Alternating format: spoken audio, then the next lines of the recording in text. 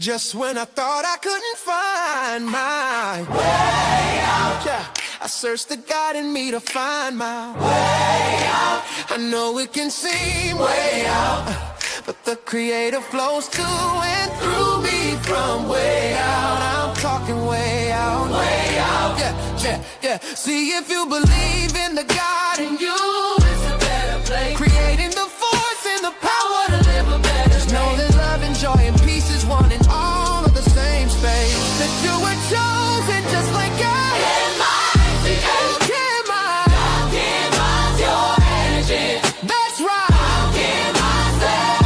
Only you can make the change. Shine your head at you.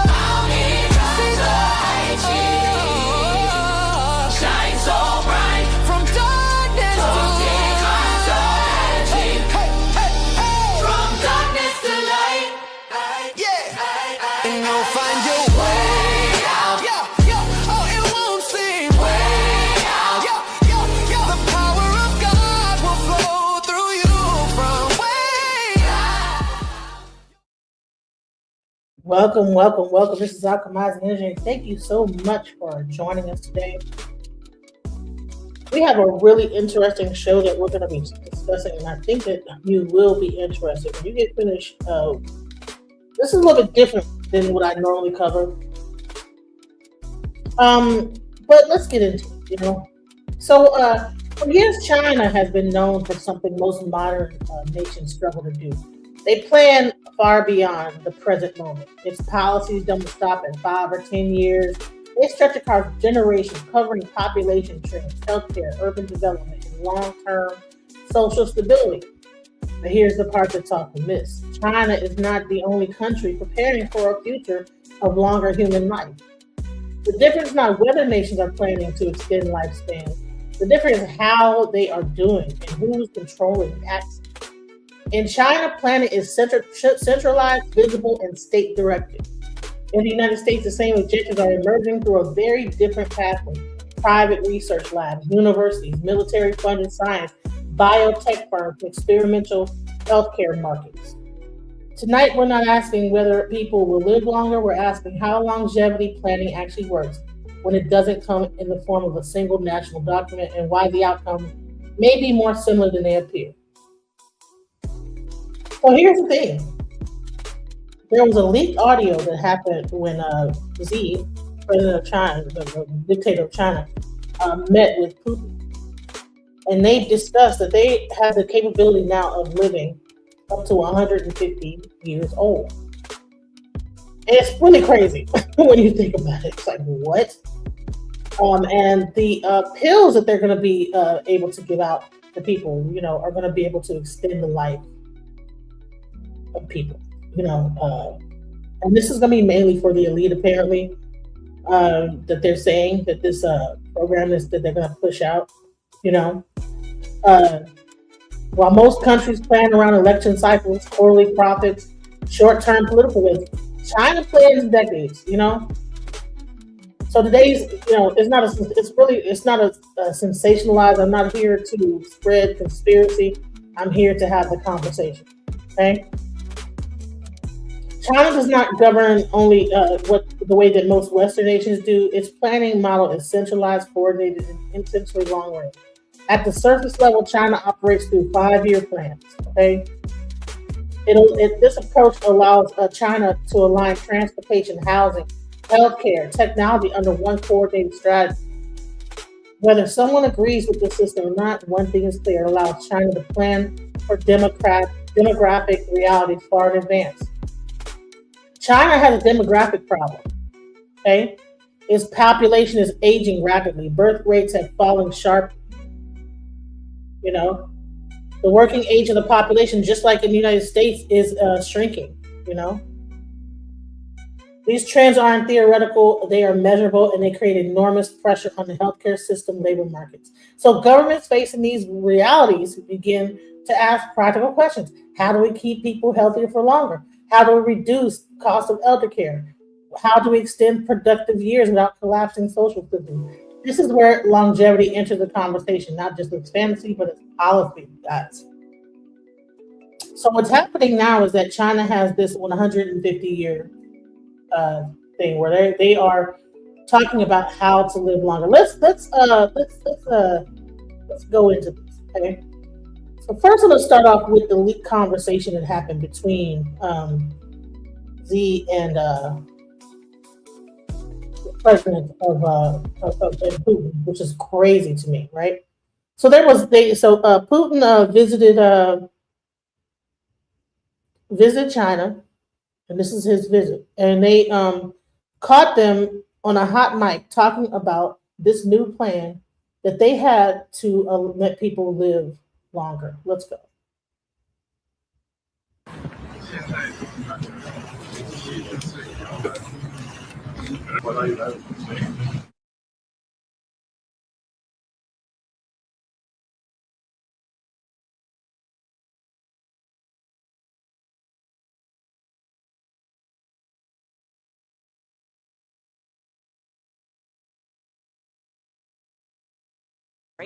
A secretive health program for the elite only, a goal to live to 150. China's Project 981 back in the spotlight after Xi and Putin caught on hot mic last week.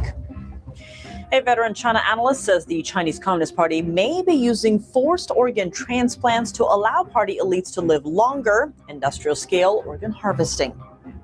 So actually in 2005, under the then leader Jiang Zemin and Hu Jintao, there was a major upgrade to that program. The new element at that time was the development of the organ transplantation from a medical phenomenon into a inhuman industrial chain in China.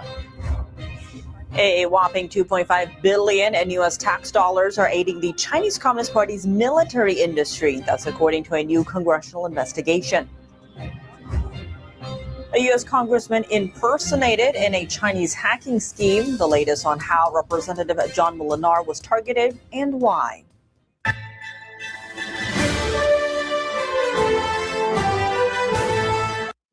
Right. So, and where is China mainly? Where are they mainly stationed in? In Africa. They're also in the United States.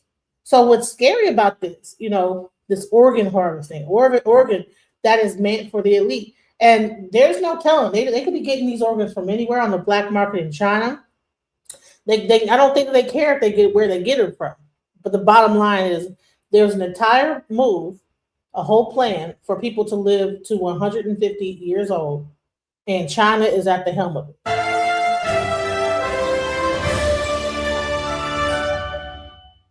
Behind the red curtain of power in China, the elite live by a very different set of rules. From food and clothing to housing and transportation, Chinese Communist Party leaders operate under a parallel system, entirely separate from the lives of ordinary citizens. One example is Project 981. It's a secret healthcare and longevity program designed exclusively for China's elites. The goal is to help leaders live to 150 years old. Organ regeneration is one of its key priorities. The program was first exposed in 2019 and is back in the spotlight now after a hot mic moment involving Xi Jinping and Vladimir Putin. At a military parade last week, they were caught discussing immortality and organ transplants. While state-run CCTV moved to quickly censor footage of the conversation, both inside and outside of China, the phrase "live to 150" is now lighting up search engines across China. So what is Project 981? China's Project 981 was launched in 2005 and is focused on longevity and organ regeneration. Its official name is the 981 Health Project for Top Leaders. The project is run by military hospitals, most notably the People's Liberation Army's 301 hospital in Beijing. In 2019, the hospital advertised an ambitious plan on social media to help party leaders live to 150 years old. The hospital also claimed that by 2008, Chinese leaders had an average lifespan of 88 years, 10 years longer than their counterparts in the US and the UK. The ad was swiftly scrubbed from the internet the following day. But now, 6 years later, at the military parade, Xi Jinping seems to have unwittingly confirmed it live on state-run TV. The goal of helping leaders live to 150 was set in 2005, publicly advertised in 2019, and in 2025, seemingly confirmed by Xi Jinping himself. The cost of this elite-only healthcare program remains unknown. It's shielded under the same veil of secrecy as the Chinese Communist Party's official budget. And even more noteworthy, the timing of Project 981's inception coincides closely with the rapid expansion of China's organ transplant industry and mounting international concerns over evidence of forced organ harvesting from living people. It's a story the Chinese regime doesn't want the world to hear. A secretive medical program, an alleged organ supply chain, and a promise of longevity for the powerful. It's all resurfacing after a viral hot mic moment. Senior China analyst Alan Zheng helps us unpack the chilling backstory. Alan Zheng, thank you so much for joining us. Great to have you on the show. Thank you. Thank you for inviting me. Now, the hot mic moment between China's Xi and Russia's Vladimir Putin are still making the headlines to the point that, some media have actually taken it down due to pressure from the Chinese regime. Why do you think that hot mic moment is catching the public's attention so much? People often talk about longevity. Why do you think this moment is making the rounds? Why make a big deal of that? Actually, it's because of in the last, I would say, 20 years, and there has been, circling around about in China, Chinese government has been doing this organ harvesting to extend the longevity of their top leaders. It is something that people, some people believe it. The public generally, is looking at this with a suspicious eye. But this hot mic, actually, I think it alerts the media. Actually, the video came from CCTV's own footage. Okay, actually, as they recorded, they were not aware of it. About that themselves. But, some media, I think it's BBC, they've been hearing this, with a sensitive ear of a media, they dug into it, and then actually I think they amplified the volume to make this a matter. But once that is made public, then whoever has the insight about the organ harvesting practice of the CCP or the Chinese government, then they start to open it up. Then that touched a sensitive nerve because it's something that really exists. It does exist. That's what I know. I've been reporting this for nearly 20 years, okay? And it does touch the sensitive nerve. So they jump up, try to cover it up. But it's like, water already spilled. They try to retrieve the spilled water. That's essentially what is happening. It's very, very awkward to them and only make this matter even bigger. A lot of people are asking, well, where's this organ supply coming from that they're talking about just continuously transplanting, right? Well, you need bodies for that. So who's providing all of these organs? Just shed a bit of light on that for us. Where is the bulk of this coming from? Okay, let's back up a little bit. There's a story behind this. Just actually not long after the CCP established its rule, okay, starting from the Mao Zedong era, the party has been providing the top leadership with special medical, protection. And, to the party, their ruling class, that's a privileged class, okay? So they have been treating their top leaders just like that, always with. This is crazy, guys. That means that when a person goes into power, the elites of China will take a live living person and take their organs because that person's organs need to, whatever goes out, they find the actual living person to then take that organ from that person. Special treatment, special care. And so actually in 2005, under the then leader Jiang Zemin and Hu Jintao, there was a major upgrade to that program. It's called the 981 Leaders Health Project. The most actually important, the new element at that time was the development of the organ transplantation from the medical phenomenon into a inhuman industrial chain in China. From the year 1999 to the year 2005, due to the persecution of Falun Gong, the CCP suddenly, they obtained a previously unavailable and to them a precious organ bank, basically detained Falun Gong practitioners. This is a meditation exercise group that is, viewed by the CCP as the enemy of the party. So they retain many of them, and they practice meditation. They're very healthy, and they took their organ and then transplant them to restore the failing health of party leaders. And actually, in that 6 short years, the number of liver transplantation in China grew from an accumulative 135 before 1999 to more than 15,000 in 2006. That's an astounding 180-fold growth. That experience brought about this major upgrade of this to this. So let me just show you the similarities, right? So what China did was they took the people that were practicing Falun Gong, right, which is like a practice. It's like a martial arts, I guess. It's like a meditation practice. You know what I'm saying? And very healthy group of people, and they imprisoned them, and then began to take their organs and give them to the elite people that the elites.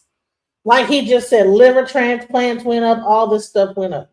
What do you think will happen when you have these people that are in these ICE facilities, and all of a sudden you're just seeing people start to get knocked off one by one? What do you think happens to their organs and their bodies? So they're now owned by the U.S. government now. What do you think is going to happen? Do you think they're just going to bury them? Or do you think that this is something that could actually happen in the United States? Because right now we're talking about China, but I think that we're kind of moving in the same direction, guys. 981 program. And then about 10 years later, okay, by March 2014, this program has advanced to a full industrialization.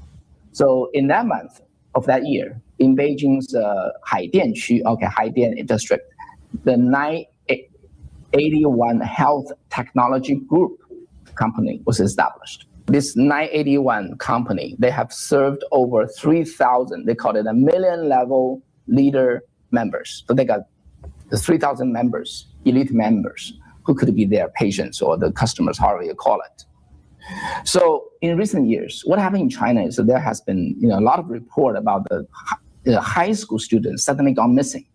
And then they may well be the source of live organ harvesting. And because once this practice become commercialized and the demand surged, and then the crime inevitably spread across the society.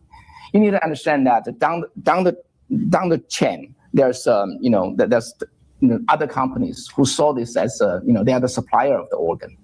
And then at that time, about 10 years ago, it's $100,000 for a kidney and $200,000 to $300,000 for liver. And then this has driven various. See this whole organ harvesting thing? And here, so Blumen says, America has been doing this. There was a lady whose son was kidnapped, beaten, and organs taken. He was put on display, a black man. Exactly. And here's the thing. I think it's interesting how China has suddenly have all this interest in Africa. I believe that, they're trying to really get these organs. I'm sorry. You can't tell me nothing different. And you see all this trafficking in Africa. You all of a sudden see all this organ harvesting in Africa. Illegal means and the fake accidents and persecution and even armed group, using violence to obtain organs. That has been happening in China. So within the CCP's top class, when the organ failed, it's simply replaced. And then they do that again and again. That way, the top leader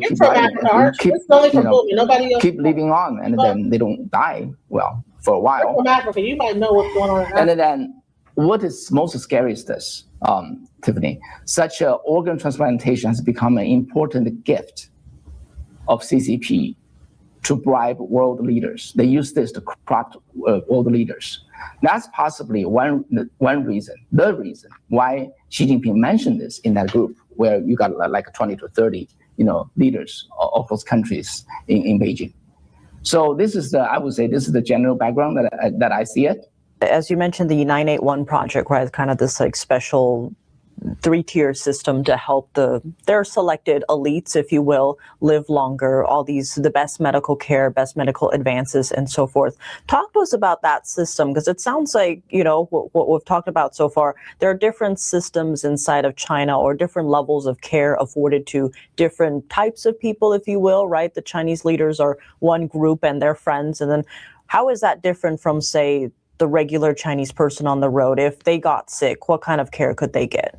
Yeah, it's really just two parallel world. Not even just the medical, a medical care. Actually, some of the water they drink, the food they eat, the vegetable they eat, the vegetable they grow, for those top leaders, they're all different systems. There's due to the fast economic development, one price that the China pay is the environmental cost. There's a lot of pollutions. However, those top leaders of Chinese government, those CCP, they are not impacted by that. And they have their own special garden, a special farm, special people serving them, and so starting at every step, they're just nobles. They're modern day nobles without carrying the name of nobles. And in China, actually, many people heard of it. Well, Alan Zhang, thank you so much for joining us. This is this news is from overseas. Of course, you can already see that they're somewhat like censored, and how you see the cuts. It's like the cuts are so unnatural. It's like, what? How did they cut right there? It's crazy. Thank you, Tiffany. U.S. tax dollars are aiding the Chinese Communist Party's military industry. A new congressional investigation details how the CCP is exploiting taxpayers through joint collaboration between U.S. and Chinese research projects. NTD's Melina Weisskopf reports. And now you can see that the United States is in bed with China, even helping their military, So when it really boils down to it, this whole thing gets really, really dicey, when we talk about this. Let's get a little bit further into how crazy, why even parents don't feel safe in China because of this whole organ harvesting situation. And I don't believe that we're too far. This is a January 2026 that this lady did this story. And I think that at the end of the day, we're not too far off from. We've already had it going on, but it's under the cover. The only difference with China is that they let it be known, but we're not too far off from it. I believe that a lot of this immigration, grabbing these people up, moving them from here to there, you don't know where they're at. All of a sudden that person disappears. Guess what? Same thing, different animal. Let's go. Now, every country has supply chains, every industry has supply chains, but China has a supply chain that no other country has. This supply chain involves state security, public security, hospitals, biotech companies, airlines, high-speed rail, and most disturbingly, schools. What industry is this? Well, saying it out loud could cost your life, as we've seen in the case of the actor who died. In China, some people called it a 150-year industry. So where does that name come from? It came from this picture. Remember this? September 3rd last year, when Xi Jinping and Vladimir Putin were talking about how humans could live to 150 years old when they were on their way to the military, to watch the military parade. At the time, many people laughed and thought that Xi Jinping was joking or bragging. But he wasn't joking and he wasn't bragging. He was expressing confidence in what China's medical system can do. And now more people are starting to understand what he meant. In simple terms, people are discovering a dark medical supply chain, one in which young people have become the source of spare body parts for the rich and powerful. Schools, hospitals, police, and local governments are all complicit. Public discussion of this topic has exploded inside China as more people go missing. And the age range keeps expanding from toddlers to teenagers to young adults to now even middle-aged men and women, including people in their 50s. In fact, I told you last week that there was an official from Shanghai who told his circle of friends that nobody should go to the hospitals to do physical exams if they're under the age of 60, because as the demand for body parts soared, when a 90-year-old is in demand of an organ, a 50-year-old still looks good. But still, the biggest group affected is children. So just in 2026, right, as 2026 begins, reports of missing children across China have become noticeably more frequent.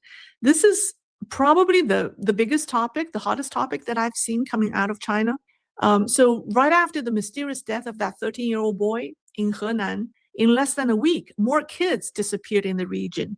He disappeared on January the 8th. Then on the following day, another boy went missing in a township 40 kilometers away from the Xinzai County. And then on So is this? But are they getting these telomeres by grabbing up a human that's alive and then testing his DNA? And what's really happening? Is this, what is this that's even driving this? That's why I asked you to come up. I did put the link in the chat. I mean, Pam Mulatto, you want to come up here, but if you're going to make it about immigration, I don't want to hear it. We're not talking about immigration here.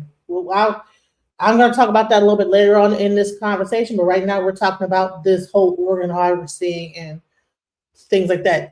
I think it does tie to immigration. I think that when you have a whole bunch of people that you don't know who they are and they come up missing and nobody knows who they are, you can have a similar situation like this. So I think that China's just out in the open with what they're doing. January 11th, a 14-year-old boy, Yang Jiahao, went missing in Shangji Township.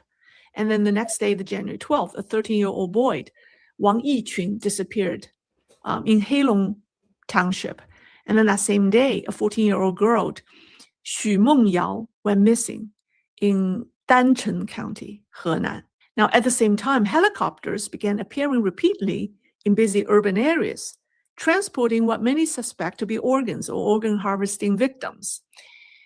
So at around 2 p.m. on January the 15th, the helicopter was lifting a white bag from a rooftop of a traditional Chinese medicine hospital in Xiamen, Fujian. Netizens immediately noticed something disturbing. The white bag appears to be moving, and many suspected it contained a child.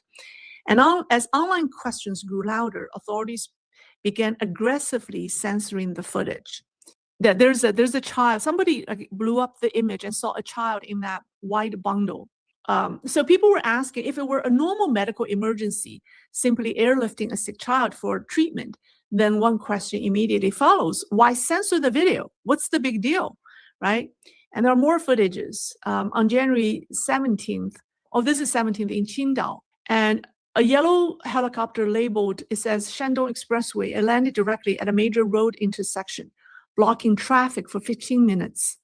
15. Cars and pedestrians were forced to wait. And then an ambulance arrived. Items were transferred onto the helicopter, and it later landed on the rooftop of a medical facility. And so the comment sections under these videos were chilling. People were saying things like freshly killed, parts have arrived, missing persons explained, emergency harvesting. Someone says whose organs were stolen. Yeah, and this one, I think it was in Guangzhou. This one is in Guangzhou at a medical school.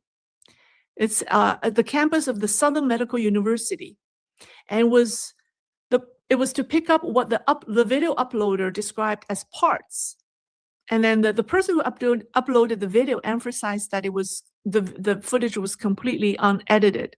Now, helicopters have since appeared in many cities, sometimes on roads, sometimes on rooftops, and leaving people unsure whether they were indeed rescue missions or something evil. Now, many of China's top-tier hospitals and regional medical centers already have or are actively building helicopter landing pads on their rooftops. And one netizen tried to post a video showing a landing pad being constructed at Jiangxi Children's Hospital, but the post simply would not go through. He was not able to upload that video. State media insist that these helipads exist to create green emergency channels for critically ill patients, but many people no longer believe that. They suspect these channels primarily serve the CCP elites, and that their real function is to transport freshly harvested organs, or even to deliver living donors directly to hospitals for immediate organ removal. Anger is spreading online, especially as disappearances continue across the country. Now, in a country with 700 million surveillance cameras, almost one per person if China only has 700 million people, why so many people cannot be found? And perhaps the most terrifying part is parents are not even allowed to search for their missing children. If they do, there's a new label for them. It's called malicious child seeking.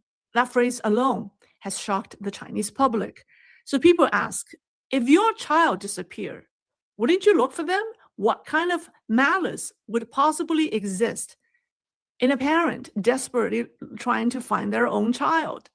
And that is why many believe the rapidly expanding organ harvesting killing industry spreading through society like late-stage cancer may ultimately become the final straw. It crosses a moral red line that ordinary people cannot accept. It's too much. It strikes directly at the parents' most basic instinct to protect their children. There are even worse scenarios. Now, on January 18th, another disturbing video surfaced online. It was in Shenzhen.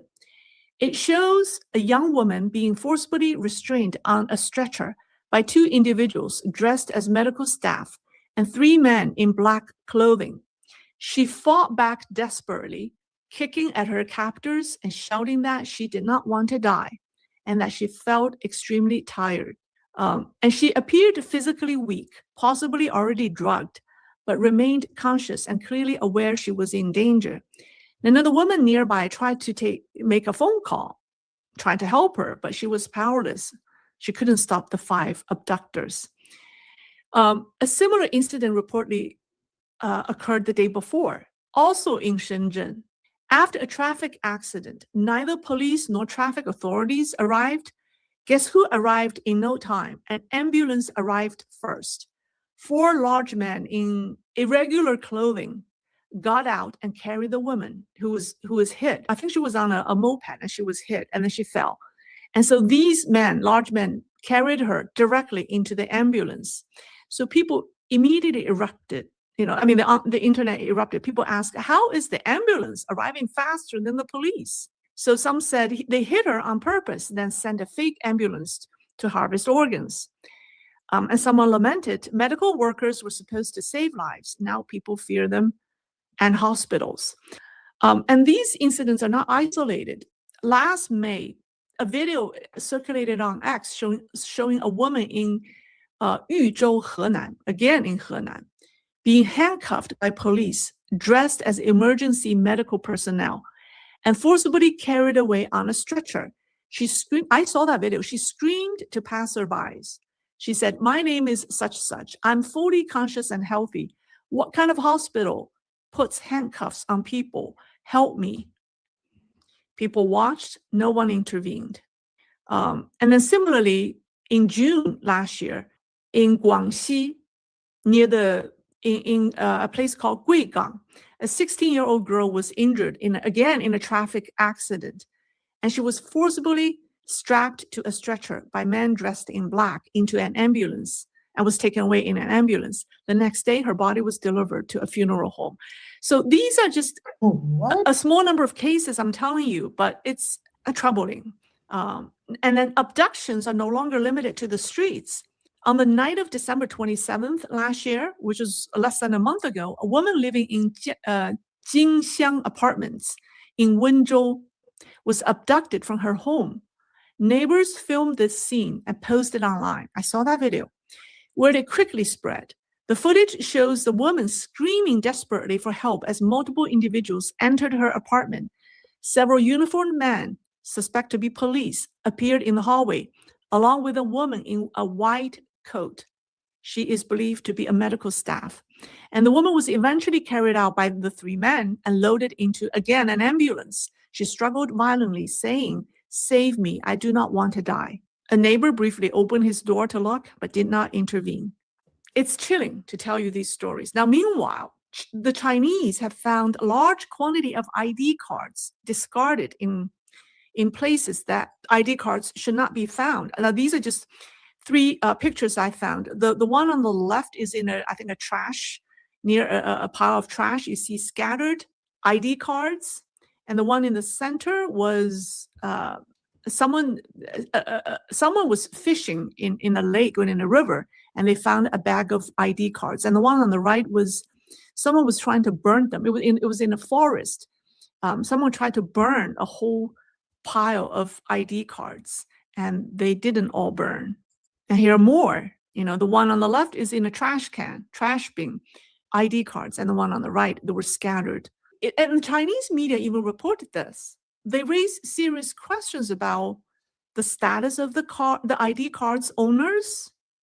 right? Where are these people now? And who were the ones destroying their ID cards? Well, in a place like China, these are forbidden questions. You won't get an answer. Organ transplantation has long been one of CCP's darkest industries. I would say I shouldn't say one of, the darkest industry. It involves public security, national security, judicial, medical institutions, now schools, victims, once largely limited to Falun Gong practitioners, the people who follow the spiritual practice of Falun Gong, and then later Uyghurs. Now they include ordinary citizens and many children. So for many Chinese families, the most basic sense of security is gone. When parents feel hopelessly vulnerable, when they realize they cannot protect their own children, do you think people still want to have children? What makes this even harder for parents is the role schools now play in the system. In China, physical exams are organized by schools, not by parents. Children are expected to obey teachers. So even though many parents have told their children not to let your teacher take you to physical exams, it's hard for students to resist that. They don't get to refuse. And parents often don't even get a real chance. So I have seen parents quietly taking their children home and stop sending them to school altogether. They say, even if my child doesn't learn anything at home, at least they're safe, at least they're alive.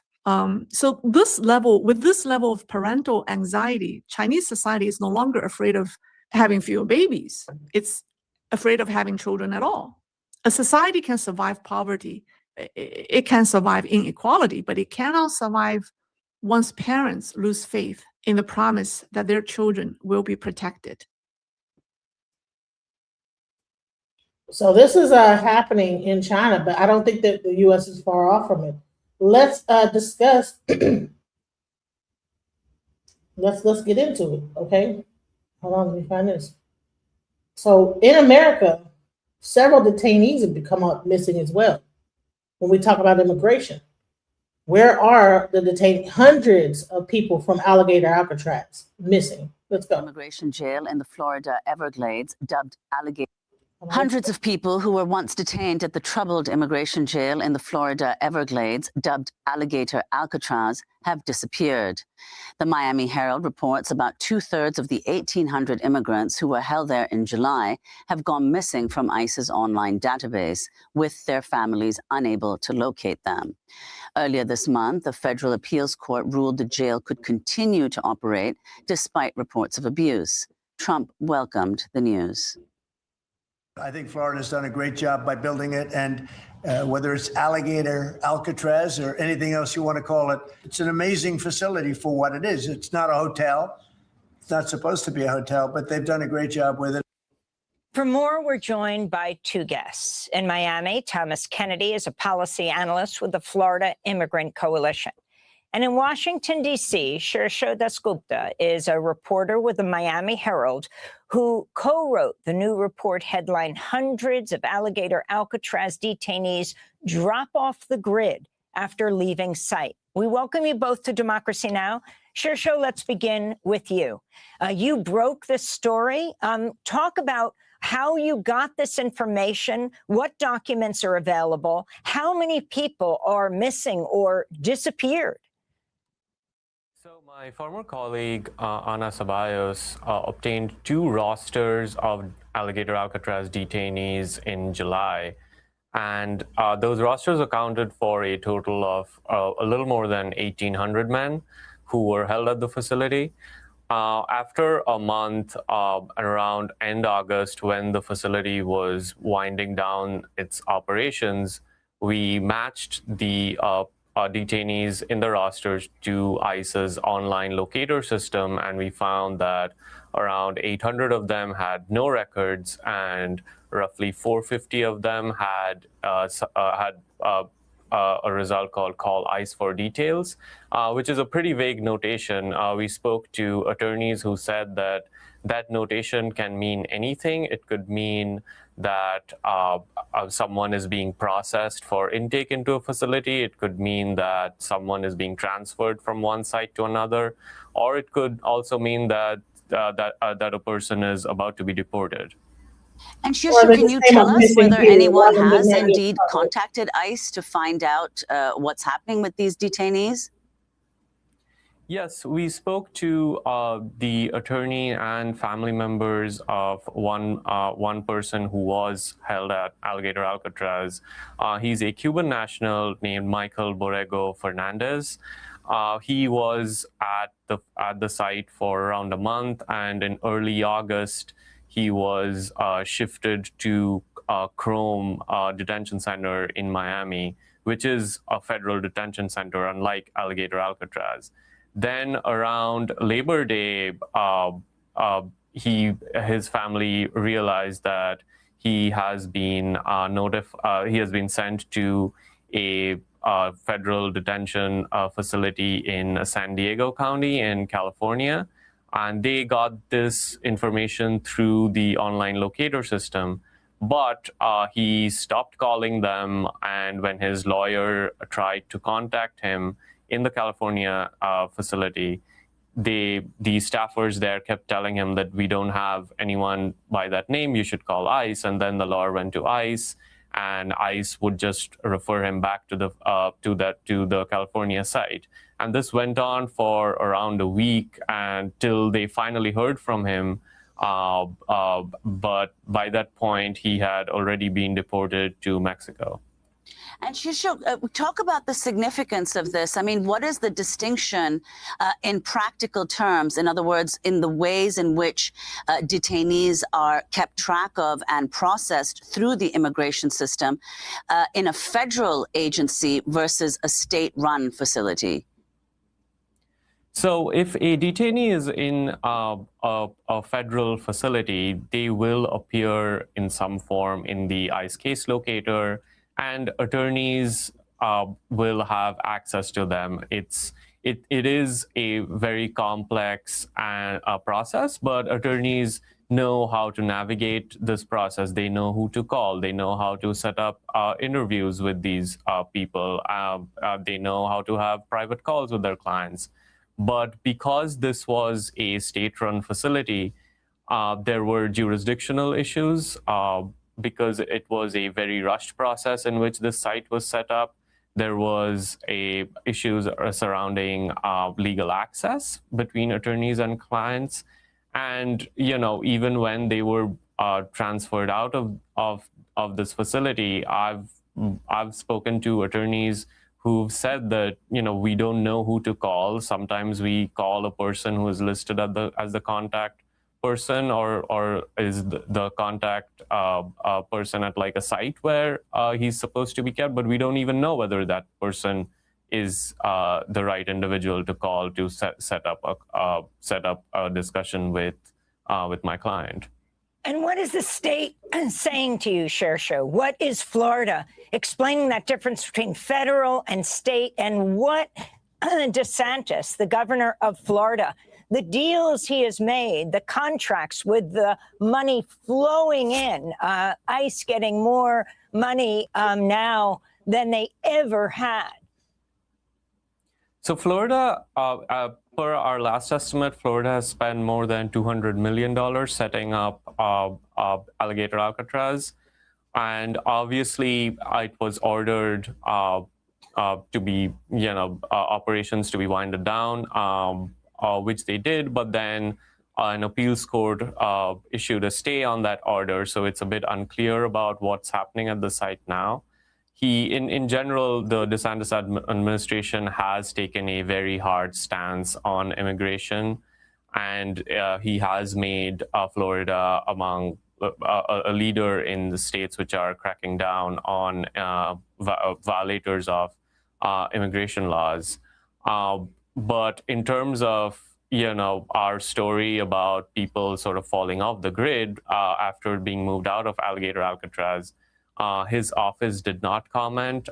They referred us to ICE, and ICE did not issue any comment either, despite multiple requests. Here's the issue. This is the issue. Where are the detainees? Now, this was back in September. What they said that of all 1,800 immigrants who were held there in July, okay, 2/3 came up missing. So 1,800 immigrants, 2/3 missing from the database. Okay. This is the issue I'm saying, is that like when you have a thing, when you have all this other weird stuff going on, you don't know where your family member is.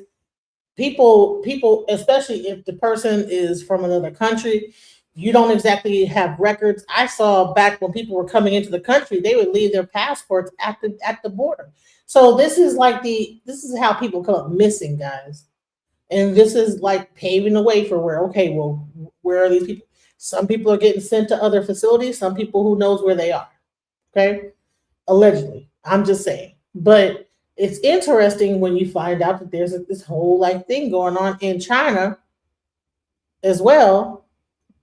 You know, in America, they can't be just as bold as China to do things the way they've been doing it, you know? But let's go into even some of the research that they've been doing. It's like really crazy, really dark. Let's go. Now, let me first introduce a celebrity who suddenly got young overnight. Some of you might recognize him. This is actor Jet Li, who is known for playing his role in Shaolin Temple. He is a martial artist. So last summer, Kung Fu master actor Jet Li posted photos from his hospital bed.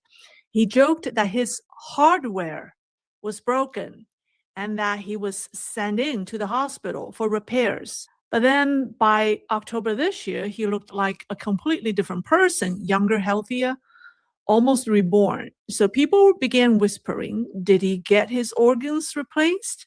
He denied it, even showing his bare torso to prove that he had no surgical incisions. But people weren't convinced because overnight he was jumping around like a kid. Now, not just Jet Li, there were two other actors, Sammo Hung, I believe from Hong Kong, and then a former news anchor, Ni Ping. Miss Ni was seen publicly as an old lady who couldn't even walk on her own. She needed help from her assistant, but now she appears rejuvenated and was climbing a mountain in Beijing. And these celebrities all showed the same sudden reverse aging, and it was so dramatic that people couldn't stop talking. Just as Chinese social media was drowning in conspiracy theories, a bombshell dropped. A series of videos promoting anti-aging services for the rich and famous went viral. Now enter Yu Wenlong, the woman standing at the center of the storm. She is a self-made billionaire in the medical aesthetics business, meaning cosmetic surgery. She claims she can help the rich and powerful stay young with what she calls youth blood. And she didn't whisper, she bragged. So in one video, she claims that at 55, she has the body of a young woman, healthier than her 25-year-old boyfriend. And her boyfriend even held up her hand to the camera, saying her skin was as soft as a 20-year-old. Okay, so here's this woman's picture over the years.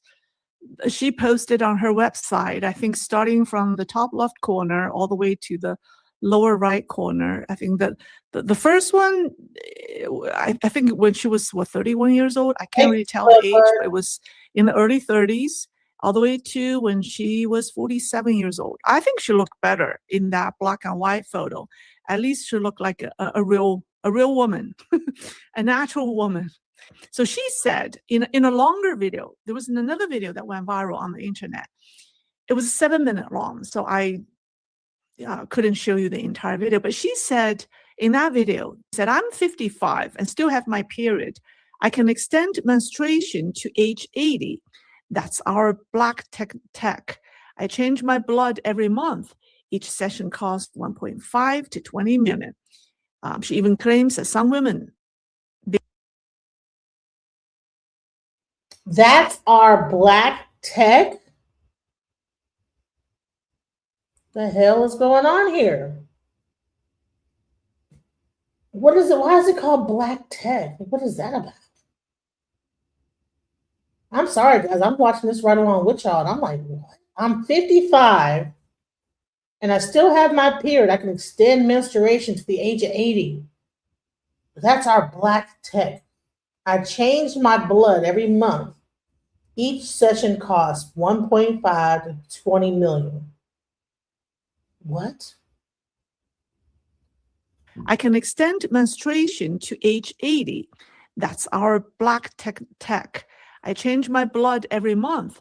Each session costs 1.5 to 20 million. She even claims that some women became pregnant in their 60s. Here's how the young blood works, according to her. So she explained the technology like this. She said, we extract micro vesicles and young functional proteins from young men under 21. And she insists that each donor produces only a tiny amount, and you need the combined materials from many young men to treat a single client. So you can't tell me that they are not in Africa getting this stuff. Black tech and taking the stuff from young men and then it's making them younger. You can't tell me this ain't some wild shit coming out of Africa. Why is China all of a sudden interested in Africa? Why is there so many people in Africa coming up missing? What is going on? You think they're only like just getting them from people in China? Come on now, let's not be ridiculous. Her so-called blood replacement therapy is not drawing blood and using it directly. She says the blood must be extracted and processed, meaning this process requires massive pools of young blood donors. And she proudly claims her company owns massive pools. That's not like, and first of all, I'm not sure if you guys realize, do you know that the majority of blood plasma comes from the United States? Just FYI, we are the largest exporter of blood plasma. Just so you know. But however, also, they're also in Africa. People like that are like struggling, what do? They go over to the blood thing to get a little bit of $100. You know, and it'd be like, you know, people that's broke or whatever, they'll go to the plasma clinic and get some money, right? But the U.S. being the largest thing of plasma, what you're talking about is large pools of blood. That means damn near depleting the person, okay? Because this is not your average plasma pool. This is like they large pools of blood.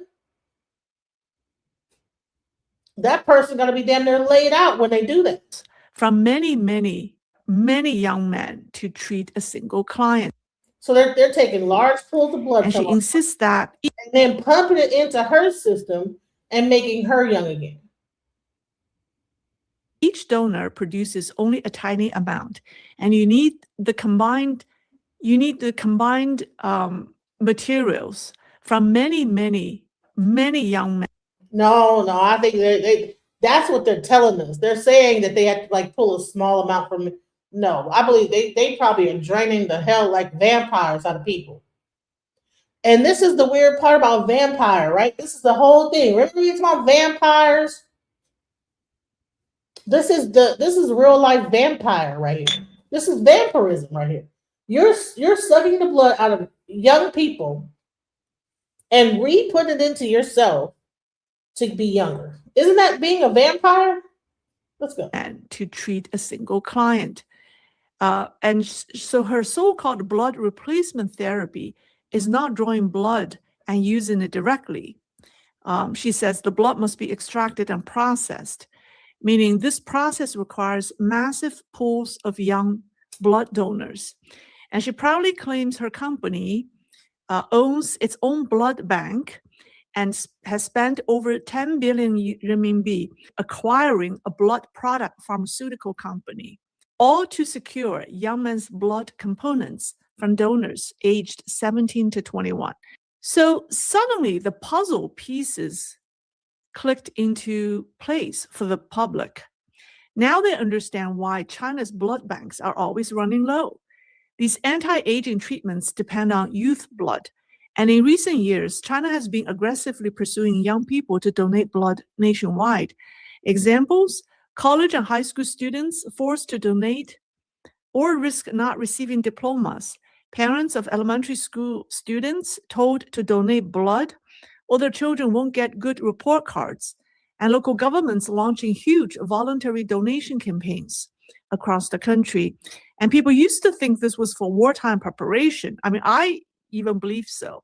Now the dots connect. Every class must discuss the social value of donating blood. Schools now push WeChat and Douyin content on blood donations, and blood center experts give lectures on campus.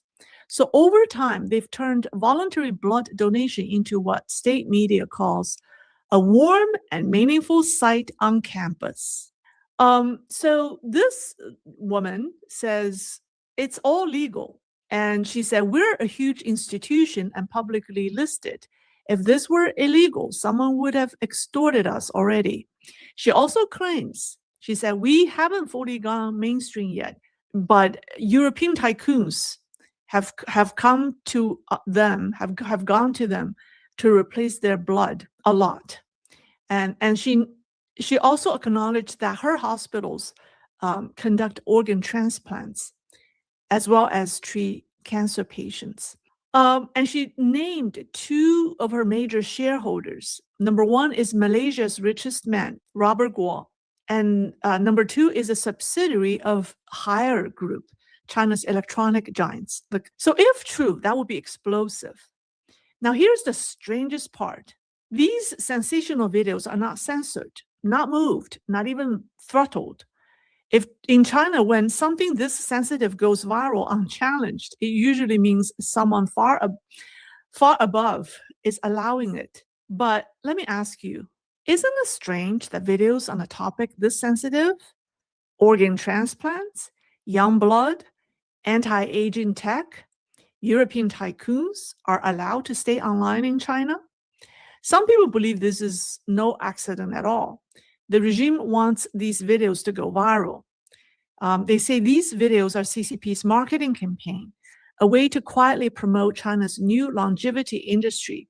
And so they say that the Jet Li video, or Jet Li's sudden return to youth videos, were not an accident, but a strategic advertisement. Why? Because this industry is not meant for ordinary people. It's built for the rich and the powerful globally. Think about it. If China offers youth their young blood and blood products, if China offers longevity, if China offers a way for global elites to stay powerful forever, why wouldn't they come? So this becomes a new tool of influence, a new kind of soft power, except it's not soft at all. So some believe this is how the CCP secures among the world's elites. And this woman's boldness, her confidence, her uncensored videos, they all suggest one thing. She believes she has protection from the highest level. Her backing, corporate, regulatory, political, leads straight to the biggest shadow of all, the CCP top leadership itself. Now, people suddenly realize when Xi Jinping talked about human living to 150, he wasn't joking. He wasn't fantasizing or anything. He was probably advertising. Now, just as people were beginning to question Ms. Yu's claims, they also say that they're using this blood, they're using these organs, they're using other stuff just to be able to strike deals with foreign leaders. So you notice that all these foreign leaders, all these people that are at higher levels are all old as F, So China, people want to live, they want to live longer. You see Trump, like everything that they're saying that he's old as heck. Everything seems to be breaking down. And it's interesting how China seems to be the leading thing in age reversal and this whole thing. I'm not sure about what their blood type is, if it might not be compatible, but I'm like, okay, wouldn't be surprised if you hear about Trump taking a trip to China at some point. Another video hit the Chinese internet, and this one sounded like a full-blown horror movie. And on October 14th, a man who spent years undercover inside Southeast Asian scam compounds posted a live stream that stunned us. He introduced himself as an anti-fraud blogger or investigator who has been in close contact with those scam parks in Southeast Asia for a long time. And so for safety, he covered his face while delivering the news. He revealed what people call the darkest secret behind the CCP's longevity project. Okay, so according to him, one major group of trafficking victims in these scam parks are women, especially nightclub workers and prostitutes. These women are easily targeted and are often the most miserable victims, whether they are trafficked to Cambodia or to Mewadi in Myanmar or other parts of the world. Once in one of those scam parks, young pretty women are forced into sexual exploitation, serving as escorts and prostitutes. But what happens to women over 40 is even more horrifying. They're forced to sit in front of computers to run online scams. And at the same time, they're forced to become surrogate mothers, not through natural pregnancy, through direct embryo implantation, IVF style. Why? Because natural pregnancy produces one child. But with IVF, these women can be forced to carry 2 or 3 embryos at once. And this, he says, feeds into a shocking business known as, I have trouble saying it, the piglet baby industry chain. It's an industry designed to exclusively produce babies for profit. One piglet baby, he claims, sells for 3 million renminbi. If a woman is forced to carry 3, that's 9 million renminbi a year for the traffickers. 9 million renminbi is about 1.2 million US dollars. The babies are then sold to nearby biotech parks. And let's be honest, biotech parks in Cambodia and Myanmar, we all know they aren't run by the locals. These are Chinese-run facilities placed deliberately next to the scam zones to process these young beings as quickly as possible. So according to this masked blogger, or whistleblower, I should say, these babies are not used for bone marrow transplants. I mean, their bone marrows are used. So they're processed into what he calls regenerative stem cells, which are then infused into wealthy clients. To make someone look younger, he says, you don't replace organs. You just inject stem cells with growth factors extracted from these babies. So what happened is medical people drill into the baby's spines, extract bone marrow, and cultivate blood-forming young stem cells, which contain the highest level of growth factors. And babies produce the most potent blood-forming stem cells.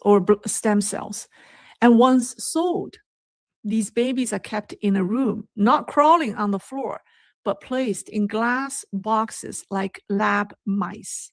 Only during cleaning are they taken out to crawl for a moment. And then comes the profit. So they draw bone marrows from these babies every 6 months. 1 tube of bone marrow yields 3 tubes of regenerative stem cells. Each tube sells for 5 million renminbi.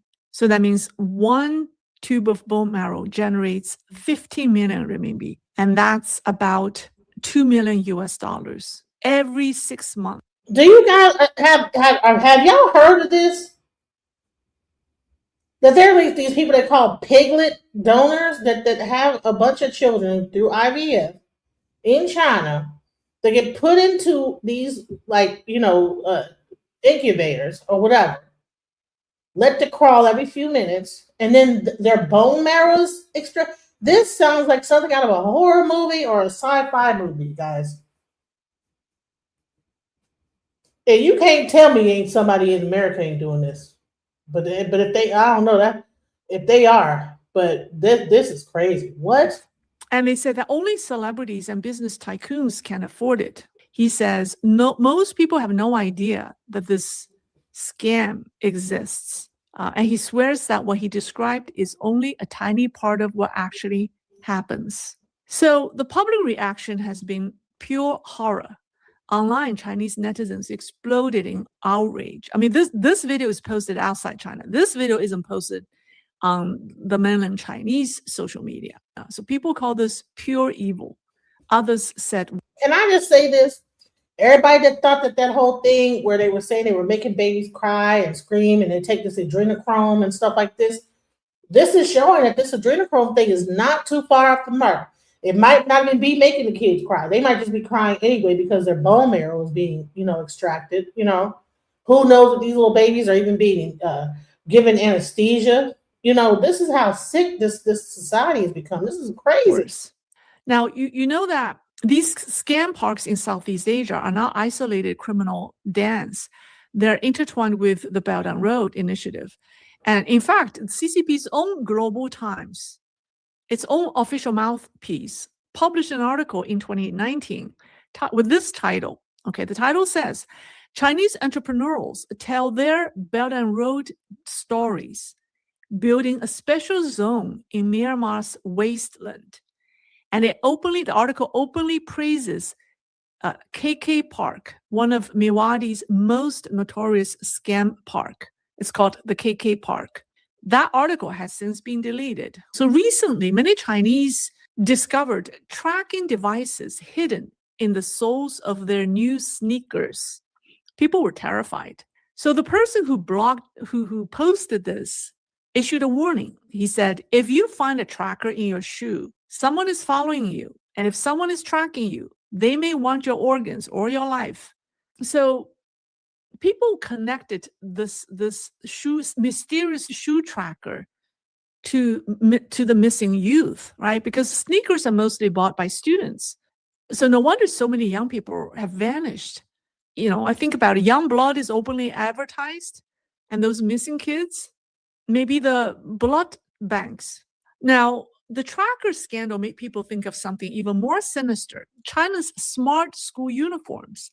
Since 2018, many primary and secondary schools in China require students to wear uniforms with RFID tracking chips sewn inside.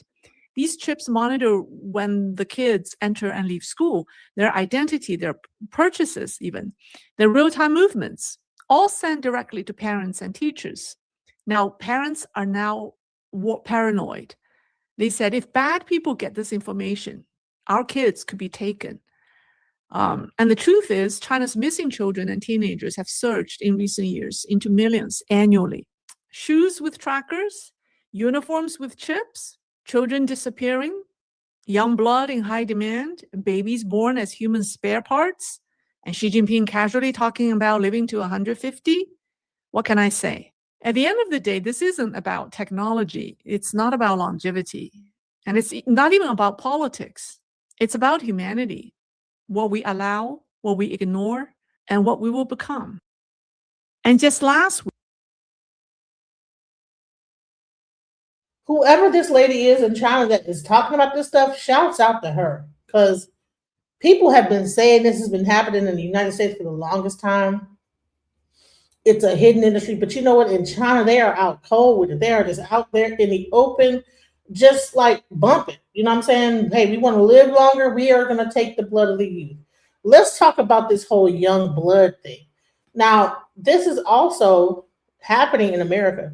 People are using young blood to do facial stuff, infusing it into their face and stuff like that, using microdermabrasion. But let's talk about the things that are happening in America. New treatment that may hold promise, but at a price. It does appear to reverse the aging process. Dr. Jesse Karmazin is talking about transfusions with the young blood from teenagers, and he says it just may turn back the hands of time. That blood is going to patients over 35 as part of a clinical trial called Ambrosia, where subjects paid $8,000 to get the rich growth factors found in the platelets in blood's plasma. There's pretty much people from most states, people from overseas, from Europe and Australia. There have not been any published results, but the intriguing concept still found its way into pop culture. It's my transfusion associate. Dr. Karmazin says patients who have had it say they feel amazing, and he has seen evidence of reversing the aging process in rats. Their brains are younger, hearts, their hair If it was gray, it just turns dark again. There has also been encouraging Alzheimer's research using young blood at Stanford. We found that it was safe and feasible to administer infusions of young plasma weekly. Dr. Sharon Shaw is a researcher who says they have seen evidence of improvement in functional ability. It's all very exciting that there can be components in blood that could be healing. Platelet-rich plasma, or PRP treatments, using a patient's own blood, have been in demand as trendy vampire facials to fight wrinkles and as joint and tissue treatments to accelerate healing. A lot of goodies in blood. Dr. Human Corazani is using those rich PRPs in a study at Mount Sinai to regrow hair. We can actually use your own blood to stimulate the body. The study is ongoing, but seeing short-term results, Dr. Corazani is optimistic. It looks very positive. Experts agree there is still more research that needs to be done. There's still a lot of unknowns and a lot of factors that we don't know when we actually getting another person's growth factors and nutrient injected in us. Dr. Karmazin says that he plans to open a young blood lab in New York in the coming months. I'm trying to tell you, you think it's only in China. This is happening in the United States as well, guys. People are using the blood of teenagers, the blood of children, and things like this. And, you know, so initially I see people, you know, when they hear, oh, this is in China. You know what I'm saying? Oh, that had nothing to do with the United States. Couldn't be, right? No, like, listen, you have a president. I mean, you have a whole lot of just crazy stuff going on. This whole thing is just insane to me. When I think about it, it's crazy. And so at some point, the FDA began to warn about using young blood. Let's talk about that. Let's go. One startup company was promoting this young blood treatment for $8,000 a unit, the price of 1 liter of a young person's plasma. The FDA is going on record saying there is no evidence infusing a young person's plasma into an aging body is helpful. The risk really outweighs the benefit in this regard. We are not surprised at all. Researchers admit there is science to suggest there may be factors in young blood that affect aging and aging-related disease, but stress those are studies done in mice. The FDA says treatment in humans comes without any clinical evidence young plasma infusions are effective. There is also no official regulation on dosing, frequency, or recommended monitoring.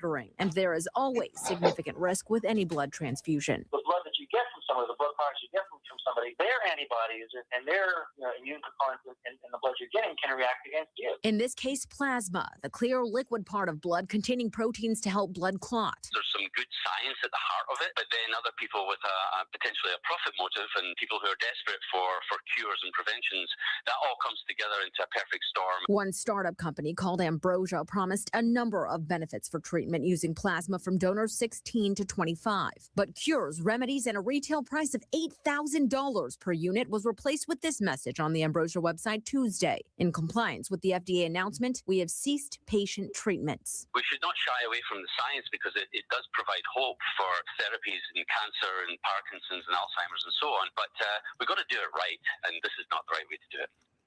So what happened is that, okay, you had a company that is basically doing the same thing that China has been doing, but the FDA halted it and said, you know what, no, we can't be doing that, right? But the bottom line is that I'm sure that they said, okay, well, let us control it, and we'll control who gets this. We're probably the elite, probably have to spend more money for it. They had to put a halt to it in America. So it's interesting what is it. Well, even in China, these are the rich people, the elite that get this treatment. So I'm sure that Ambrosia have not stopped their operation. All they did was not make it for the general public to consume. That startup we mentioned, Ambrosia, was founded by a Stanford medical school graduate. The company was infusing patients across 5 different cities, including San Francisco. Y'all hear this crazy? This is insane, bro. Just look at this. This is crazy. What? Now let's talk about this. The people don't want to. People just don't. They want to be God. Let's go. Be able to interact with things I always worry about is being dependent on somebody. And healthy. Continue to be engaged and productive. To become an old, young, active person. Over the course of human history, most people died before the age of 10, with an exceptional few living into their 60s and 70s. Around 150 years ago, a remarkable shift occurred, and the average length of life began to increase. Every decade, about 2 years were added to average life expectancy. This trend continued in Western Europe and North America until, by the close of the 20th century, life expectancy had doubled for most people in the developed world. And those additional 30 years of life that we added in the 20th century, we call the first longevity revolution. It was primarily improvements in public health like clean water, sanitation, indoor living and working environments, controlled air temperature. These are all the things that created very harsh conditions for people in the early part of the 20th century. We wanted to live longer. We didn't want our children to die. We succeeded in doing this. And we got exactly what we wished for. Today, the numbers of people living to old age and to super old age are rising around the globe. To live a long life is a monumental achievement, and longer lifespans are precious gifts for everyone. But there is another side to this story. 50% of the children born now will live naturally to over 100 years. But if we don't increase health span, what it means is that individuals are going to still succumb to cancer, heart disease, diabetes, and neurodegenerative disease at some point between their 40s and their 70s. Developed nations are spending a growing share of their total wealth trying to hold back a fast-approaching silver tsunami of chronic diseases and disabilities of aging. Baby boomers who were born post-World War II are now aging into what we sometimes refer to as retirement age, post-65, and we're seeing this in some of our social programs. And the upheaval that that's going to cause to society is tremendous. See, here's the problem, is that they're trying to keep up with Africa. See, Africa has one of the youngest populations. Most of their population is from 1830, right? But in America and in other countries in the whole Western, whatever, all the most biggest countries, their population is aging. And so they are desperate trying to, because they're not repopulating fast enough. But the thing is that I thought that's what they wanted. They wanted people, they wanted to get rid of people. They were saying that it was too many people on this earth. But now they're beginning to scramble because now that they're realizing, oh crap, we did something wrong. We tried to control the population, but now we are facing extinction. So now what they're doing is they're creating this vampiristic, bloodthirsty situation, and then taking the youth, even having babies called piglet babies, where they're making a person give birth to 5 and 6 children at a time, and then taking those kids and put them in into facilities where they're just withdrawing their bone marrow. Honey, listen, they talked about the whole adrenochrome, but this is way more crazier than that. This is really crazy. Let's go. This is referred to as the silver tsunami. And it should also be said that this is not a phenomenon that's unique to the United States. That we're seeing this around the world in many countries. Escalating costs of health care and long-term care for growing populations of older people are driving government spending to new heights. A tide of chronic diseases born of the longevity revolution is what lies at the heart of the European debt crisis, a harbinger of what may await many nations, including the healthcare system of the United States. One of the major concerns with an aging population is that Medicare costs are spiraling out of control. They're going up by tens of billions of dollars on a yearly basis, and it's threatening to break our federal budgets. Right now, we're spending 19% of our GDP on healthcare, and it's going to keep going up. We live in a world that's exquisitely designed to support young life, and we need to very quickly develop a culture that supports us all the way through. As a geriatrician, I have seen people coming into the office, and I think it's an experience that all of my colleagues have experienced, who have multiple things going on, what we call multiple chronic conditions. And all of those things combined make for a real challenge to optimize quality of life and health for that individual, and to manage it in the constraints that are provided in the current medical environment. Magnified by hundreds of millions of people around the globe, the illnesses and infirmities of old age are a gathering storm of dependency, leading to lower quality of life and towering social burdens. Taking on the bulk of this burden are members of their families, the majority of whom are women. For families and caregivers of frail older individuals, there are real challenges to quality of life. The individual who is requiring care doesn't have the autonomy and independence that they're accustomed to.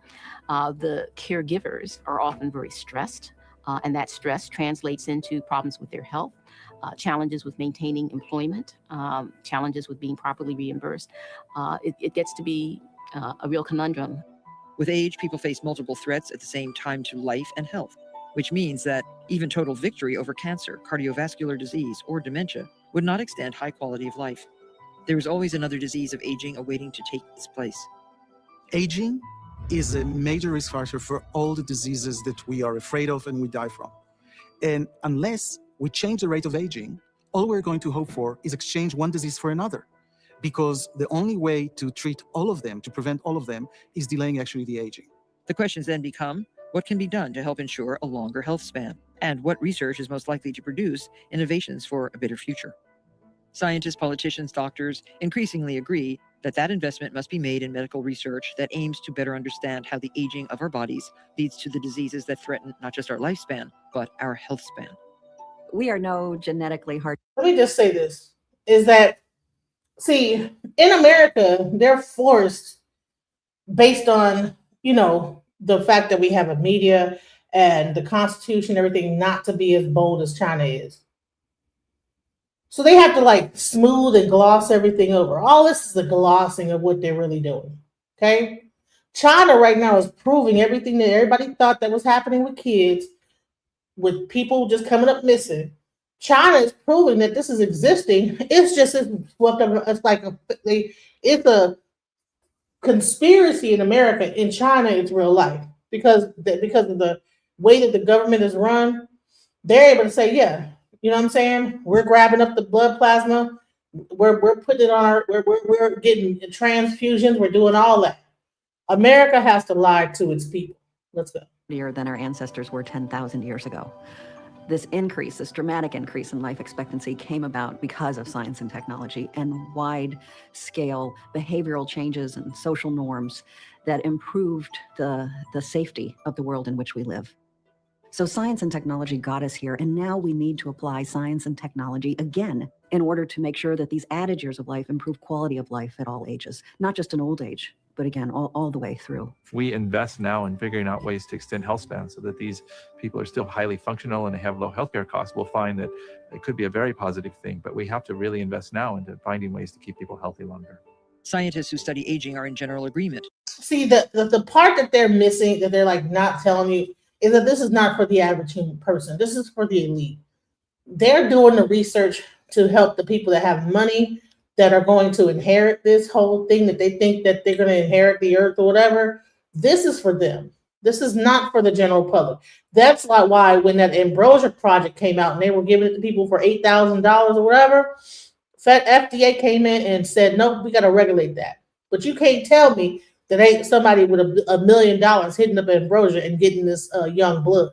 Let's just talk about that. That the process isn't set in stone, that the aging process can be sped up by genetics or poor lifestyle choices, but that it can also be slowed down. This means that research that slows aging has the potential to extend healthy years of life and simultaneously postpone the costly and harmful conditions of old age. So in some sense, we're playing whack-a-mole. You knock out one disease and then people are going to die of another disease or develop another disease. What if we could slow that biological process? Scientists have found that alterations in cell replacement and repair, stress response, and inflammation are key influencers in the development of cancer, heart disease, diabetes, and other debilitating and costly conditions of later life. These are also the essential changes taking place in our aging bodies that lead to loss of strength, changes in vision, arthritic joints, and other declines. But is it really possible to do this? To slow the rate of aging to protect against disease? We're now coming to realize that aging appears to be a modifiable risk factor potentially. So we have some reason to be optimistic that in humans we might be able to delay age-related diseases as a group by targeting fundamental aging mechanisms. This would be absolutely transformative. So what was science fiction just a few years back is becoming reality. Even a marginal delay in the declines of aging could give us a profoundly effective and efficient means to prevent, postpone, or reduce the impact of diseases that threaten healthy lives. However, the great majority of U.S. federal medical research funds goes to the study of chronic diseases in isolation from each other and largely divorced from the underlying aging processes that lead to them all. As American taxpayers, we are already supporting medical research through the National Institutes of Health. The NIH is the envy of the world, and Congress allocates over $30 billion a year to the effort, both by history and by habit. Most of our national investment in medical research is aimed at research that is specific to individual diseases. What is driving all of these diseases that we're seeing in an aging society is the same damage taking place in our aging bodies. You see, this is the thing. See, when we get our information is watered down. What you're hearing is a bunch of fluff, okay? But when you listen to a Chinese person and you hear how they're giving it to you, let's go into what she's talking about, okay? Because let's not gloss over it, okay? Let's talk about what's really happening. See, in China, it's all out in the open. It's not no secret thing. That whole adrenochrome thing they said was going on. They're admitting, yes, we take children's bone marrow, we inject it into your spine, and then you regenerate. You become youthful.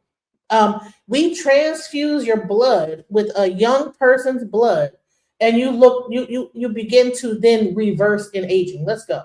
A group called the World Organization to Investigate the Persecution of Falun Gong. This organization released a new report. It revealed that Chinese military hospitals have been secretly carrying out infant organ transplant experiments for over a decade. Yes, babies killed for their organs to be transplanted into adults. So now let me explain how it works. According to this report, more than 10 years ago, Chinese military hospitals quietly began experimenting with infant organ transplants. In the beginning, the failure rate was sky high. The organs were too tiny, the blood vessels too thin, the risk of blood clotting enormous. But two breakthroughs changed everything. First, PLA medical teams mastered the surgical techniques to operate on tiny organs. Second, Zhejiang University developed a drug that slashed post-surgery blood clots.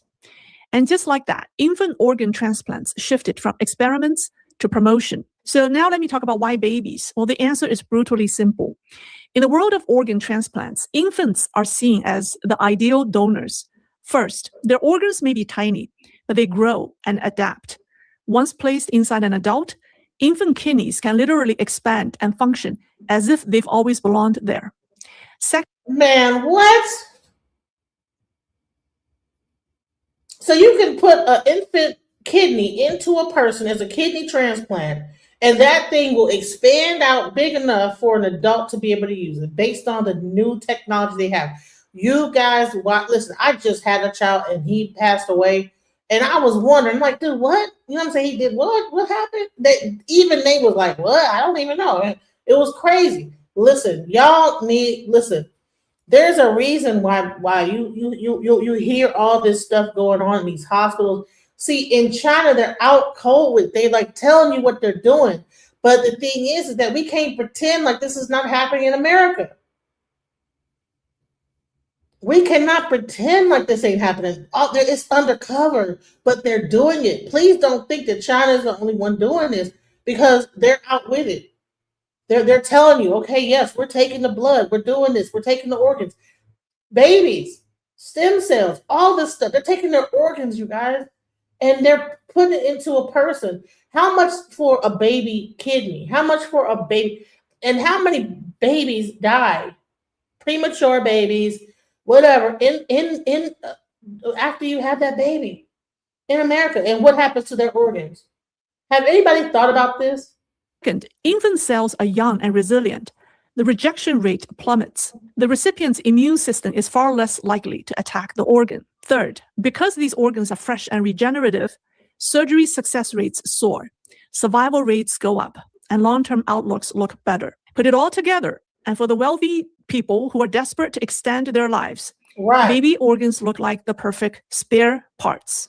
And there's another reason that makes it even more horrifying, which is that the supply pool has slid downward step by step. 20 years ago, when this first started, organs came from prisoners of conscience, mostly Falun Gong practitioners, later Uyghurs. Then it expanded to mass population. See, Falun Gong is a group of people. They go into the park and they're very healthy. They know how to do their chi or whatever. I don't know what they know how to use. I think it's a Tai Chi, some kind of like martial art thing that they're doing, where they know how to move their life force energy around, and they are very healthy. They live to a very old age. I wish I knew how to explain the Falun Gong system. You know what I'm saying? Fundi is here. Do you know about? I'm sorry. I didn't need it. I'm putting another video. The next video I'm trying to put in there. Can you come up and explain Falun Gong to the people? Because this was the original group of people they were taking organs from in China.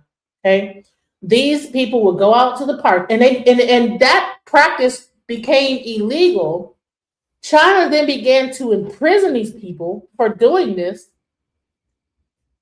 which is weird. They go out to the park, and all of this is like a meditation from what I'm understanding what it is. It's like they go out and they know how to, let me like find out if I can because I can't explain this Falun Gong practice. Falun Gong.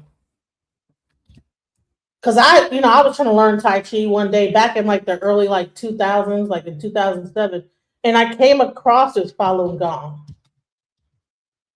Right? And so based on this Falun Gong practice, they figured out how to become extremely healthy with this. And so what China did was that they began to make it like illegal to practice, which is, I don't know why they began to attack them. But let's go. Let me just play this real quick so you can understand, like, just like they are going against immigrants here, right? That's like the thing, immigration, right? Falun Gong practitioners began to do the same thing. They became similar to where you had officers, like they would be outside doing, and it became illegal to do this in parks because there used to be droves of people in parks doing this exercise. And the whole lifestyle of this group, was very healthy. They ate a certain way. They were very, very healthy people. Let's go. This mysterious compound in upstate New York. Are their claims of organ harvesting true? Are the people inside members of a persecuted religious movement or an evil cult whose leader said aliens are trying to replace humans? On top of a mountain at the western edge of New York's Hudson Valley lies a secluded 400-acre campus known as Dragon Springs. This location is the headquarters of a spiritual movement called Falun Gong, the law wheel practice. Some say Falun Gong is dangerous. Accounts from former practitioners and their family members appear to support these characterizations. You are absolutely not allowed to have any kind of medical treatment. It means you are a bad practitioner. It means you do not fully trust Master Li. Often described as secret. But hold on. See, they're trying to make that evil. You should not have any medical practice. You shouldn't be going to the doctor and this, that, the other. Hey, what's up, Fundi? I'm getting into your realm of understanding here, and I don't know everything about this, and I don't want to be saying the wrong or putting the wrong stuff out here. I'll just type this thing in here, and this is what he's talking about. I don't really know if he's right or wrong about what he's saying, so I wanted to at least have someone up here who knew, because I don't want to give that practice a bad name. Go ahead. Yes. And for people who don't have a reference on who these people that you are talking about in particular are, some of y'all might know them here in America as Shin Yun. And that's that show that comes to America that talks about ancient Chinese culture and the communists. And it's so beautiful and it's so gorgeous. And yeah, and all of them, they work in unison. Those are the people you're talking about. Oh my God! That play, I've been trying to go see it because I heard it was absolutely beautiful, like the actual play itself, Shin Yu. Mhm. I heard it was beautiful, so I've been trying to catch it when it does come because they come here like at least once a year. Once a year. Yep. But yeah, Mhm. so you okay? All right. So okay, so that's a. Could you explain about the whole tradition? Because this thing is talking about it's an evil cult, and is it evil? It turned it. It's like I don't want to do that. You know. Everything's an evil cult. And you're dealing with communist China, so everything's an evil cult that doesn't go with the Communist Party's regime, which is another reason they come to America and do these shows about ancient China, because the communists are trying to erase ancient China. They're not trying to keep it, they're trying to erase it. And these are the people who are trying to keep those traditions alive. And in keeping those traditions alive, they are also in the meditations that they have to do, the way they have to eat, the way they have to drink, the way they have to exercise, the way they have to stretch, the way they have to meditate. It sets the body up in a particular way. And yes, after that, they are perfect for harvesting.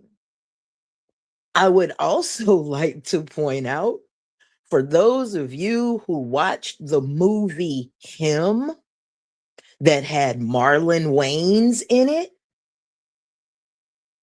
they were adrenal mining as well. It doesn't necessarily have to come from children, although children are a clean slate. What we learned from the movie Him, on the other hand, is that it does not have to necessarily be blood from children. It's not on Netflix. Where's that movie at? Where can we see it at? Him just got out of movie theaters. Y'all might actually be able to find it in movie theaters. I know a couple, where did allergy come from?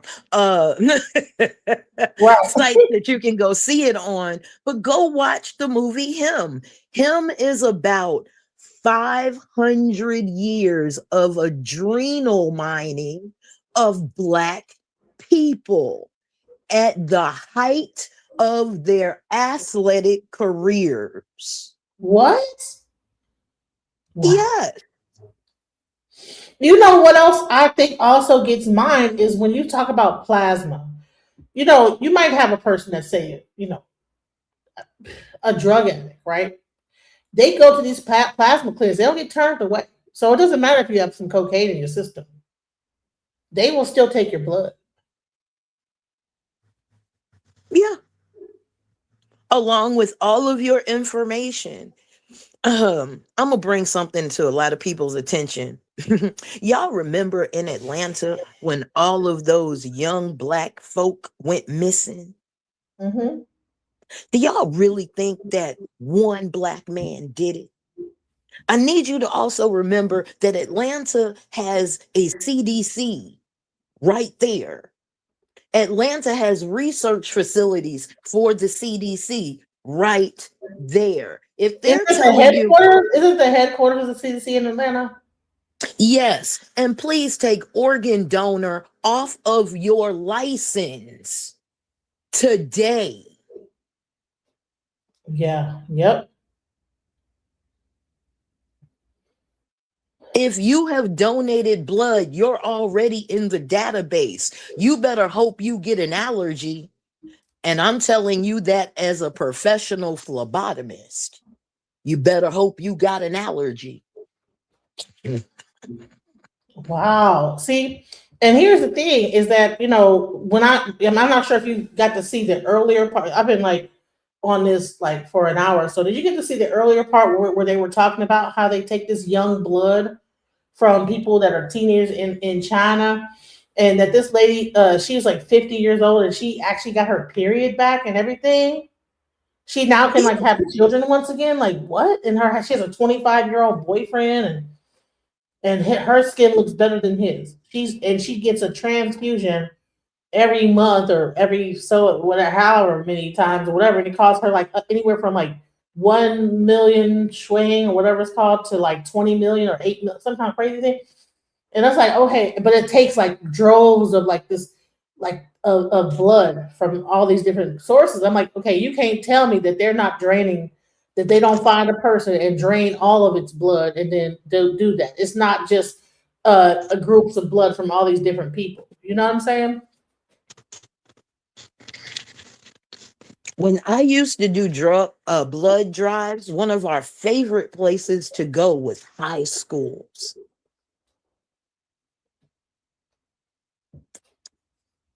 Wow. You know how much blood gets drained out of high schools? And you know what we had to ask them? One of the special questions that we had to ask high schoolers in particular, the girls, we had to ask them if they had their period yet. And the boys, we had to ask them if they were athletes. And you know who else drains a lot of blood too? The military. They make you have to go and give blood in the military. You know that? Better yet, the Red Cross. The Red Cross is the one organization that does not have to tell you what they do with their donations. And I think that America is the largest donator of plasma across the board. That's why I think it's kind of funny that they're trying to pretend like China, that they're getting all this blood out of people in China. No, they're getting this blood from all over the world of certain people, you know? Now, if you put all of this in perspective, does it make sense why Black women and Black children don't get out of labor and delivery alive? Man, let me tell you something. I had high blood pressure, right?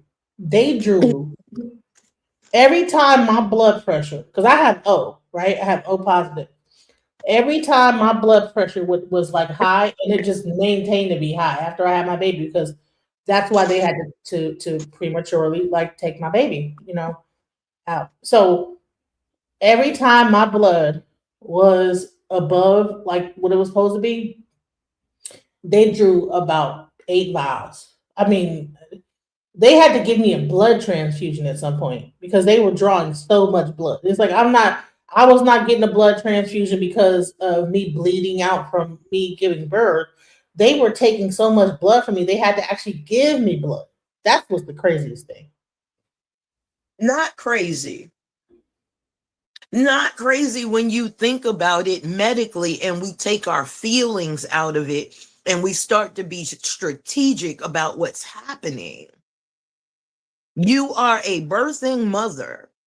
You have stem cells running through your body from that baby. That baby is just one big stem cell. It would be the perfect time to take your blood and give you something inferior for you to make something else out of. We don't even realize that we're the biggest filter of radioactivity on the planet. That's crazy. So they took all this blood, gave me more blood, kept drawing blood, because after the blood transfusion, they kept drawing blood. I'm like, well, didn't you just give me a blood transfusion? I thought because I had COVID, and here's the thing, I don't even believe there was such a thing as COVID, because let me tell you something. When I came off of that floor, there was nobody else on the floor. When I left that hospital floor, nobody else was there but me.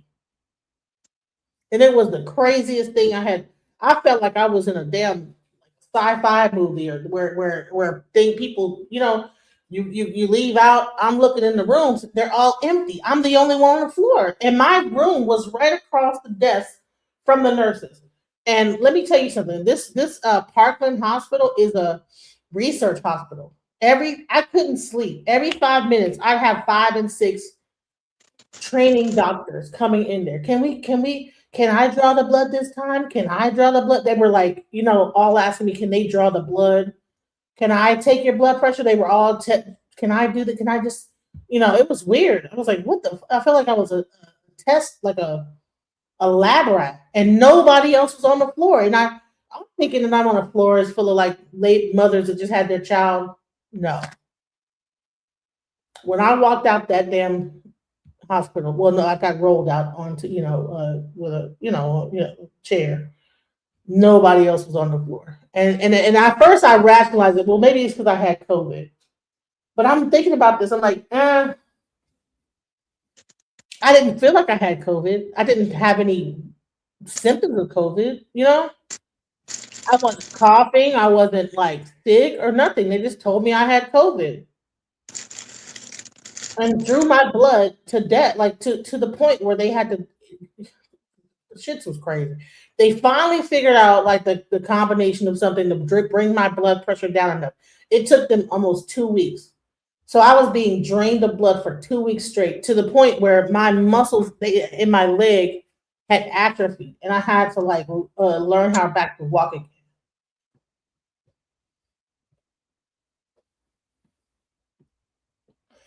That's how you take care of people.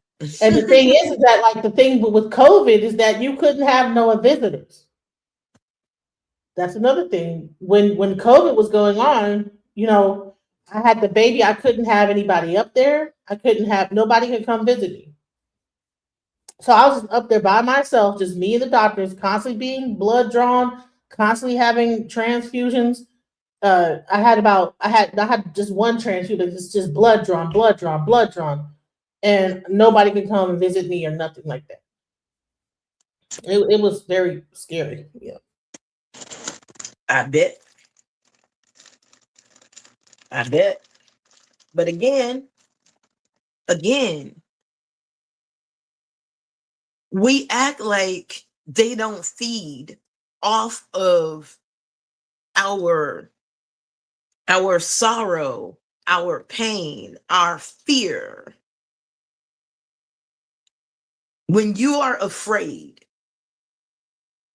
adrenal mining, when you are afraid, adrenaline pumps through your body.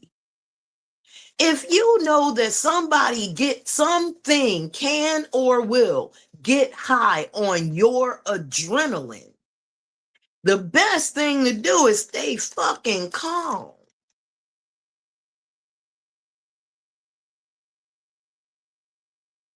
But Black folks' emotions run the highest. And y'all still don't y'all still be feeding the beast. Right.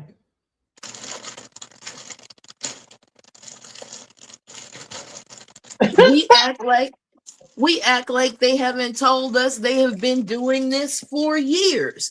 They have. I mean, they ate John Horse. They've been eating our leaders forever. They have been draining the blood of our leaders forever. Do y'all know that in magic, if you eat somebody, they're yours forever. Nobody can ever access them again. They come out of the ancestral line. I know y'all didn't know that. And I know y'all didn't know that because they have turned you so against magic that they have been using to keep their power that you forgot all the rules that you taught them.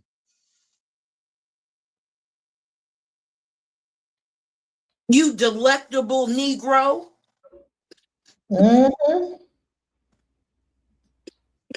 Yeah, I brought that up. Here we go. Let's look at The it. Delectable Negro, Human Consumption and Homoeroticism Within U.S. Slave Culture is a 2014 book by Vincent Woodard. The book explores the homoeroticism of both literal and figurative acts of human cannibalism that occurred during slavery in the United States. Woodard examines the sexual nature of documented instances of flesh eating and details the various manners of consumption whereby Black Americans were metaphorically or actually eaten. In the book, Woodard defines consumption as a range of parasitic practices, including institutionalized hunger, seasoning rituals, and sexual modes of consumption. The Delectable Negro draws on Works Progress Administration interviews, advertisements for runaway slaves, and slave narratives. The book includes textual analyses of the works of Harriet Jacobs and Frederick Douglass, as well as an example. Wait, is that why they call it eating cootie cat? Yes. Yes. They eat the coochie. They literally was eating it. They were literally eating. And the penis. And the breasts. And the white meat. And the dark meat. Because humans have white and dark meat. Wow. Examination And of the when treatment of Nat Turner. I'm sorry, go ahead. You took a And long when time. when you consume someone, they're no longer in the ancestral line to be communicated with. Now, he was just about to say they ate Nat Turner. They did. Hold on. They ate Nat Turner. Wait, hold on. Wait. Keep going. Nat Turner, whose flesh was turned into medicinal grease. Woodard died in 2008 and never saw The Delectable Negro published. Thank you for watching. What? They ate Nat Turner? They ate a whole lot of us. I mean, I hate to say, where do y'all think all them burgers are coming from? You didn't listen to The Matrix?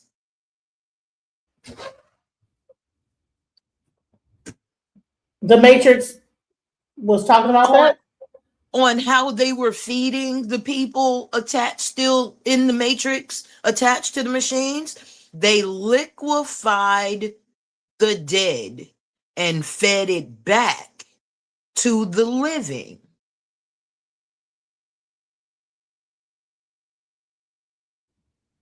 No, I didn't know that. I need to rewatch The Matrix. I didn't. Oh. It's right there. It's not like they're hiding it. And that's the thing. Y'all think it's entertainment when it's truly a truth that you need to hone in on while you're trying to be entertained. You can change. Entertaining at all. I think it. When I saw this about China, I was surprised at how out cold and how out in the public, like in China, they're like, oh yeah, this is what we're doing, and yeah, whoop whoop, and yeah, you're gonna take these parts and the blah, blah. And I'm like, so they're out in the open in China with it, but we're so which society is the more freer, because they're able to like say, hey, at least you know, if they come up with a helicopter, come down on the ground, a motorcycle accident happened, you know what I'm saying? All of a sudden, ambulance in black come and grab that person. At least they know it must have been another organ harvesting. We are just blind. We don't know that this even happening. No, we're not. We're not blind. We're not listened to. Again, you got to remember, y'all, we have to remember the predicament we are in. The police are not there to serve us. Our mayors are not here to protect us. Our governors are not here to protect us, and neither is our president. So when we find one of our sons upside down, wrapped in gym mats with his shoes off, nobody knows what happened, even though there is video in this gym. And when his mama get him to the morgue, they find out he is stuffed with newspaper. Where was the outrage? We did have outrage, but it wasn't heard. It was like, you know. Exactly. Barely covered it. And let me tell you something, even a story close to me. By 10, my child's father. When I went, So by 10, he was in the group Slum Village. He was always known for wearing a turban on his head. So at his funeral, I was given the thing to put the turban on his head. Do you know that they took his brain out of his? I don't know what else they took out of his head, out of his body, but I know his brain was gone. And I think his eyes were gone. It was a lot gone. What do they do with all that? They sold it. Why are we asking questions we know the fucking answer to? You are worth more in parts to a hospital than you are worth alive. Why do you think they don't want y'all having babies anywhere else but at the hospital? The placenta is worth more than that baby is for the rest of its life. Why people having babies outside the hospital, when they come in to get the baby checked, the first thing the hospital asks is, where's the placenta? Oh, and you got you mean? $250. My last child that I had, may he rest in peace, I asked for the placenta. They said, no, you had to have asked that like weeks ago, and you would have had to have paid $250 to have it. Correct. Right. Even though that's yours, that came out of your body. You made that. And you have to pay them to keep what you made. Think about that.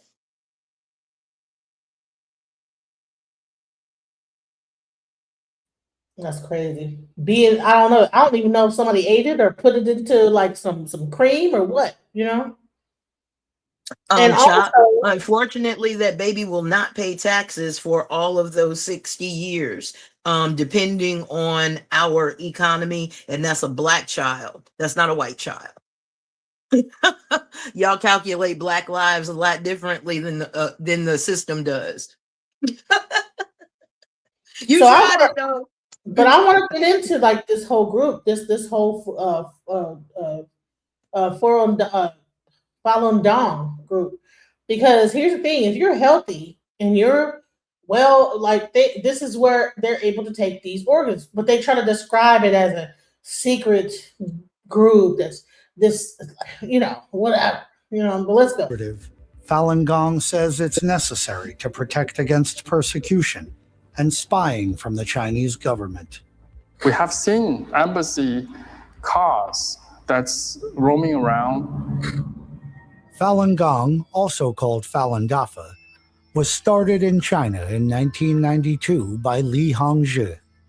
It's a form of Qigong, traditional meditation and breathing exercises, but with spiritual and supernatural aspects added, including levitation and other extraordinary claims. You know what's so crazy? I was doing this because I was trying to, learn how to do like meditation. And I came across a video.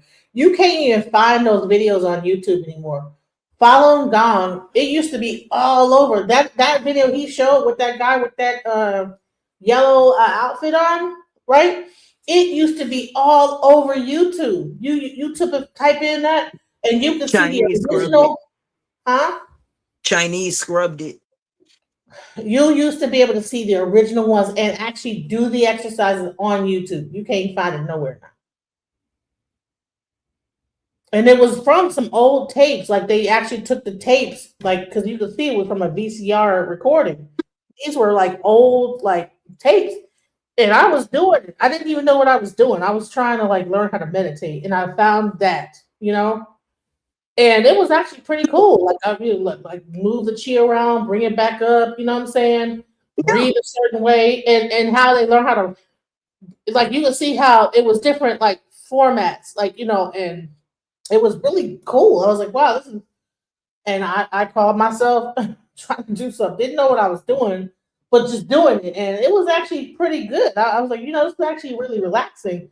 I had no idea what I was even that this was a practice that was banned or nothing like that. I'm thinking, this is meditation.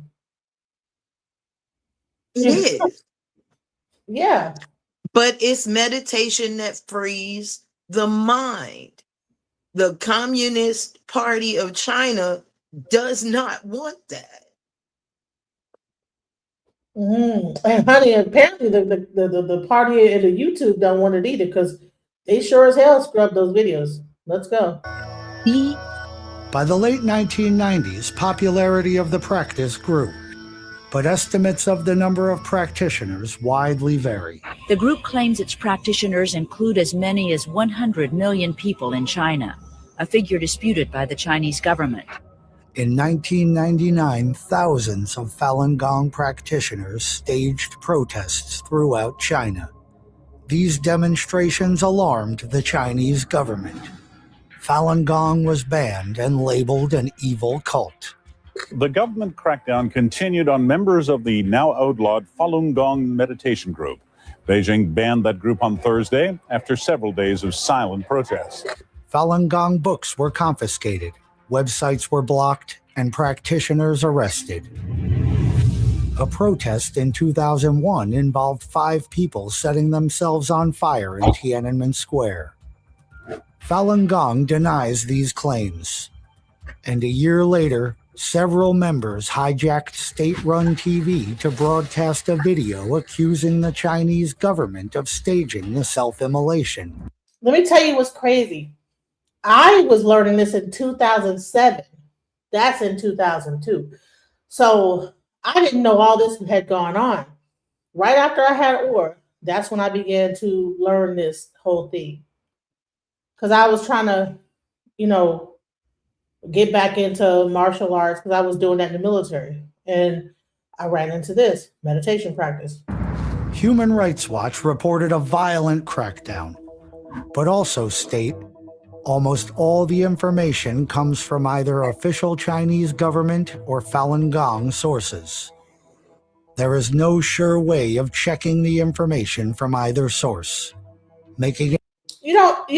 You going back and forth to China. Do you experience, do you run into any people, doing Tai Chi? Is that like,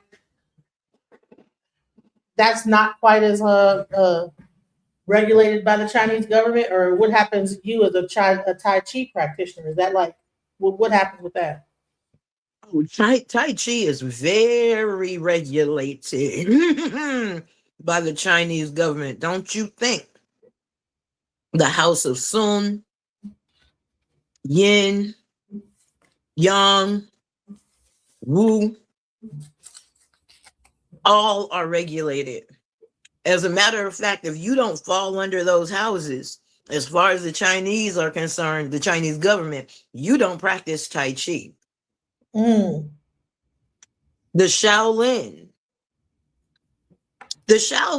is so controlled by the government, it's not Shaolin anymore. It hasn't been Shaolin the way that we glamorize Shaolin for at least the last, 75 years? The Chinese government demolished Shaolin. It put all the real monks, to the bye-bye lands.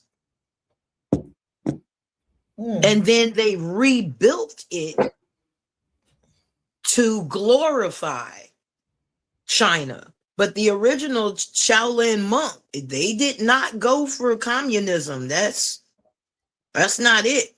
Well, they didn't care. Communism didn't care for them. What's so crazy is that when we have like a lot of these arguments about Republican versus Democrat, a lot of times, the people have come up to this thing like this is, okay, you being Pan-Africanist is similar to being a communist, right? Okay.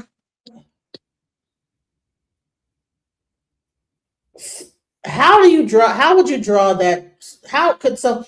But then everything that I see what's happening in this regime is more closer to what they're doing in communism than it would be anything that would be so-called like a Pan-Africanist way. Or, I thought that didn't the government wasn't they against communism at some point? Why is Trump? Most of the people that he's looking at are communistic, dictator-ruled countries to kind of what he wants America to do. But then you have the right, the Republicans saying, "Oh well, you leftists are communists. It's like, what? Project Paperclip. What's that? As Americans, we forget that our government took in Nazi war criminals, medical, scientific, and psychological war criminals, scrubbed their identity, and brought them into the United States to help us in government, military, and scientific endeavors. It was right after World War II that the American water system got fluoride in it. It was the same thing that the Nazis did in Germany. They put fluoride in the water. But here in America, they told you that it would stop the children from getting cavities. Cavities, yeah. Yep. Although your children still got cavities and nobody said anything. Right. But then you have, again, these Germans that came over, they got scrubbed. Do you think they lost their ideology just because they came to America and got scrubbed? No. What they did is they stuck their hands in. They had a whole nother generation and knocked that thick German accent off. Because they had good jobs with NASA, the government, this, that, and the other, they were able to send their children to college with their ideologies intact from the motherland. We act like we didn't watch Get Out.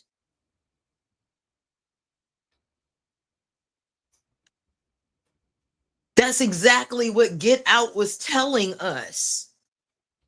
And now they're on American soil without those accents, but still have the ideology.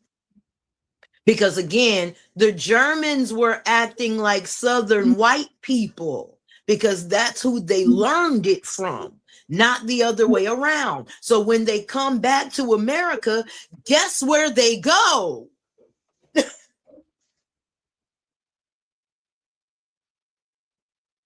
To the South, right? Or to yes. Here's the question. Through the South. Did you see the show I did where I discussed Ellis Island and the orphan trains? I did. I was on that show. Right. So were some of those people the the Germans that were brought over, or is this something else that's happening? Yes. Yes, German children were on those boats. Germany had just been torn up. Where are those children going to go? They came to America. And we have to remember, the Nazi regime indoctrinated everybody. Children were not excluded. Right. As a matter of fact, the children were telling on the parents. Remember? Yeah, they were.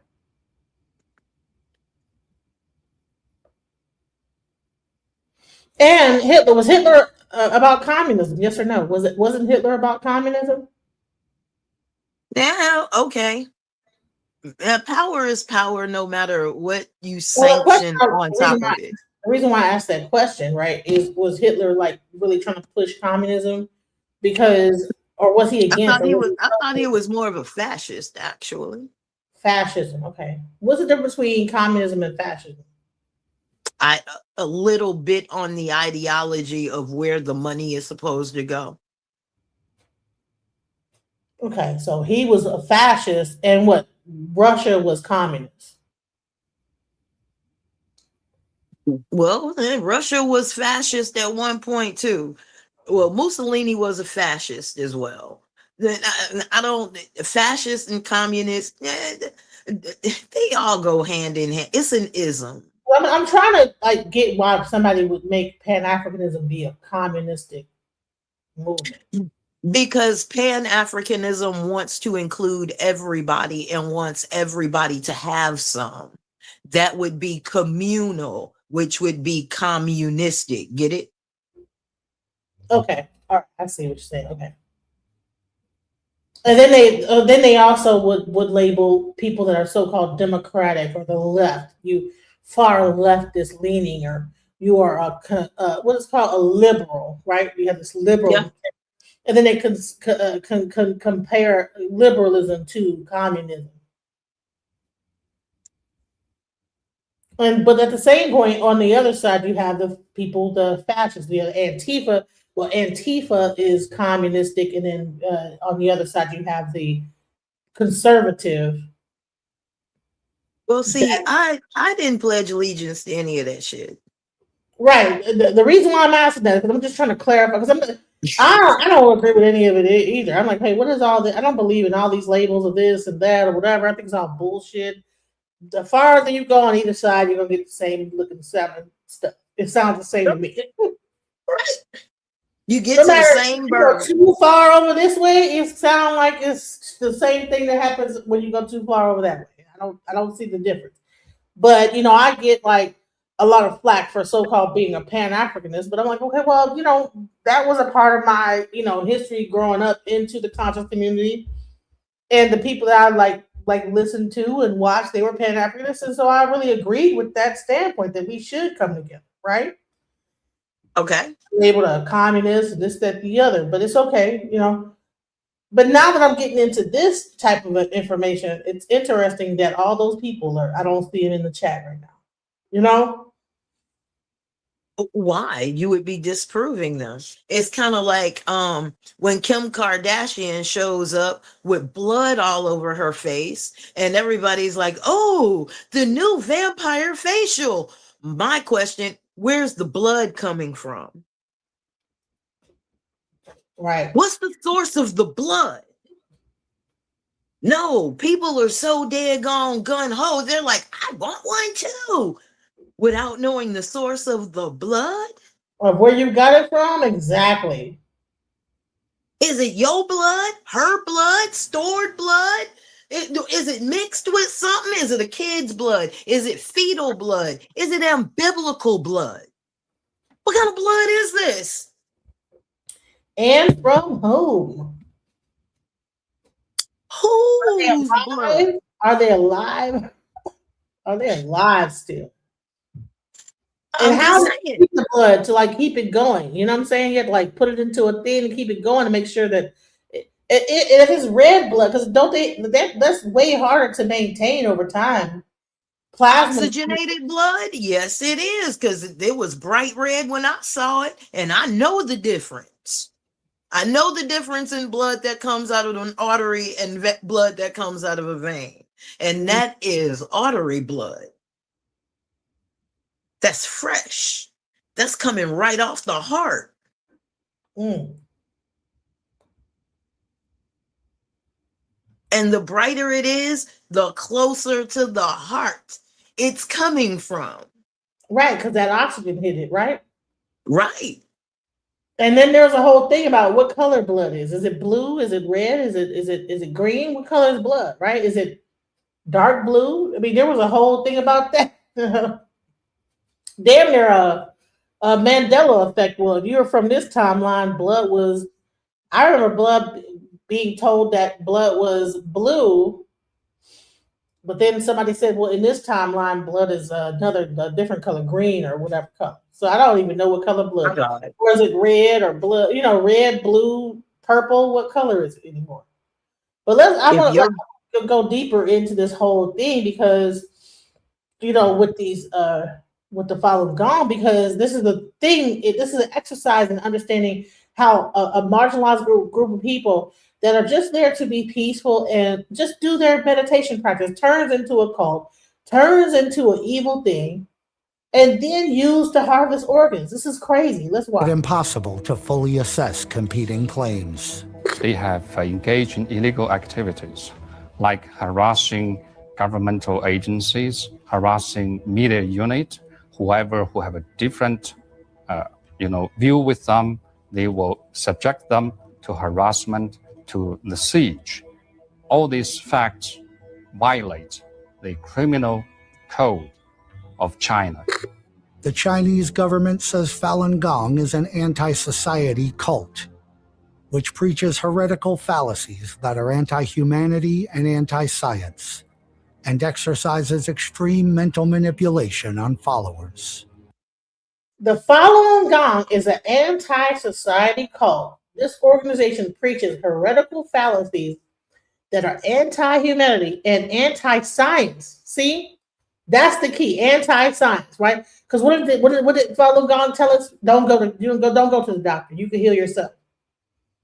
Correct. They exercise extreme mental manipulation on followers because their people will not go to the doctor.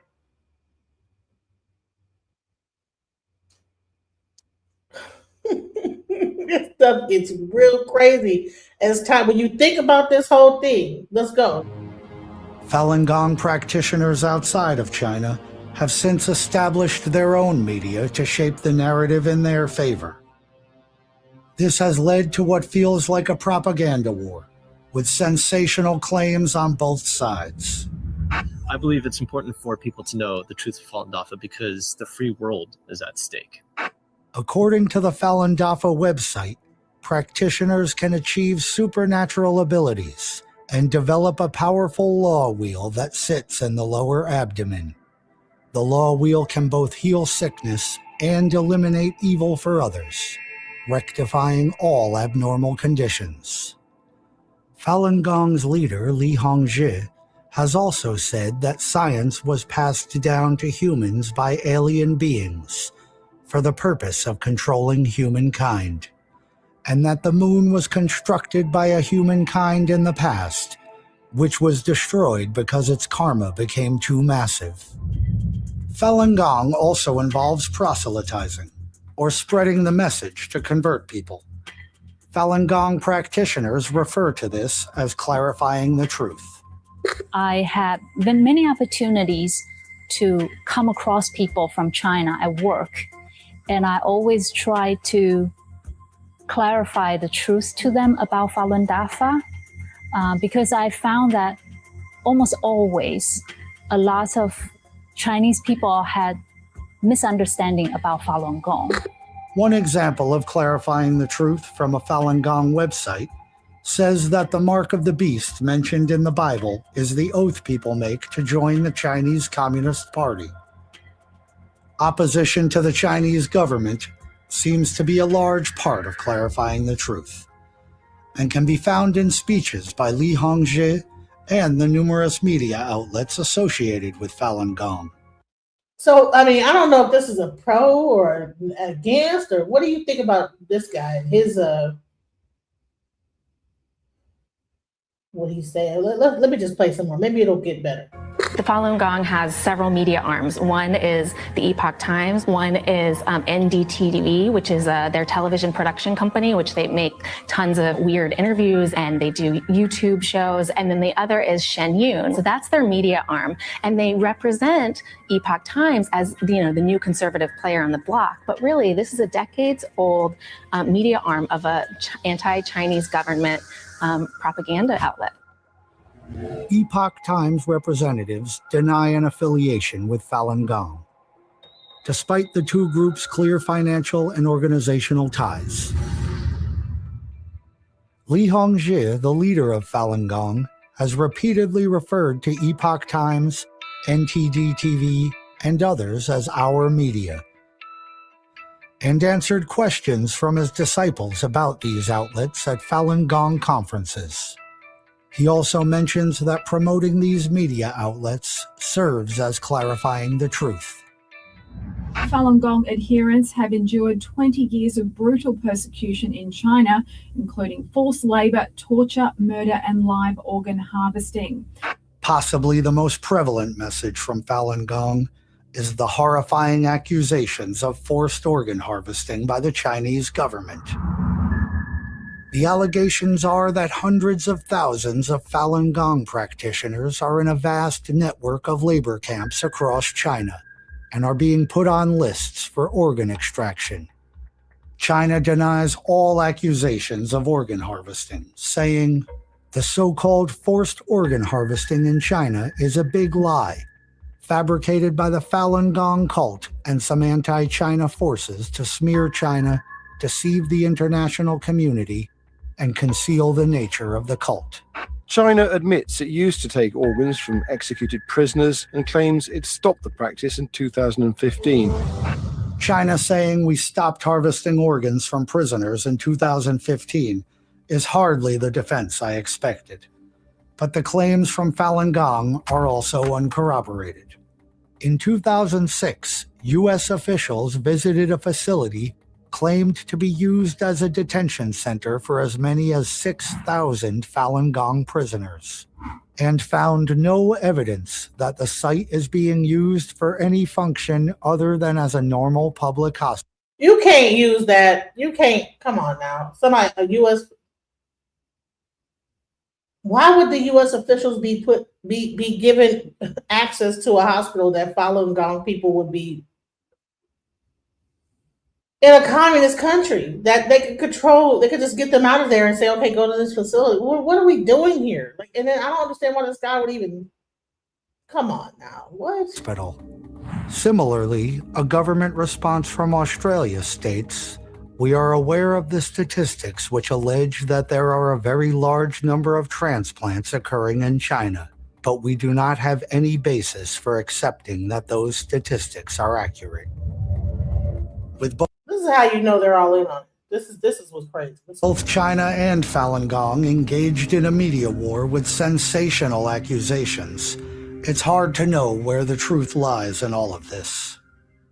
On May 15th, thousands of Falun Gong practitioners are marching in a parade from near the United Nations building to the other end of the city, passing right in front of the Chinese consulate. Some of the claims are so over the top that it almost sounds like the plot from a science fiction movie.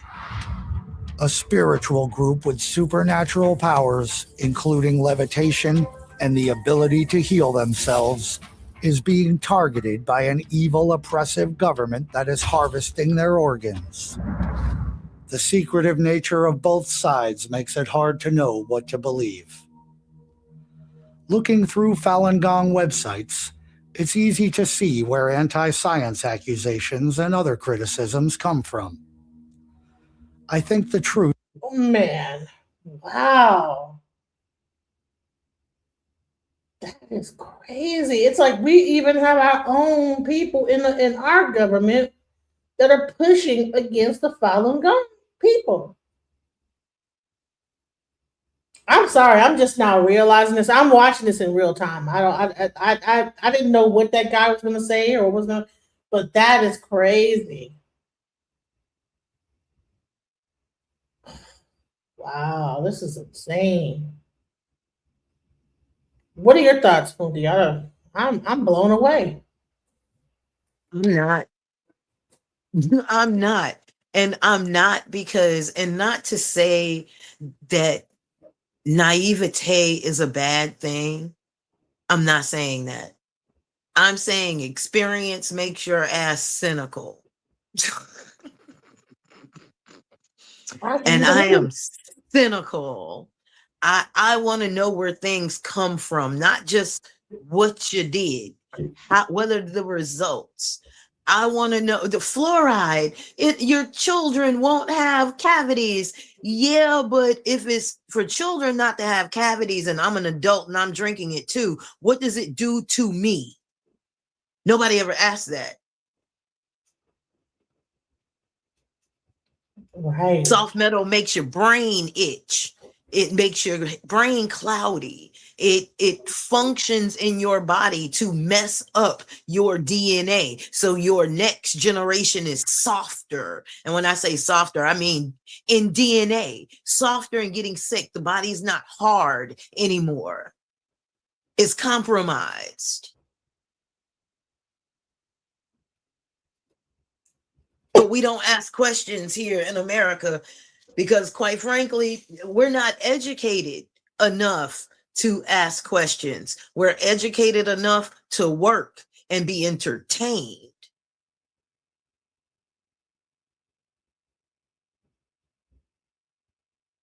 I ask why, especially when we know why. Mm.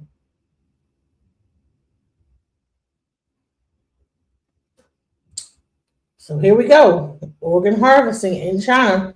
We cannot think that this is not happening here, guys. This is very much a real thing. I'm just using China as an example of what is really happening in the US, but is being hidden. Let's go. Are less likely to attack the organ. Third, because these organs are fresh and regenerative, surgery success rates soar, survival rates go up, and long-term outlooks look better. Put it all together, and for the wealthy people who are desperate to extend their lives, baby organs look like the perfect spare parts. And there's another reason that makes it even more horrifying, which is that the supply pool has slid downward step by step. 20 years ago, when this first started, organs came from prisoners of conscience, mostly Falun Gong practitioners, later Uyghurs. Then it expanded to mass population, college students, missing teenagers from poor or rural areas. And now it's gone all the way down to children and newborns. And now they even offer to manufacture your own child and then kill him or her for the organs. So this isn't medicine. It's something darker than that. And only in CCP China could such a system exist. So how does this blockchain actually operate? Investigators. She's saying only in CCP China could this exist, but no, it happens all over the world. It's just that they don't say it out loud. Right now, you have the Chinese, whoever Z, that he's willing to like say that this is happening. Period. Like, so what? It is what it is. You can live to be 150, okay? And we're selling up these organs, and come and get them. You know, this is what's happening. Let's go. Mapped out 3 steps. First, caged women. Some women are kidnapped or bought, forced into repeated pregnancies. They aren't treated as mothers. They're treated as machines, baby-bearing machines. Their babies are born not to live, but to go straight to the operating table. Step number 2, artificial conception. This is the darkest part. Sperm is taken from the patient himself or from his direct family to create a baby through IVF. Because that baby shares blood with the patient, the transplant is almost guaranteed to match. Specifically, an aging CCP official could literally use his or his son's sperm to make a custom baby, but that baby isn't meant to be raised. The moment he's born or she's born, he or she is rushed not into the parent's arms, but into an operating room. Organs cut out so the powerful man can live longer. That's not medicine. That's killing your own child for his or her organ. Even animals don't do this. Step number 3, forced preterm births. So to speed up supply, many babies are delivered early by C-section. Doctors don't care if the babies survive, only if organs are intact. So the organization VOIF even named 3 main supply bases. They are in Shandong, Henan, and Sichuan. They're all provinces with high population. Surrogacy groups, even sex trade gangs, are pulled in to profit. So it's horrifying. And this isn't some rogue operation. The report says it's backed by military hospitals and protected at the highest levels in the leadership. It quoted one former vice president of a PLA hospital said that he attended what was billed as a baby organ transplant seminar. But in reality, he said it was a black market networking event. Hospitals coordinating supply and demand. Why do they do it? 2 reasons. First, profit. Transplants are the most lucrative business hospitals have right now. So due to population decline, many Chinese hospitals cannot stay afloat, but organ transplant business is booming. So the first reason is profit. And the second is demand. The CCP elite's massive wealth and obsess with longevity drive the market. So for them, infant organs are the ultimate human gold mine. So now let me give you some real cases. 12 years ago in 2013, Shanghai's Changzheng Hospital, which is part of the Second Military Medical University, openly performed 3 infant organ transplants. The donors were 33 days old, 50 days old, and 40 days old. Lead surgeon was Dr. Zheng Li, who bragged that across China, only his team could do transplant surgeries like that. And he said publicly that infant organs are not useless. They are treasures in medicine. And that was in 2013. Fast forward to 2023. The American Journal of Transplantation published a paper from Shanghai Renji Hospital.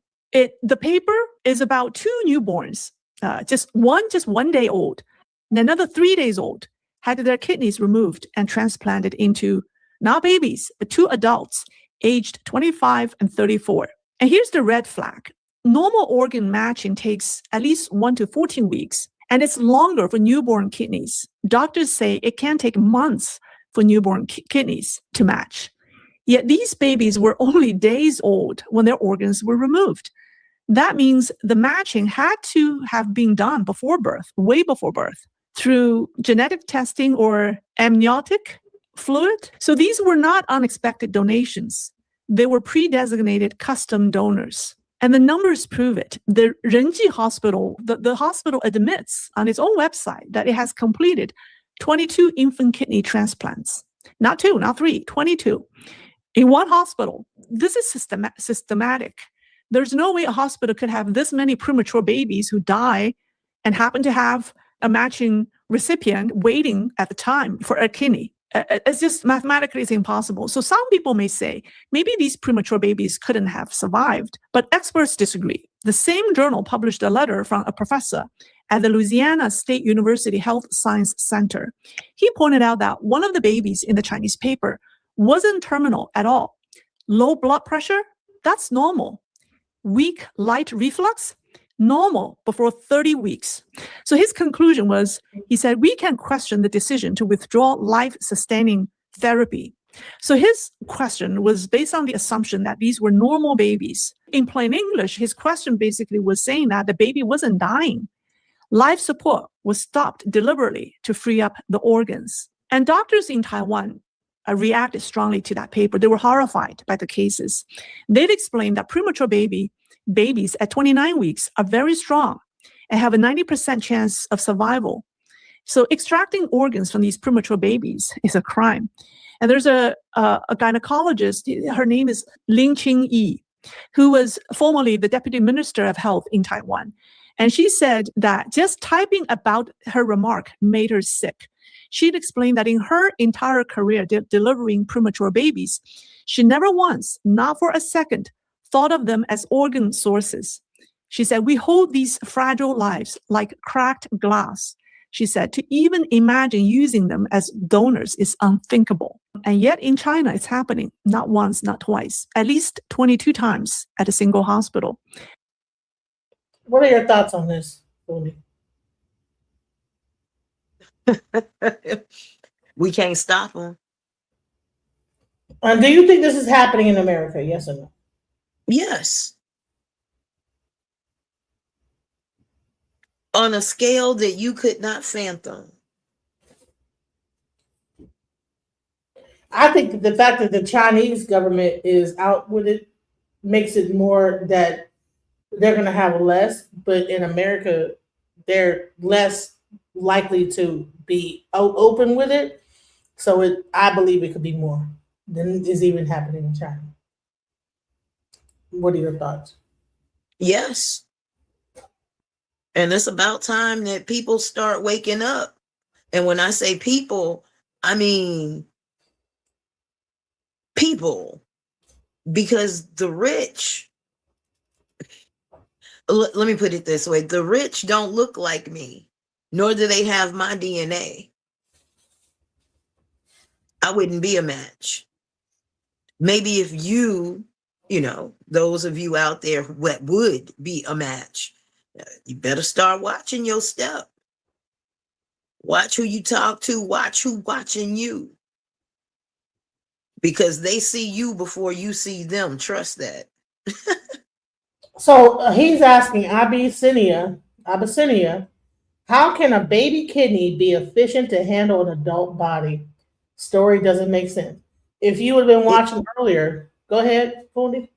Go ahead. You were about to answer. Go ahead. Earlier it said that these kidneys can grow very quickly and then they'll be able to sustain. It doesn't just stay small. they're able to quickly reproduce, and also technology. Time has gone on. They figured out how to reduce the clotting that would normally happen when you have a smaller kidney. Technology. Why do you think that we have? Technology has changed. People are able to do more than what they used to do. Can I answer whose baby? Go ahead. Please, can I answer whose babies?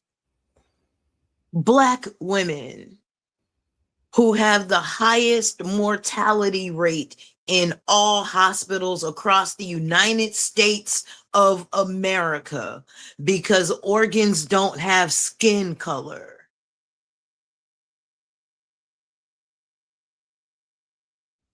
And once a doctor has pronounced you dead, ain't no coming back. And Black women have been telling you they die at an unusual rate in the Americas.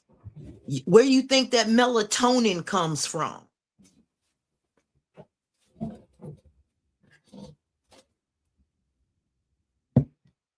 This is why they want y'all uneducated. I'm not going to say stupid. I'm not going to say dumb. I'm going to say uneducated, because when you are not educated, you don't even know the right questions to ask. Where are the babies coming from? Look for the highest kill rate in the hospital. That's where they're coming from. Duh. Ask the young men around town that come up missing with their organs gone, where their organs come from. Ask all of these babies that go to these parties and come up missing where the organs come from. And I want to say this. See, in China, they're really cool. They'll tell you exactly where their organs are coming from.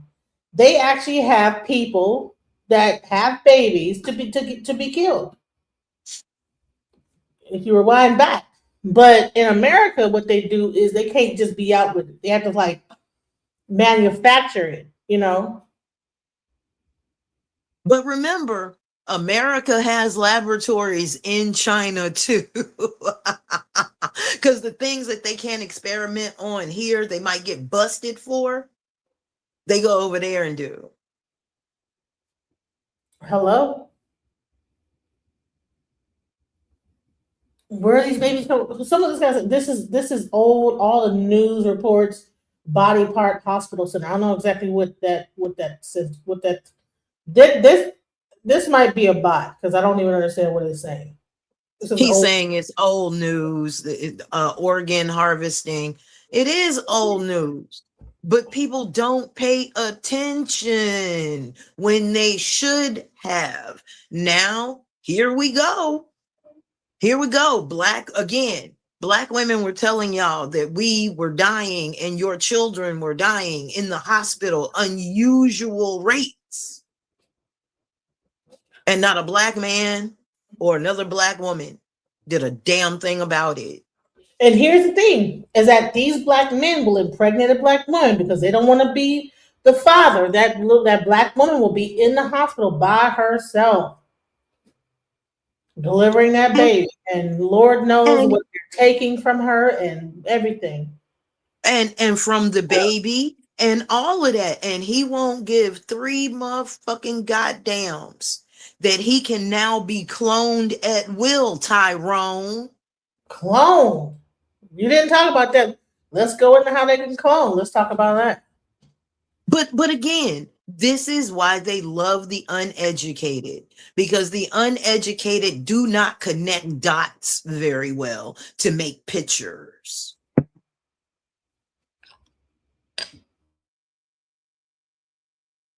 And for my, how do I put this? For my irresponsible ejaculators who do not think one way or the other about their spillage once it happens, because I know a lot of men that believe that, once their Navy has left their body, it's no longer their responsibility. All right, bruh, you right.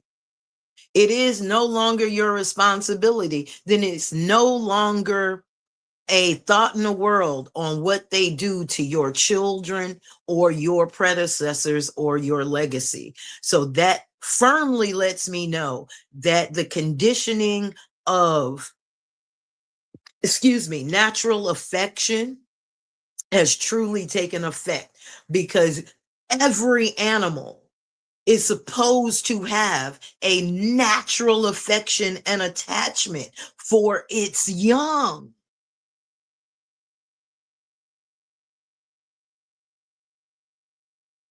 So not to say all men, not to say all black men, I'm not saying that, because I know some black men that go hard for theirs. But y'all men, y'all need to start talking to these boys about their irresponsible ejaculate. Because in a minute, well, shoot, the population is already going down. So we're good. We're good. All they had to do is really tell women that they can't get abortions anymore. And boom, legs got closed, ankles got crossed, all kind of crap happened. Then boys started going, oh, I can't get any more. You should have controlled your ejaculate, sir. But, you know, that's just a simple answer to a really complex problem.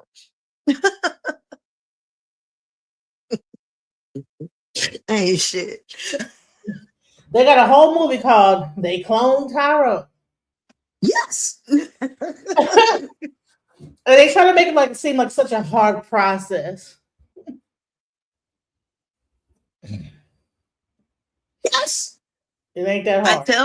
I tell men all the time, this ain't on women. The idea of unwanted pregnancy is not on women. A woman can go all her life and not have a child. All her life and not have a child. You have to introduce your Navy in order for her to have a child. So if we want to control our population, brothers, you got to learn to control your ejaculate, or we're in trouble. You can have all the sex you want if you can control that part.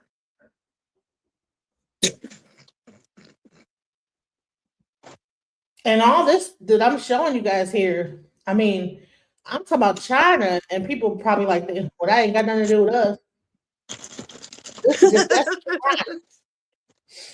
no, honey. I'm just using China as a benchmark for what they're able to say out loud that we're not even saying over here.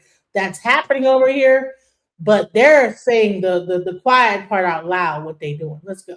And that's just the official numbers. And then in Western countries, when newborn kidneys are transplanted, they are usually used to save another child. In China, they're being transplanted into full-grown adults.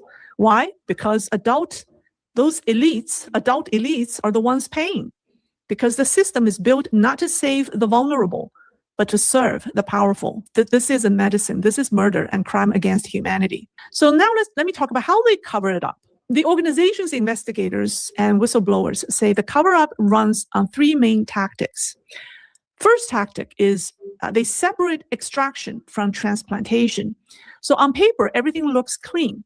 One team harvests the organ, and another team implants it. The hospital records only show the legal side, the transplant.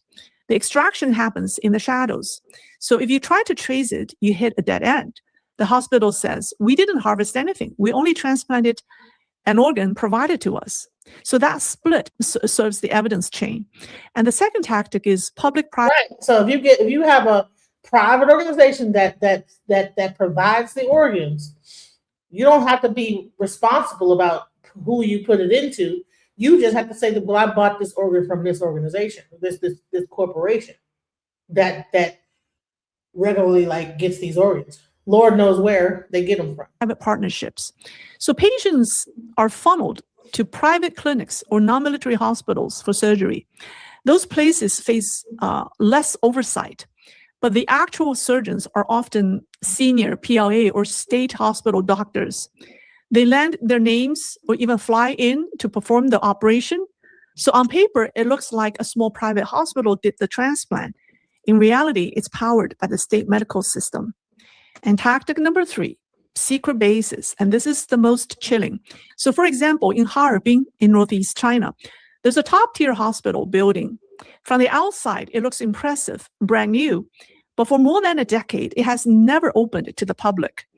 The equipment inside stays pristine, maintained, and ready at any time.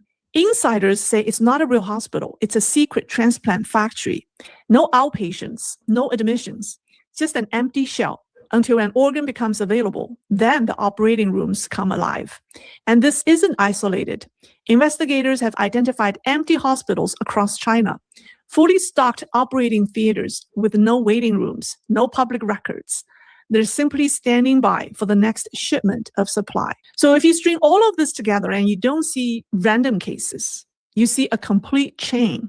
So from caged women to designed pregnancies, to forced preterms, to secret bases, to missing children and teenagers, this black industry has been running in China for years. It's not scientific progress. I think it's crime against humanity.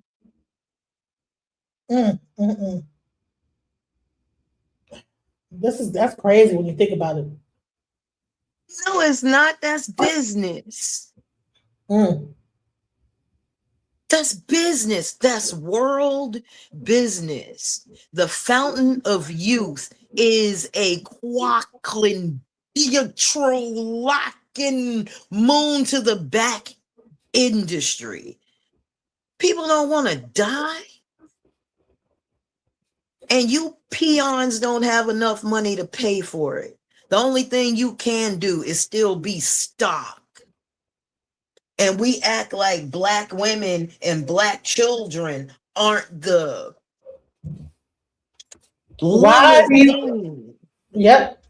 of body parts. Why do you think that China's in Africa? And all of a sudden, now that China's in Africa, all of a sudden there's this huge thing where people are coming up missing in Africa. No. I got one better. The Chinese men are going to Africa, getting African women pregnant, waiting till they have the child, and then kidnapping the child back to China. What do you think is happening? What do you think is happening to that baby? They just told you they can make designer parts. What better way to make a designer part than to go somewhere, impregnate somebody with my DNA, wait for them to have the child, take the child back. I got my organs. I can help anybody in my family now. We got a whole body.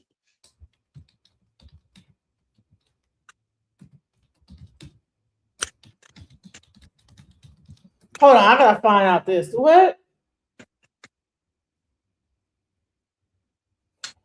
I'm trying to find where can I find that? Chinese? I can't find it. They're not gonna put that up. Chinese African birth rate explodes.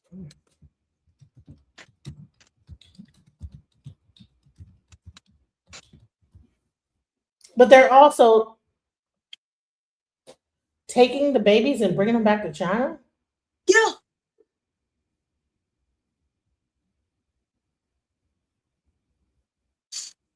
Yep. Because they're having a low birth rate. So they have to go they got to go into Africa to even give birth. Who has the strongest DNA? They keep telling y'all you ain't strong. They can lie to you. DNA does not lie. They are not strong genetically. Nobody on the European continent has strong DNA. Strong DNA comes down the Polynesian line into the South American line, into Africa. Those are where the strong genes are. They are not north of the equator. Strong genes are found along the equator. And everybody knows it, except the motherfuckers on the equator that keep getting conditioned that they're the softest thing on the planet, even though everybody is coming back. Even the royal family dipped back into black, just in case nobody noticed.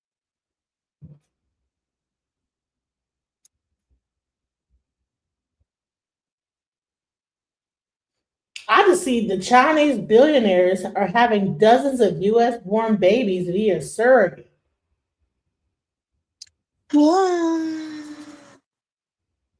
We act like trafficking is not the number one thing that has always happened around the United States, around the world.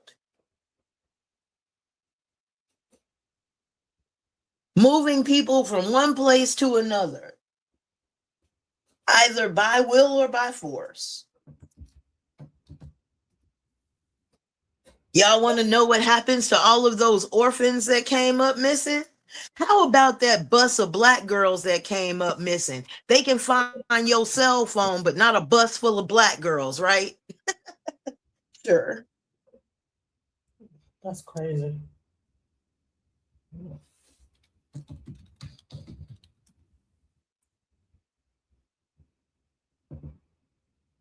Yeah, I'm trying to find that whole thing.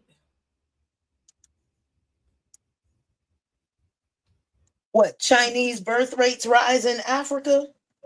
Well, no, like them taking the people's children. If you can find me the article on that, because I knew it was some reason why they're over there. So this is another thing talking about, can transfusing your young blood reverse aging? Let's go. But can you find that thing about the Chinese taking the kids after the people give birth? Into the old reverse the aging process. If this sounds like a crazy idea from Silicon Valley, that's because it is a crazy idea from the brilliant TV show Silicon Valley, or at least that's where I first heard about it. But I was amazed to find out when I looked it up that heterochronic parabiosis is actually a real thing. Are you really not familiar with parabiosis? Can't say that I am. Well, the science is actually pretty fascinating. Regular transfusions of the blood of a younger, physically fit donor can significantly retard the aging process.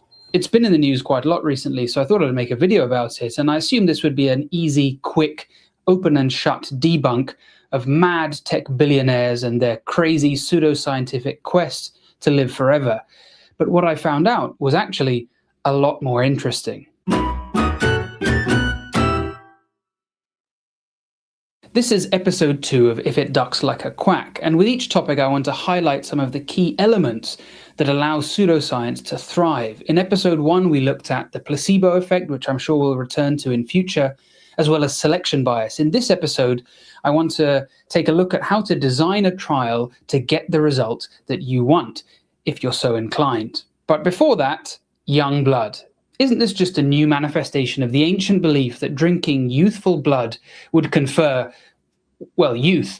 I think we drink virgin blood because it sounds cool. How have we now got to the situation where we've got companies in America excited to be giving blood products from young people to old codgers with more money than sense? Companies like Ambrosia, who are charging $8,000 a pop for a bag of plasma, and even claimed to be running a clinical trial. It sounds like he's going to try to debunk it. He's going to try to debunk this. It sounds like already like he's going to try to debunk. Let's see what happens. This was me having my blood taken the other day. I've got to admit, it took a lot out of me. I only heard about heterochronic parabiosis about a year or two ago, but it's been the subject of study for quite a while. There's not a lot of current research, but a few decades ago it was quite in vogue. It fell out of fashion, but recently a few teams have been examining its effects in mice in very specific scenarios. The rough idea goes like this. Most death today is due to diseases associated with aging. Heart disease and Alzheimer's, for example, are very rare in young people, but extremely common as we get older. Something about aging increases your likelihood of developing these chronic diseases. You remember the constituents of blood: red cells, the buffy coat, and plasma.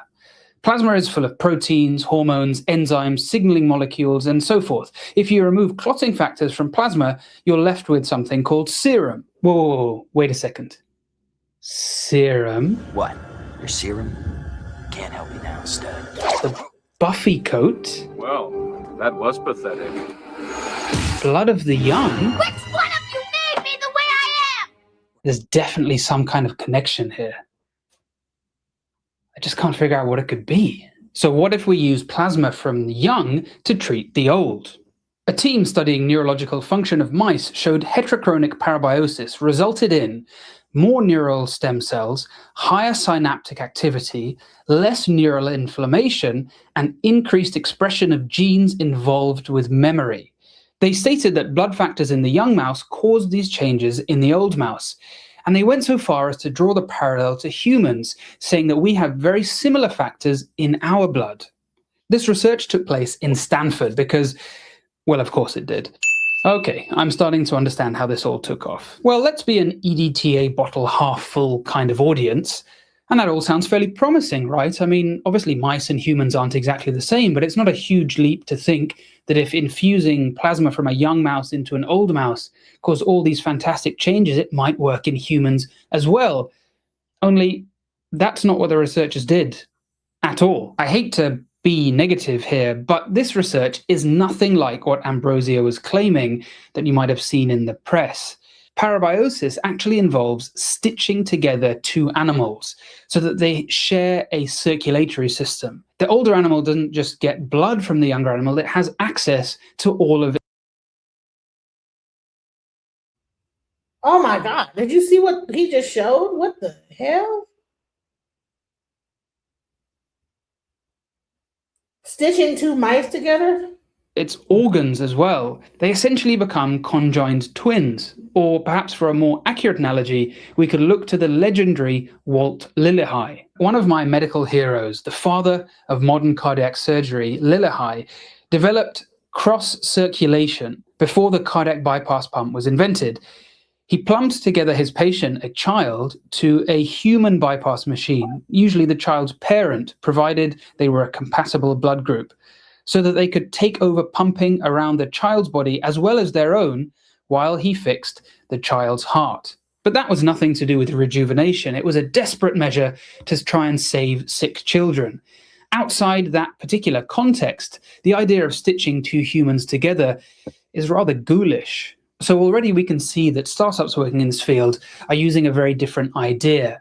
They're just giving infusions of donated plasma. In fact, researchers have discounted the possibility of studying transfusion-based therapies in mice because the amount you can safely remove in terms of volume is tiny, maybe 150 microliters. Jesse Karmazin, the CEO of Ambrosia, is a qualified medical doctor, although not currently practicing, and has been the face of this new industry with heavy promotion, boasting earlier this year that the company was operating in 5 cities. Remember when I said that doctors that promote pseudoscience particularly wind me up? Karmazin has made a lot of bold claims. You know what's so interesting is it's called pseudoscience. But when you go into like China, it's not pseudoscience. Well, you have the actual president or whatever of China, the dictator of China, say they're doing this. But when you look into like Western, they're going to call it pseudo. Thoughts? They have to make it sound ghoulish so that when you hear this from China, this is propaganda. So again, you think that China is the ghoul, not America, though. It can't happen in America. But again, what's her name? The Mama Kardashian. Do y'all think she looks like that because she went under the knife? I'm just asking. And do you think they're far removed from like actually connecting their blood to a living person and then having that other person's blood run through them as they lay on it. Come on. I don't put nothing past elite people that are just uh, desperate for longevity. I'm sorry. Didn't they just show you that they could take a child, hook it to the parent, and have the parent's heart pump for this child while they work on the child's heart? Didn't they just tell you that, like, to your face? They just told you they can do that, right? Now, my question is, old, right? That was old as hell, right? That was an old thing. do you think at any point in time that father's blood and that child's blood didn't intermingle?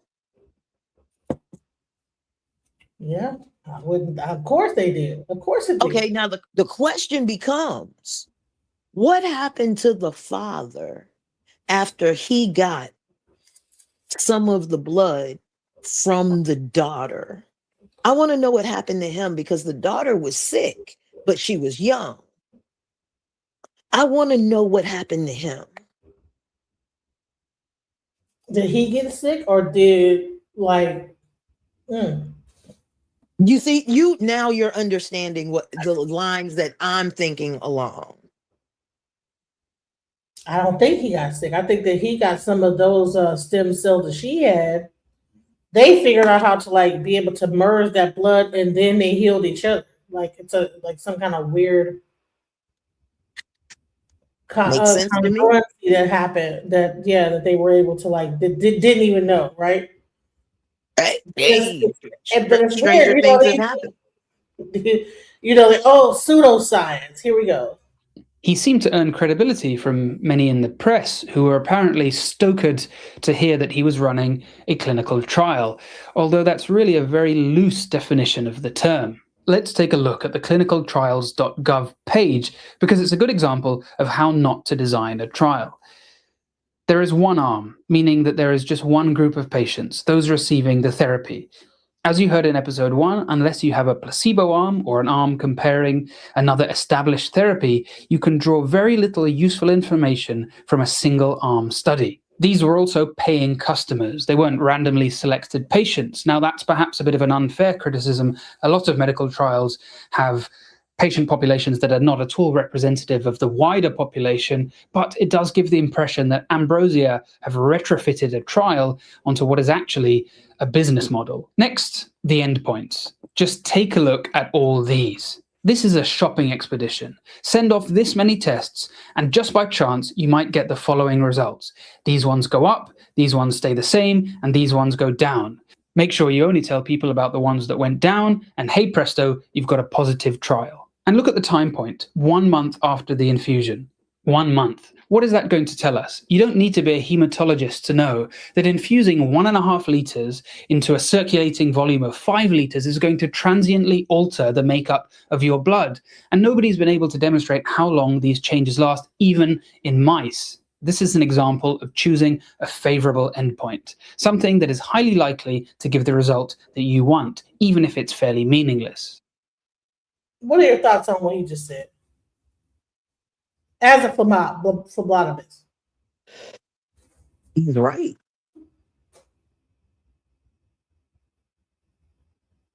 He's right. I mean, and we're not even going to talk about blood. Let's just talk about having sex with somebody for a long period of time. And y'all are swapping fluids that way. That changes you.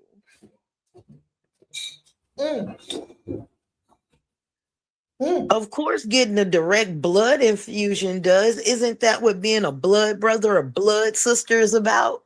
You having your blood in me and me having your blood in you, right?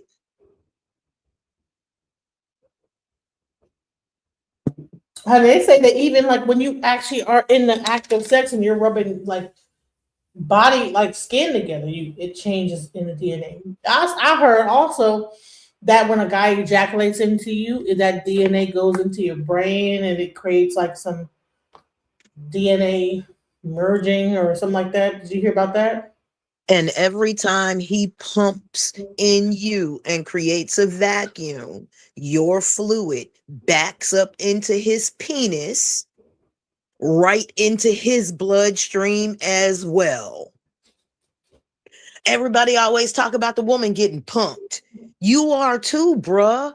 Every time you create a suction, you know that noise y'all like that noise? Every time you make that noise, rest assured, her bodily fluids are rushing down the head of your penis, right into your bloodstream. Isn't that where your blood is, sir? Most of your blood is in your penis.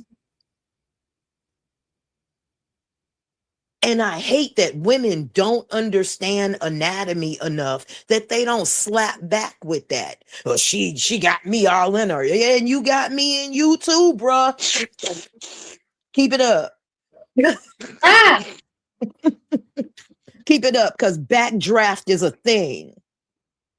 That is an open hole that does not have a flap, a stop, a valve. That's a straight hole, bruh. Right. Every time you pull back and you push back, you pull and push. Pumping in. Yes. Like that suction into. So her fluids are going into you. Your fluids are going into her. Straight to the brain, straight to the dome. Because as soon as they get into seminal fluid, they only want to talk about the seminal fluid. But what about the whatever the fluid vaginal, is? Vaginal fluid. What about that's the squantum? You know how they love to talk about the squantum. Oh, for y'all that don't know, that's that fishy smell that y'all always talking about. Yeah, that backs into you too. And that's just for y'all that like to hit it when it's ripe, I like to say, because, sometimes y'all brothers, y'all don't care. Y'all don't. They want to hit it right when it's like coming up out of the, when you sleeping all night and hitting in the morning and marinating the whole night, just marinating. Just been sitting all night, just we be all night. Girl, he like, boy, if you don't get your ass in the shower.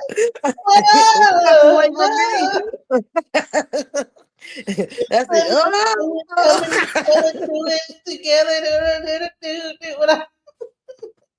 Y'all just nasty. And everything all night is 7 just coming all together. Just going into your spinal cord.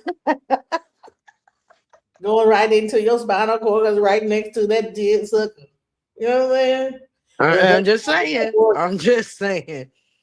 I'm waiting to hear a sister. I'm waiting for a brother to tell me something like that, and I hit him back with that, so other women know that you got to answer for that. We put it in you. We put it in you too. At the exact same time, bruh. Don't get it twisted. They call it the push and pull method. Hey, yin and yang. What's good for the goose is always good for the gander. We're right. Well, you the one. We the one. We put it inside of you. See, we the one that give all the life to you. See, the seed gets planted into the woman, and then the woman, and then she just incubates it. And she holds the baby, and it's an incubator for the baby. But we are the one that give the life to the egg. Can you imagine if you had to ask your stove if it felt like cooking your bread today? Hey, listen, I'm about to put this bread into you. Can you please cook it, please? Hell no. No. I'm on my period today. No. You know what I'm saying? I have a headache and my dial won't turn. My dial, it won't get hot right now. So, like that. I'm self-cleaning. Right. Yeah, I'm in self-cleaning mode. You can't cook right. Yeah, catch me in 3 days. Right. Yeah, 3 days, then I'll maybe. But you know what? There might be some leftover dirt.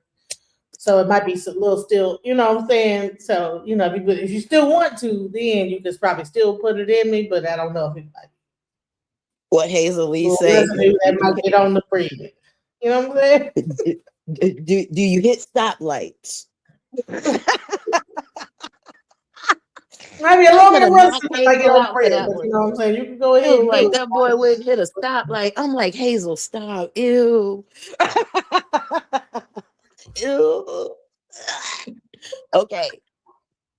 And measuring a blood test is a surrogate marker for actual health.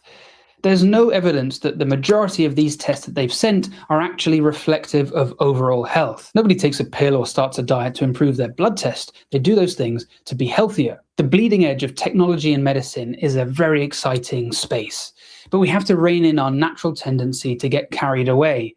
My video on the Apple Watch touched on this. Another fantastic example is the famous Theranos case. But it seems that young blood is not going to be another chapter in the medical technology chronicles, as the FDA made a bold statement on the 19th of February advising young plasma should not be transfused as there is no proven clinical benefit, and importantly, there is real chance of harm.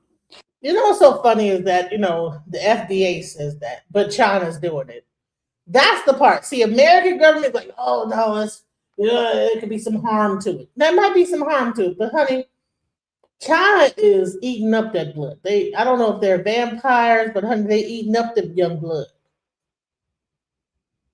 They making pills out of the young blood. They doing all kind of wild stuff with the young blood. You know what I'm saying? Young blood, blood, blood, blood, blood, blood, blood, blood, blood, young blood. Yeah, young blood. You know what I'm saying? They eating it up. But over here, they want to keep it a secret.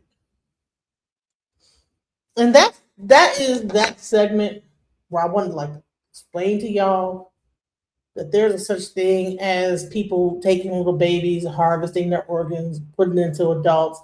They got and it could be a whole thing where someone's trying to use this to make themselves seem more advanced than American science. I doubt it. Anytime you have them having a fucking mic, the mic got when he told the guy we could live up to 50 years, 150 years old, and then we could take these organs and you know what I'm saying, when one organ go back, just go ahead, get the child, put the organ into you, now you're doing good. This is what the dictator of China was telling Putin in a leaked mic. It was not even meant to be heard. It was the CCTV. Somebody got a hold of that, and then they leaked it out to the public, and it became a whole viral moment, guys.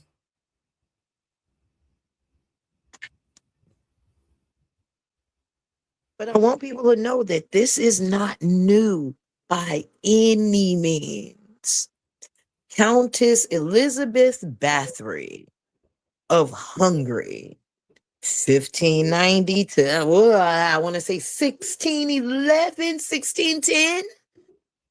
They're not quite sure because, they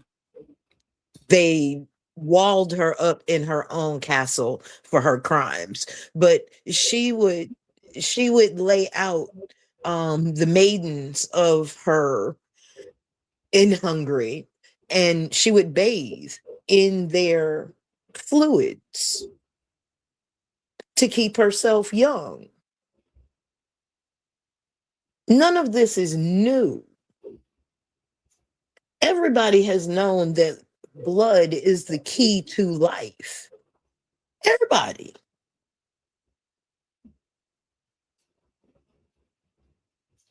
I'm trying to find the actual story of her. Hold on, give me 1 second. What, Elizabeth Bathory? The Blood Countess. 10 facts about Elizabeth Bathory.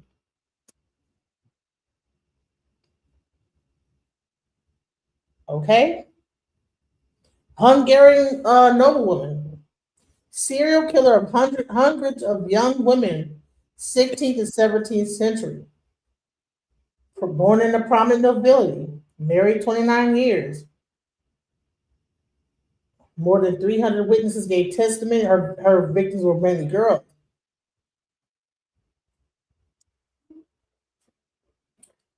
The initial targets serving girls aged between 10 and 14, daughters of local peasants. These victims had been lured to the estate by offers of work as maids or servants in the castle. This is her little castle right here. Was said to have killed the daughters of the lesser gentry, sent by their parents to learn courtly etiquette and social advancement. They told Thorzo, who have relatives who have died while Bathory's gymnasium, while at her gymnasium, abduction was said to have also taken place. Killed a bunch, tortured her victims before killing them. She was rumored to have vampiric tendencies. She enjoyed drinking the blood of virgins, believing it would preserve her beauty and youthfulness. Also rumored to bathe in the blood of her young victims. Story goes that she developed a penchant after slapping a female servant in rage and discovered her skin looked younger where the servant's blood had splashed on. Stories attesting to her vampiric tendencies were recorded years after her death. Modern historians claim that these stories originate from the widespread disbelief that women were not capable of violence for its own sake. Arrested but spared from execution. Servants were arrested under orders by Thorzo. The servants were put in the trial at 16 and 11. 3 were executed for being Bathory's accomplices. Never tried. She was never tried, despite King Matthias' wishes. Trial and execution would have caused a public scandal and led to the disgrace of a prominent and influential family that ruled Transylvania. So, despite the overwhelming evidence and testimony against her, Bathory was saved from execution. She was imprisoned within the castle of Seat in the Upper Hungary and now Slovakia. That's where you get your vampire stuff. She was named the most prolific female murderer, often compared to Vlad the Impaler. Brutality has been questioned, but bottom line is that, you know, this goes back in history. People doing wild stuff, trying to like maintain. And let me even tell you about the mummies in ancient Egypt. Do you know that when they actually got those mummies, they would grind them up for medicine? Yes, they would have mummy parties. It's called mumia. Mm-hmm. They would grind them black people up into medicine. See this right here? It's called mumia. Mumia. Mumia power. When they consume you, you are no longer available to the ancestral line.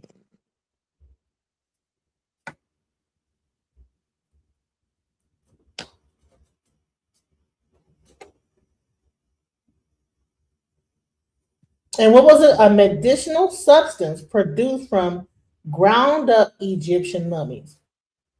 Now, some people would say, oh, okay, maybe it was because now people were getting high off of it also as well, because, you know, they did use formaldehyde, I think, back then. And formaldehyde is closely like that PCP, you know? Yeah. But also what they would also do was they would make a drink out of it, like the powder, and it would kill them. So you got like that bone marrow that they talk about that they got from the kids. If you watch my show earlier, I talked about how they like extract bone marrow from these little babies and then put it into the spinal cords of people, and then that creates stem cells to like heal. That's why I tell women who go to the hospital to have their child, when you have your child, do not send your child to the nursery. You can keep your child in your room. You can keep him in the basket next to you. You can keep him next to you. That baby never has to go to the nursery. And if they do, Make sure they are not there long and get your behind up if you can and follow your child. Get up out. Yep, get up out of there. That's why they're promoting more C-sections. They want to have you all like, you know what I'm saying? When you have a C-section, they show you that baby for like 2 seconds. They hurry up and whisk that baby away into wherever. Where you're cut in half now, ain't nothing you can do. You are cut in half. And guess what also happens when a person has a mama has a C-section? Guess where the father goes with the baby? Meanwhile, they are torturing that mother. Mm-hmm. They're giving her less anesthesia as they sew her up. I went through it. Trust me, 3 times. It's horrifying what they're doing. I'm screaming. You know what I'm saying? Nobody can hear me from miles away because I'm in that whatever. They always have that operating room in the basement of the fucking hospital. Nobody can hear it. Honey, even in Texas, we don't even have basements. I think I went down to the basement. They don't even have basements in Texas. But honey, when it came down for me to get my surgery, they went down to the basement to do the C-section. Boom, I'm screaming. Nobody can hear me. The father, he's all the way in the room, oogling over the baby. Oh, the little baby, no. I'm in the C-section post-operation, post C-section, screaming. Ah. I feel every stitch. I'm like, can you please push some anesthesia through this? What the fuck, bro? Ah. I'm screaming. Nobody can hear me. And I'm like, how many people go through this and why is this normal? Like, is this normal to scream and be in this much pain and no one's there? You're only just the nurse. It's okay. And then you're shaking because I don't know what it is. I think the hospital room is so cold. It's cold. Yep. You're screaming. It's not the baby shakes. Baby shakes is one thing, but this is something else because you are shivering. The cold that you feel is so like the most from the depths of your soul cold, where you're just like your teeth are chattering cold. And then they put a little fan by your face. Like that shit ain't doing nothing. Put that shit down by my organs that are freezing cold that you're trying to sew up. You know, goddamn, that you took out to get the baby to come out. My intestines, whatever the hell they do. I don't know what they do. Because they have they have to cut through 3 layers. They have to cut through skin, muscle, then into the placenta. Let me tell you how bad they did me. Let me tell you how bad they did me. I've had 3 C-sections. First 2, they cut across. This last one, he cut up. Like in the 1970s and 80s. Oh, bitch. Okay. I think that's his way of saying no more babies. Because once they do that, if you have another C-section, you risk hemorrhaging. Right. And then listen, let me tell you how bad they did me. Up until that point, I was like, no, like I don't want to sign to get like my tubes tied. Mm-hmm. They started all that pain, whatever, cut down the anesthesia. One last time. Do you want to get your tubes tied? I couldn't even sign the fucking paper because I had an epidural when they do that. And I was like, okay. Because there was so much pain that they put me through. This is how brutal that shit is. But by the time that's happening, everybody's gone out the room because the baby's been born. And you're just in there by yourself with the doctors. Don't leave your loved one in the room with the doctors because they will end up, if you said, I don't want to do this, I don't want to, honey, they will, listen. It was horrifying, okay? Anyways, I'm just letting y'all know the shit that happens with all this stuff when it comes to our children, when it comes down to organ harvesting. Like I said, like 2 months later, I lost my child, right? They didn't know what, they said, well, we don't know.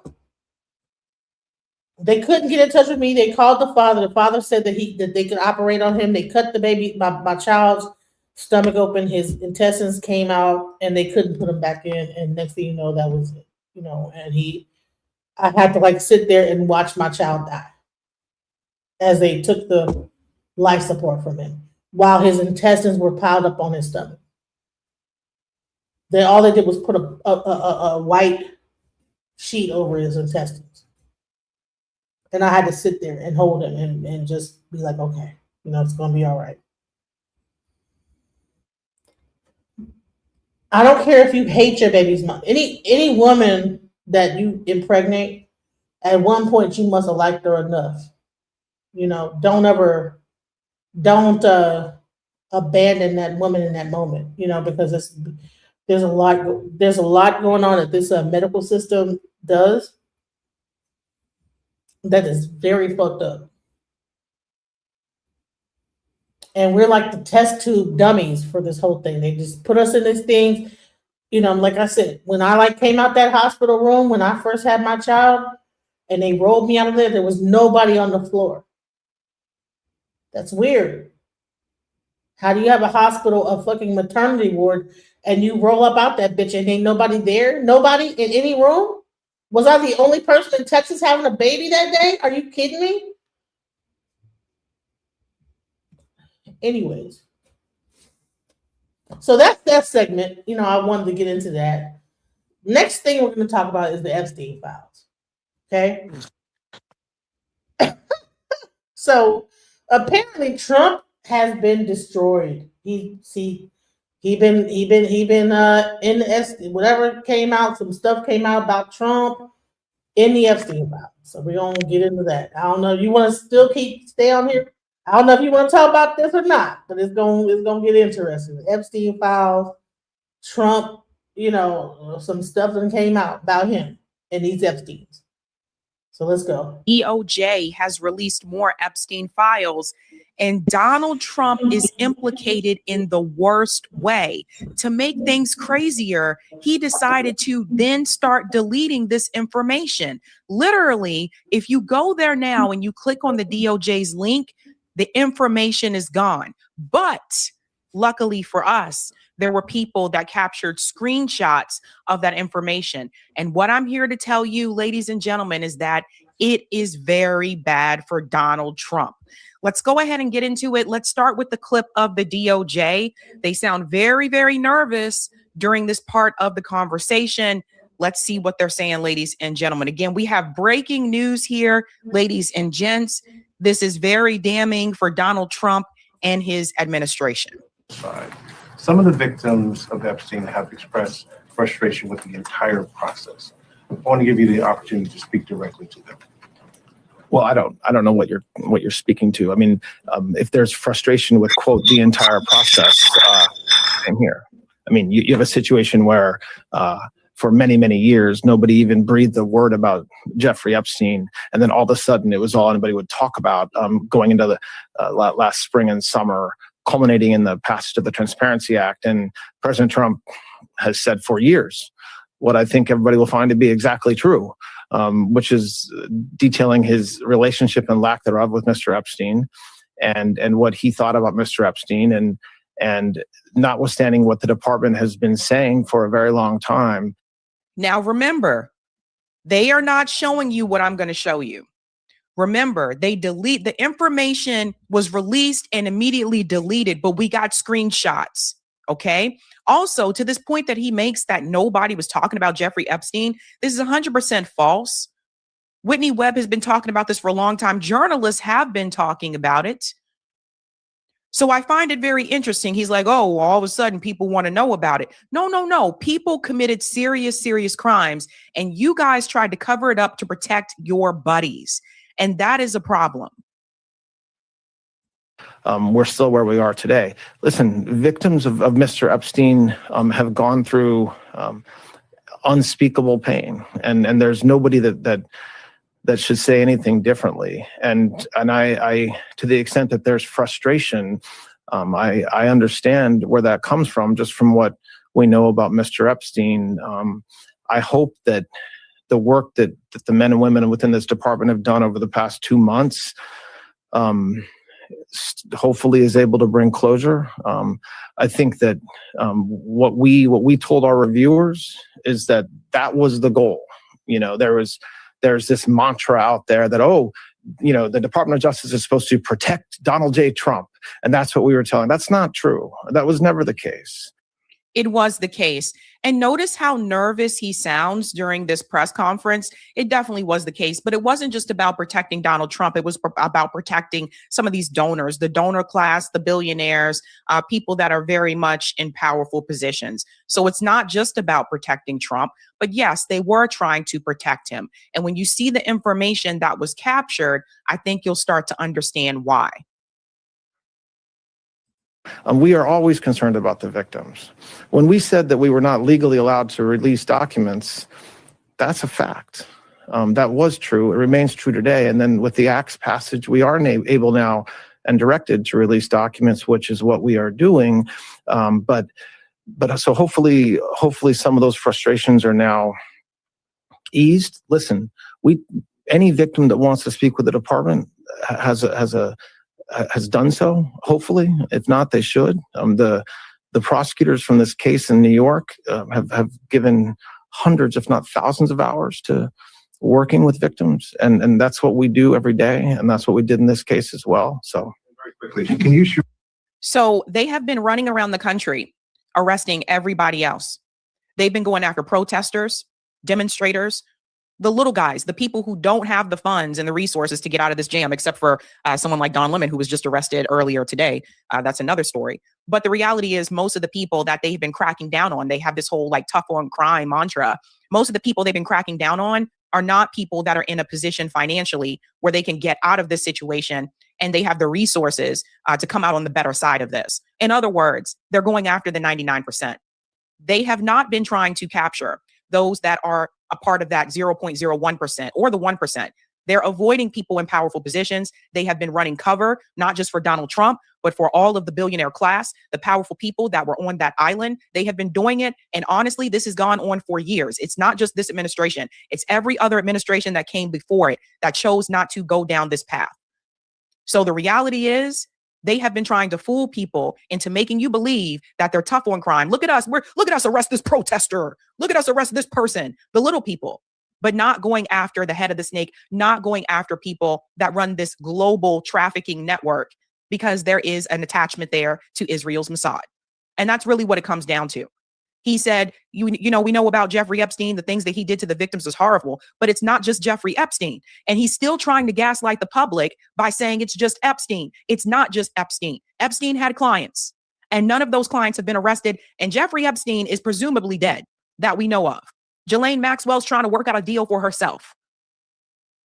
Corporate media was saying, and then we're going to show you what we have. Now, MS Now's Fallon Gallagher, Peter Baker, chief White House correspondent for the New York Times, and an MS Now contributor, and Dave Ehrenberg, former state attorney for Palm Beach County. Fallon, let's start with you. What else did we hear from Blanche? And I know we're still combing through this trove of documents. Yeah, Ariel, we learned a significant amount of information during this press conference, but the biggest headline is that the Department of Justice believes that they have met their obligation and that their work is complete under the Epstein Transparency Act, that this new drop of 3 million documents is everything that they feel that they need to deliver. Now, there is one caveat. They said that there could be a small amount of documents that we could get. They are working with the Southern District of New York, asking a judge to unseal the grand jury material related to the 2019 investigation and eventual indictment against Ghislaine Maxwell. But there are a number of headlines here. The biggest thing is that Todd Blanche is saying that there is no super secret tranche of additional documents, that this is everything. They said that any claims that the DOJ is working to protect the president is not true. We know that in this new trove of documents, which we are still reviewing, there are a number of them, is that they have decided to redact every single woman. This is a departure from something that we saw in the first trove of documents.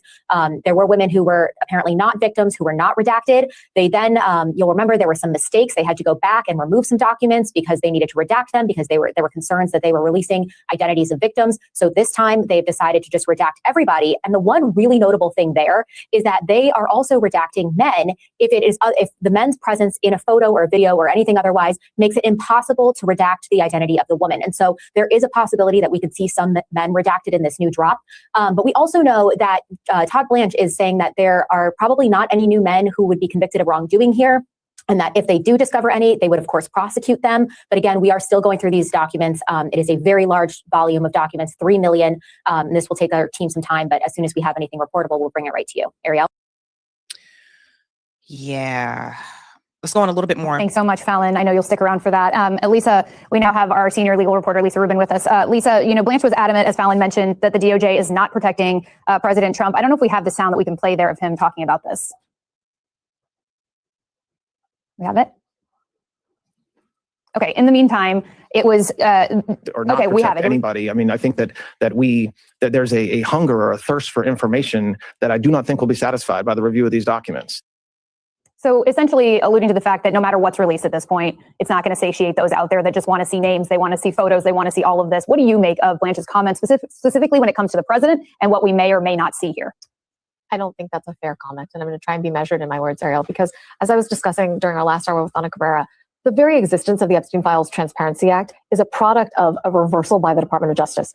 Trump came into office aligned with a whole movement of people that believed that there was a massive conspiracy around Jeffrey Epstein and the suppression of evidence and information about his sex trafficking ring. And they encouraged those voices. They told those voices that they would be listened to, and they promised that files related to Jeffrey Epstein would be released. And indeed, when they came into office, they initiated a process of reviewing these documents. They brought in people from the FBI and people from the National Security Division at the Department of Justice. We know this because multiple publications reported on this rampantly throughout the spring. And then sometime in or around May, Deputy Attorney General Blanche and others told the president about instances in which his name had come up and those of people close to him had come up. And somehow that resulted in a memo unsigned in July of last year, where the FBI and the Department of Justice essentially told us there's nothing more to see here. We don't believe it's in the public interest for us to release anymore. Somehow in Mr. Blanche's mind, that's transmogrified into a, we were legally not able to release anymore until the Epstein Files Transparency Act was put into place. That's also not true. They did need judicial permission to release some small modicum of what we're going to see, things that were grand jury materials or otherwise produced in discovery in the 2 criminal cases.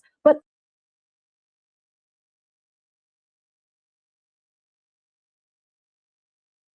what are they going to do? Tell him no? So listen to this. Epstein Files. Breaking news. Underage girl claims that Trump forced sex. It's bad. It's bad. So brace yourself for this as we get into these here. Bombshell allegation in the latest Epstein file document release. An underage girl claims that she was forced to perform oral on Donald Trump approximately 35 years ago in New Jersey. And here is a screenshot of that. Here again, they're going to be in different places because people are taking different screenshots, but this is the person's name redacted. Blank reported an unidentifiable female friend who was forced to perform oral on President Trump approximately 35 years ago in New Jersey. The friend told Alexis that she was approximately 13 to 14 years old when this occurred. And the friend allegedly bit President Trump while performing the act. We're on YouTube. I have to be PC about this. The friend was allegedly hit in the face after she laughed about biting President Trump. The friend said she was also abused by Epstein. Response. Spoke with caller who identified blank as friend. Lead was sent to Washington office to conduct interview. That's one piece of it. We'll get to the other ones in just a second. The document says the feds forwarded the lead to the Washington office to conduct an interview. And I got to say this. So that person was apparently 13 or 14 years old at the time. All of these people that you have seen in the past couple of months try to normalize the behavior, sexualization of someone who is not pre-adolescent. This all just says a lot. And I have continued to push back on that. And I told you guys that teenagers, 15, 16 years old, their brains are not fully developed and they do not have this ability to consent, especially to an adult. An adult has a brain that is fully developed. A teenager does not. They are underage for a reason. And there's reasons why we have certain laws like this in place to protect them. This young girl was 13 to 14. So, as Megyn Kelly was like, whoa, I mean, person was 15. It's not like they were like 8 or anything like that. Nick Fuentes also tried to make that argument. And I've been warning you guys time and time again, there are certain actors in the sphere that are trying to normalize sexualization of teenage girls. Alan Dershowitz wrote an article years ago saying that the age of consent should be lowered. So everybody needs to pay close attention to what is trying to be pushed here. I feel like this is really, for those of you who are Christians, for example, you know that this isn't right. And you have people who are Christian that are trying to normalize this behavior. So I would actually call that to be demonic. not Christian-like. With young girls, older Victoria's Secret models, and celebs like Trump, Bill Clinton, and Robin Leach. Robin Leach is this guy. He used to host this show called the Lifestyles of the Rich and Famous, for the younger people who are not aware. So interesting, his name is here, but they said they're not sure about that one.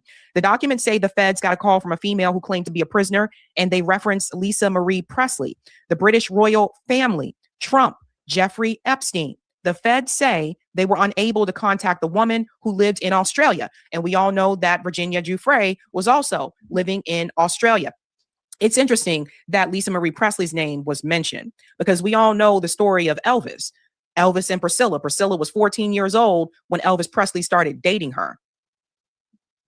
So interesting that she was mentioned there. Let's go on a little bit more here. Another allegation is from a woman who claimed she was 13 years old and pregnant in 1984 when she was forced to perform oral acts. She told the feds she was sex trafficked by high-profile individuals and that Trump regularly paid her money to force her to perform sexual acts. She also alleged Trump was present when her uncle murdered her newborn child. The feds say they are unable to contact the woman. Doesn't this sound similar to what was revealed in that alleged audio from Sasha Riley?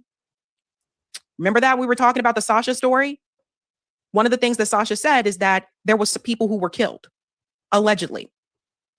Goes on here, a different caller who the feds were unable to make contact with alleged a friend thought that she had been assaulted by Trump in 1987 at the Trump Plaza. And as I said before, when you look at these pictures, these people weren't just acquaintances.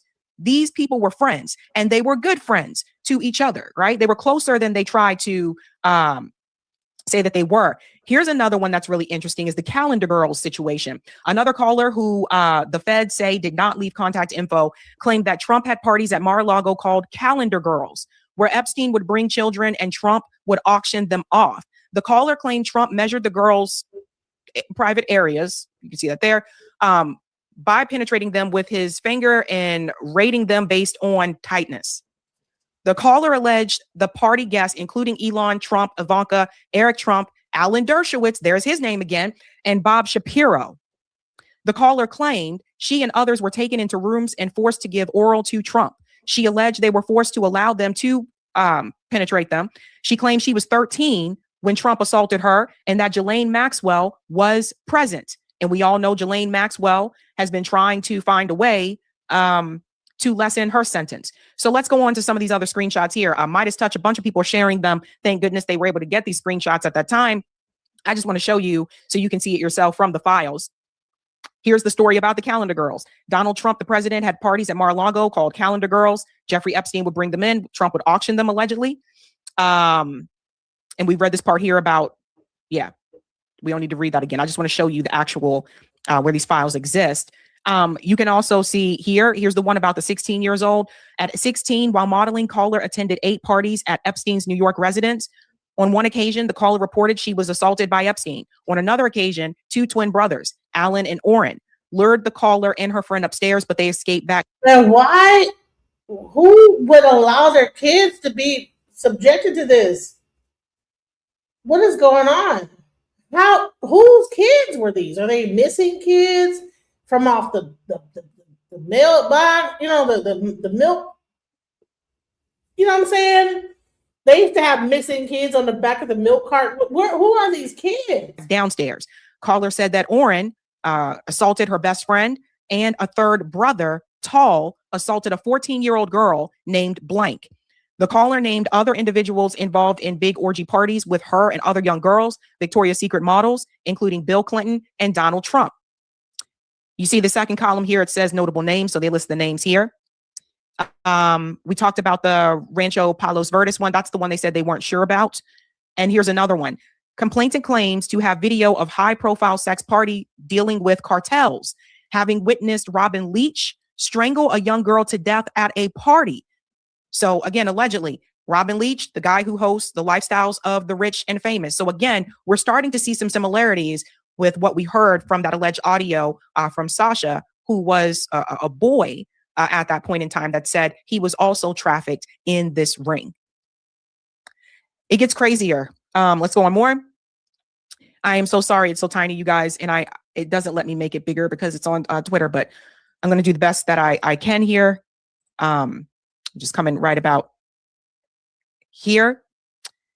Here's the one about Texas. Complainant reported his ex-girlfriend blank were victims of Epstein and one was murdered. There's another one that says someone was murdered. While working as a limousine driver, the complainant recalled picking up Donald Trump in 1995 to take him to Dallas-Fort Worth Airport. During that ride, the complainant recalled some of the things Trump spoke about on his cell phone were very concerning and described being a few seconds from pulling the limousine over on the median. It's the lane in between lanes on the road. And within a few seconds of pulling him out of the car and hurting him due to some of the things he was saying. The complainant noted Trump repeatedly stated the name Jeffrey while on the phone. One of the complainant's ex-girlfriends named blank told the complainant Trump assaulted her, as did Epstein. This is the part about Lisa Marie Presley, which we got into that part. Let's get to this one here. Complainant following up after a call with NYPD officer regarding her previous tip, reporting that she was forced to perform sex acts when she was 13 years old. And pregnant in 1984. Complainant also reported there were high-profile individuals involved in sex trafficking and the murder and disposal of her newborn daughter. This is one of the ones I told you guys about before. Complainant reported Donald Trump participated regularly in paying money to force her to perform sex acts with him, and alleged Trump was present when her uncle murdered her newborn child. So we know about that story as well. Here's another one. Caller was taken by boat to Epstein's Island. Caller said it was complicated and involved Jeffrey Epstein and Ghislaine Maxwell. She said, it says the caller became a school counselor and had a meeting with the school principal. Right. This is very real. Linda Kitts and a police officer, where the caller was informed there were pictures of herself with Epstein. The caller reported the school was mad at her for not being a Trump person and that the school wanted her to testify and say things against Andrew Cuomo. The FBI and Donald Trump were on the phone during the meeting. The caller believes the FBI has baby pictures of her with Epstein. So all these names that are being mentioned, Andrew Cuomo, right? And here you see the school was basically wanting her to protect Donald Trump. They wanted to protect him. You see how they cover for the wealthy and the powerful? Here's another one. Caller reported that in 1987, a friend, victim one, was out drinking and ended up at Trump Plaza. Victim one saw Donald Trump and wanted to meet him. An unknown approached her and offered to introduce her to Trump. The unknown man gave victim one a drink, and victim one woke up naked and sore with $300 on the bed.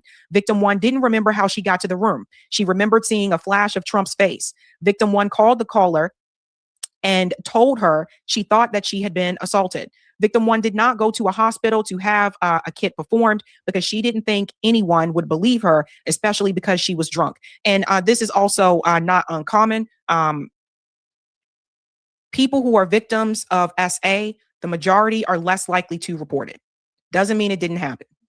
Let's go on here. Victim one, husband's business had problems with suppliers, and victim one believed Trump was behind it. Victim one also started dating a lawyer, identifier unknown, who was married. Victim one had a fight with her lawyer boyfriend and went to a bar. Victim one left a bar with a man who no one in the bar recognized, but who seemed familiar with the victim. Victim one was never seen again. A few years ago, remains were discovered that matched the description of what victim one was wearing when she went missing. DNA tests at the time were inconclusive. It's getting really bad.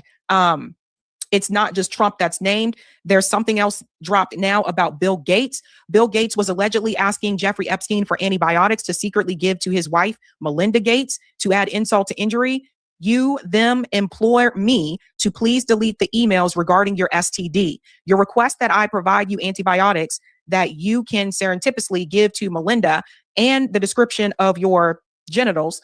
You also made it clear to me that I am not to refer to blank, as that is another topic that must remain between the two of us. And you can see that highlighted here. Email, it says it's from Jeffrey Epstein right up here at the top. Subject, Bill. And you can see that's the text that I just read you. That's highlighted right there. So Bill Gates also implicated in this. However, what I thought was interesting, what Keaton said here, he said, love how MAGA is pretending Bill Gates' antibiotic story is a bigger Epstein revelation than dead sex slaves buried under Trump's golf course. This is another one. Complainant reported participating in orgies and that some girls went missing, rumored to have been murdered or buried at the facility. Complainant reported being threatened by Trump's then head of security that if she ever talked of what went on there or who she saw, he would end up as fertilizer for the back nine holes like the other see you next Tuesdays. The audio from that was allegedly from Sasha doesn't sound too crazy now, does it?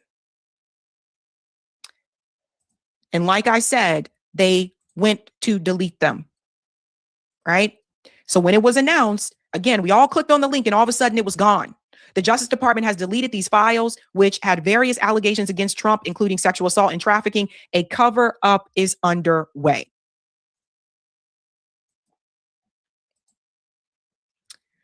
So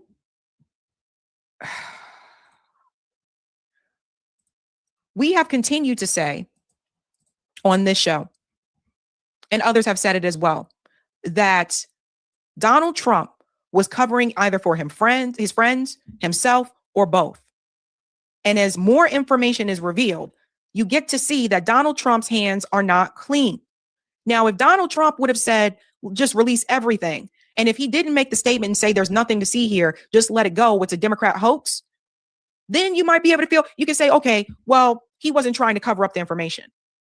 But because he came out with these statements that it was a Democrat hoax, because he then later said there's nothing to see here, just let it go and let's move on, you can't say he wasn't trying to cover it up. No, he's not the only one, of course, that is named, but he's the president of the United States. And he's named multiple times. Too many incidents. These are just the ones that people were able to grab screenshots of rather quickly before it was deleted. So you pay attention to all the chaos that has been happening with this administration. Back to back to back. Right now, they're just itching to attack Iran, right? One thing after another. All the craziness with ICE. Escalating foreign policy disasters. Whether it's Venezuela, whether it's the boats in the Caribbean. Look here, look there, look everywhere. It's a boat. It's a plane.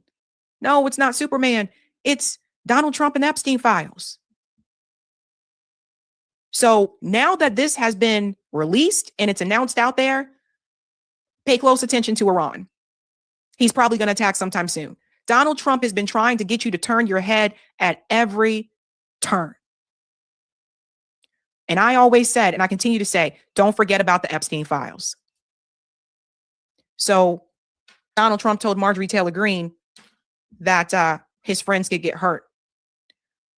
But I even said back then, he's probably talking about himself too. This is not good. Regardless of how you feel about the situation, all these different stories that are being reported is not good. Now, people say, well, the Epstein victims who came forward said that Trump did nothing wrong. This is true. Those are the ones who came forward. Those are the ones that were at the press conference with Marjorie Taylor Greene and Ro Khanna and Thomas Massie. Those aren't all the victims. Think about that. Virginia Giuffre is dead. Her book tells a lot. You should read it. How it implicates prime ministers, former prime ministers like Ehud Barak. The reality is these files get back to Israel. Epstein was Mossad. He was just basically a spy. And he gathered a lot of blackmail on powerful people. And I believe that Mossad, Epstein, Israel all together has been blackmailing people in this country and other countries for quite some time. So that's the breaking story, ladies and gentlemen. Was not expected to do a video today, but I said, no, I've got to cover that because I was like, you know what? I got time. And this is not good. This is not good. He keeps trying to run away from this. I don't know how much is true or not. This guy says DOJ has noted that there is no public evidence that investigators found these specific accusations credible. They have highlighted that some documents, such as letter mentioning Trump, were fake. I don't know. Hey, looks like they did. There's some releasing of more files. I don't know. People are now. Everybody's scrambling. Let's go for the information that we have. Well, ladies and gentlemen, we are now on part 2 of the Epstein file latest release. I had to break this up into 2 parts because it's just so much information. So on Friday, I covered the information that basically implicates Donald Trump. And now we're going to get into some of the other people that are mentioned in the Epstein files. And we're going to start off with Elon Musk. There's some celebrities that are mentioned here as well. Some of them not surprising to me. Some of them are a little bit surprising. So let's get into it. Now, let's just take you back to when Kash Patel said this when he was testifying here in front of Congress about the Epstein files. There's no credible information. None. If there were, I would bring the case yesterday that he trafficked to other individuals. And the information we have, again, is limited. So the answer is no one For the information that we have in the files. in the case file. Okay. I just wanted to remind you of that because Kash Patel also has egg on his face. He said for the information that they had, no, there was no evidence that Jeffrey Epstein actually trafficked anyone. Of course, I knew that was a lie, and all the information that is coming out, especially right now, just goes to show that Kash Patel continues to be a liar. And they were running cover for people. So let's start with Elon Musk. He's in the files. He's in the files, in fact, in a very bad way. I want to show you a screenshot here, ladies and gentlemen. This was an email from Elon Musk to Jeffrey Epstein. Hi, Jeff. I was thinking of flying down for an epic vacation. Blank told me you were planning a party. Girls, FTW for the win. I cleared my calendar. What are the details? Thank you, good sir. And notice the subject line says Epic Island Vacation. So even though that time Elon Musk said that Trump was in the Epstein files, notice Elon Musk didn't tell you that he was in the Epstein files. Let's go on to more here. I think this one's probably even more damning. Again, from Elon Musk to Jeffrey Epstein. So let's start at the bottom of this email here. And this is from the Justice Department's actual site, the files. After they deleted those files and people made a big uproar about them, they put them back up there. Really interesting. So many people look so bad. So from Jeffrey Epstein, how many people will you be for the heli to the island? So how many people are going to be taking the helicopter? It looks like he's talking about there. Elon Musk responds, probably just Tallulah and me. What day, night will be the wildest party on our island? So this is evidence that Elon Musk not only knew about Jeffrey Epstein's island, but he was trying to go there. Trying to go there, ladies and gents. We'll go on to the next one here. That's the one I just highlighted. Yes, I wanted to show you the full clip of that one. Here's another one here from Elon Musk. Look at this one. To Elon Musk, from G to Elon Musk. Let's start down at the bottom again because you know how these email threads work. Hi, Jeff. I was thinking of flying down there for an epic vacation. Blank told me you were planning a party. I cleared my calendar. What are the details? Thank you, good sir. So this goes a little bit further. And it says, response from Jeffrey Epstein. Deal with this. Thank you to G, whoever G, that's probably Ghislaine Maxwell. And then here's a response here from Ghislaine Maxwell. I'm so sorry, Elon. You just missed Jeffrey Epstein. He actually told me he was thinking of winding down the entire Little St. James operation. Bummer. If it starts up again, we'll be sure to let you know. So what this also shows you is that Elon Musk was inviting himself. So this is not an example where someone can say, well, he reached out to me and I da-da-da-da. No, no, no. Elon was trying to invite himself. And notice Ghislaine says, Little St. James operation. Not party, not, fiesta, not events, operation. Elon Musk looks very, very embarrassing at this point in time. Let's get into this clip here from CNN, and then we're going to get into some of the other people who are named as well, and some damning information about Israel as well. Well, the files also show that Epstein repeatedly took the fifth during a 2016 deposition when asked more than a dozen questions about former President Clinton. Among them, several about whether Mr. Clinton visited Epstein's private island and flew in his private plane. The former president has denied ever having visited the island. So has Elon Musk, yet the files contain at least 2 emails discussing just that. In one from the 24th of November 2012, Epstein writes, "How many people will you be for the heli to island?" Musk responded the next day that it would probably just be him and his then wife, adding, quote, "What day/night will be the wildest party on our island?" A year later, Musk wrote Epstein saying, quote, "We'll be in the BVI St. Bart's area over the holidays." BVI's British Virgin Islands. "Is there a good time to visit?" To which Epstein replied, "Always space for you." It's unclear if that or the other visit took place. Representatives for Musk did not immediately respond to a request for comment about the new emails. And Musk in 2019 told Vanity Fair, quote, "He tried repeatedly to get me to visit his island. I declined."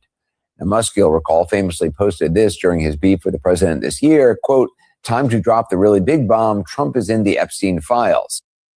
So we have to go back to what Elon Musk said before all of this was released, was that he declined and that Jeffrey Epstein was trying to get him to go. The emails that are released in these files show that that's not the case. Not only did he not decline, but he was inviting himself. So this is what's been going on, ladies and gentlemen. All these rich people, all these people who said, yeah, I knew him, but I didn't really hang out with him. Like, really? None of you hung out with Jeffrey Epstein? It's really, really damning. Pretty bad, folks. Minutes later, he followed up with, quote, "Mark this post for the future. The truth will come out." And keeping him honest, that's kind of hard to do. He seems to have taken the post down along with the first one. Also in the files, Commerce Secretary Howard Lutnick, who famously said he'd broken ties with Epstein in 2005, vowing to, quote, "never be in the room with that disgusting person ever again." The files, though, reveal Lutnick or his wife, Allison, were in touch with Epstein as recently as 2012. In an email from Allison Lutnick in November of that year, she writes, quote, "We are looking forward to visiting you," adding, "We are traveling on a yacht called Excellence, and I am CCing the captain." Again, Howard Lutnick is another one that's mentioned. If you did nothing wrong, why would you lie and say, I haven't spoken to him since 2005? This is getting crazy, guys. Now, someone is in my audience, James 8463. While the emails show Musk wanted to go, there's no evidence in the documents that he ultimately completed a trip to the island. A source close to Musk has maintained he never went. That is not the point. He wanted to go, though. Okay? And then the other one, he says, Department of Justice has stated that these specific, I think you're copying and pasting from an article. Department of Justice has stated that these specific allegations against Trump and the documents are unfounded and false and are sensationalist claims submitted to the FBI right before 2020. Interesting. So we have people up here like trying to like tell us that there's something to this. Let's go. That's the really damning part, right? Because again, let's say you did go there, but you didn't do anything wrong. You don't know anything about this entire trafficking operation. Why wouldn't you just tell the truth, which was that you also spoke to him in 2012?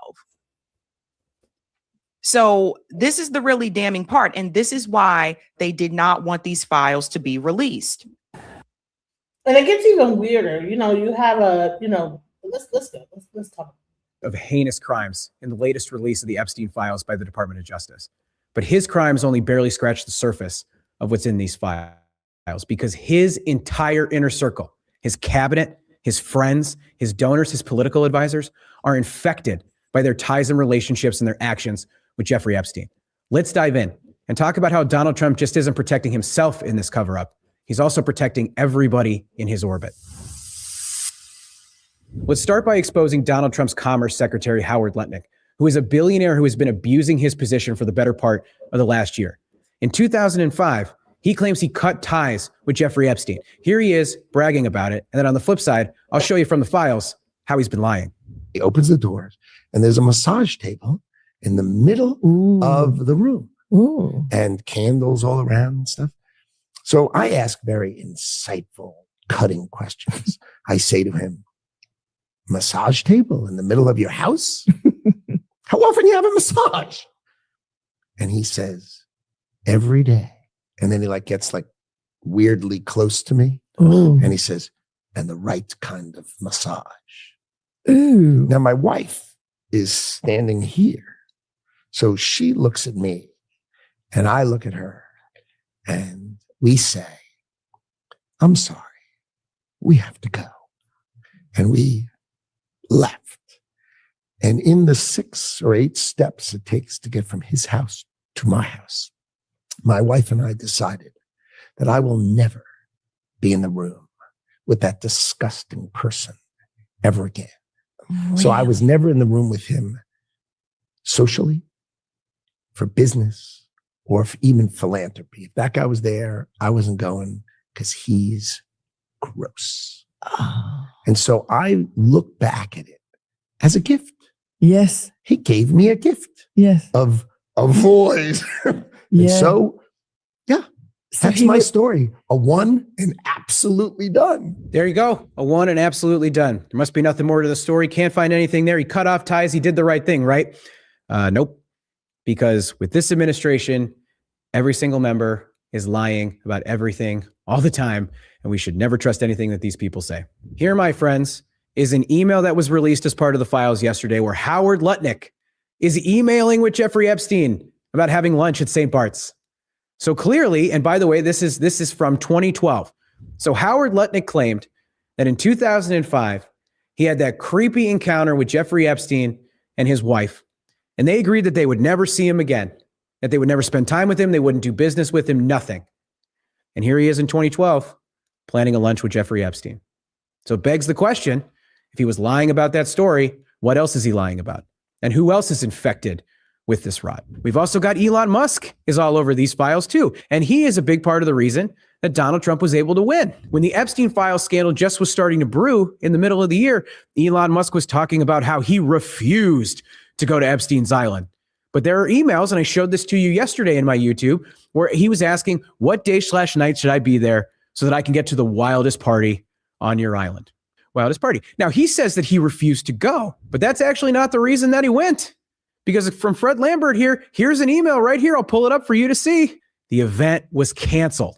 So Elon Musk said, I had nothing to do with Jeffrey Epstein. I didn't go to the party. I wasn't on the island. I refused to go. There he is being disinvited from a party that he was fully intending to go back to. They're coordinating when he's going to fly back in that email thread. And they lied. So Howard Lutnick lied. Elon Musk lied. Steve Bannon's all over this. The Fed chair nominee's all over this. And Donald Trump and Pam Bondi and the rest of them have been covering this up because they're not just protecting Donald Trump. They're protecting a class of wealthy and powerful individuals who believe that they are above the law. And having wild like massage table. That always end the way they want it to. Who believe that they are above accountability, that they can prey on little girls, that they can prey on boys, that they can traffic them and abuse them and get away with it. And so far, they are getting away with it, except the public is finally getting a chance to see some of it. And I don't believe that Donald Trump's DOJ is actually going to prosecute, but the statute of limitations is longer than a lot of these people realize that it is. And hopefully, we can get some justice on this. And I want to make another point too, because a lot of people make this out to be a partisan issue. And obviously, I'm a Democratic strategist, so I'm a partisan guy. I want Democrats to win in 2026. I want to elect a Democratic president in 2028. But I do not believe that the Epstein files is a partisan issue. It's not good for Democrats or bad for Republicans. It's bad for the country. This is a disgusting abuse of power and authority. This is something. I'm going to say this. Now, that part I don't agree with. I don't think there should be a Democrat or Republican for next year. I think we need to go ahead and go independent. I think we need to stop this Democrat versus Republican. We need to find an independent candidate that's not on the left or the right. We need to find someone in the middle that's not a part of either side. All this like the wings of the bird, birds of a feather flock together, okay? Wings of one bird fly the same fucking direction, okay? I don't agree with any of this. I'm not Democrat. I'm not Republican. This guy says that he wants to be a Democrat thing. I don't believe in that either. I think that it needs to be independent person. Let's go. Musk, dude. Leave it to this dork ass loser who begged to go to the pedophile island and like wasn't really invited at all. He's self-invited, only to turn around and be like, "Oh, actually, I didn't want to even go. Like they really wanted me." But what's really funny about it is that this motherfucker had the audacity to come out and be like, "Hey, by the way, Donald Trump, you're a pedophile." It turns out he knows this because he was there. Donald Trump, you're a pedophile. That's why you're on the Epstein list and you'll never reveal the Epstein list. Why do I know this? Because I'm a pedophile on the Epstein list. The second part of that statement never came, and we were just like, wow, that's crazy that Elon Musk is just like blowing the lid off this. Turns out he was like, yeah, I saw you there because I was there. Crazy. Posted this during his beef with the president this year, quote, "Time to drop the really big bomb. Trump is in the Epstein files." Minutes later, he followed up with, quote, "Mark this post for the future. The truth will come out." And then he deleted that, by the way. That was also funny. Coward. So the document that really stands out at this point is this list of accusations against President Trump, because the FBI compiled this list last summer. And this is a lot of the kind of information that investigators gather when they're looking at whether charges should potentially be pursued. For example, they're looking at unverified tips. Some include secondhand information that came through a tip line. It appears the FBI... I'm being very serious when I say this. This might come across as offensive to everybody that's watching right now. But if I was given the opportunity, I would put Joe Biden on a spaceship to Mars. Because how is your Department of Justice and your FBI sincerely investigating Donald Trump's ties to Jeffrey Epstein, and then this dumbass that you couldn't even prosecute and throw in prison for doing January 6th is running his goddamn mouth trying to be the president again, and you don't bring that up? You don't even float this? Man, the whole thing is a bunch of weird bullshit. And guess who else is in the damn files? Jay-Z. Let's go into it. We do have Jay-Z and Pusha T being named in the Epstein files. We do have to remember these are accusations, and we have no way to know if these claims have ever been followed up on. And it was a tip submitted to the FBI back in 2019. Now, I did search the rest of the Epstein files to see if any other allegations were made against Jay-Z in these files, and there was not. But some things that I did find in these Epstein files were Jay-Z's name being referenced in multiple different emails sent to Jeffrey Epstein. Like this one back from 2013, the sender's name is blacked out, and it says to Jeffrey Epstein, and the subject is lessons from Jay-Z's business model, Vulture. And the person says extremely clever, but then the rest of it is blacked out. And in 2014, Jeffrey Epstein gets an email from Jess Staley. And Jess Staley is an American banker and the former group chief executive at Barclays. And he spent 34 years at JP Morgan. And back in November of 2021, he resigned because he started to get scrutiny over his relationship with Jeffrey Epstein. The New York Times created an article saying that Staley was Epstein's chief defender at JP Morgan, helping Epstein maintain accounts at the firm amid internal concerns that Epstein was using those accounts for illegal activities. So Jess wrote to Jeffrey Epstein, "You want to know why we're not Say Paulo?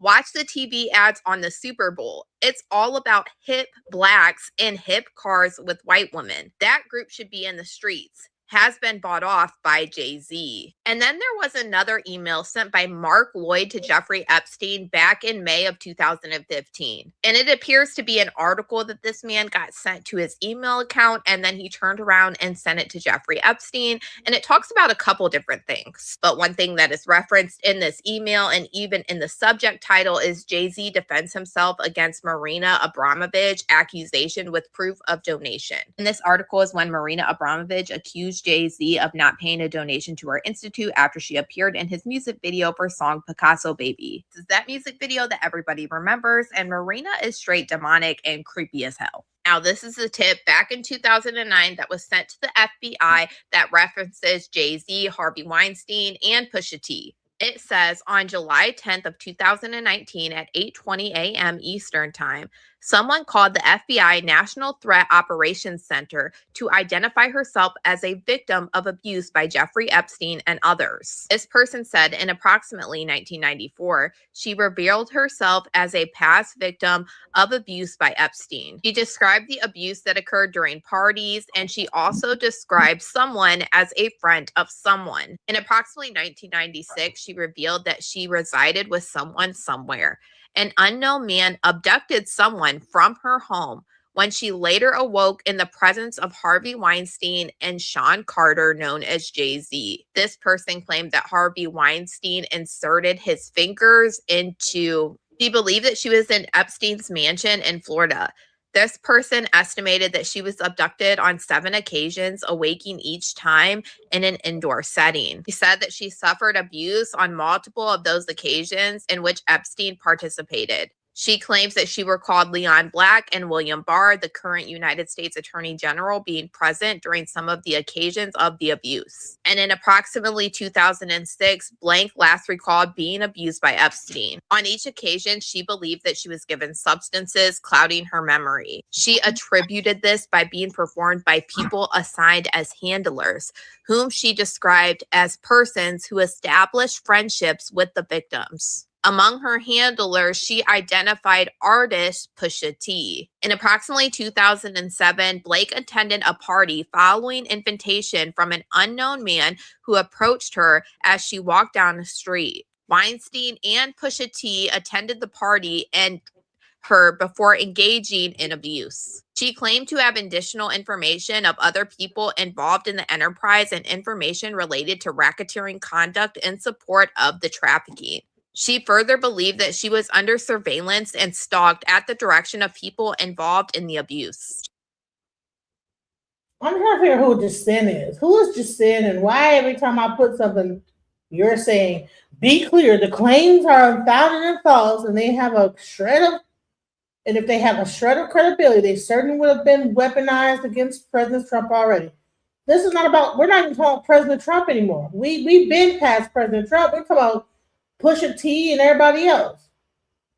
So calm your little balls. We're not talking about President Trump with your weird ass. We're talking about Pusha T and hip-hop artists now. She confirmed that she was not diagnosed with any mental illness, and she refused to provide her physical address, advising that she maintained no permanent address.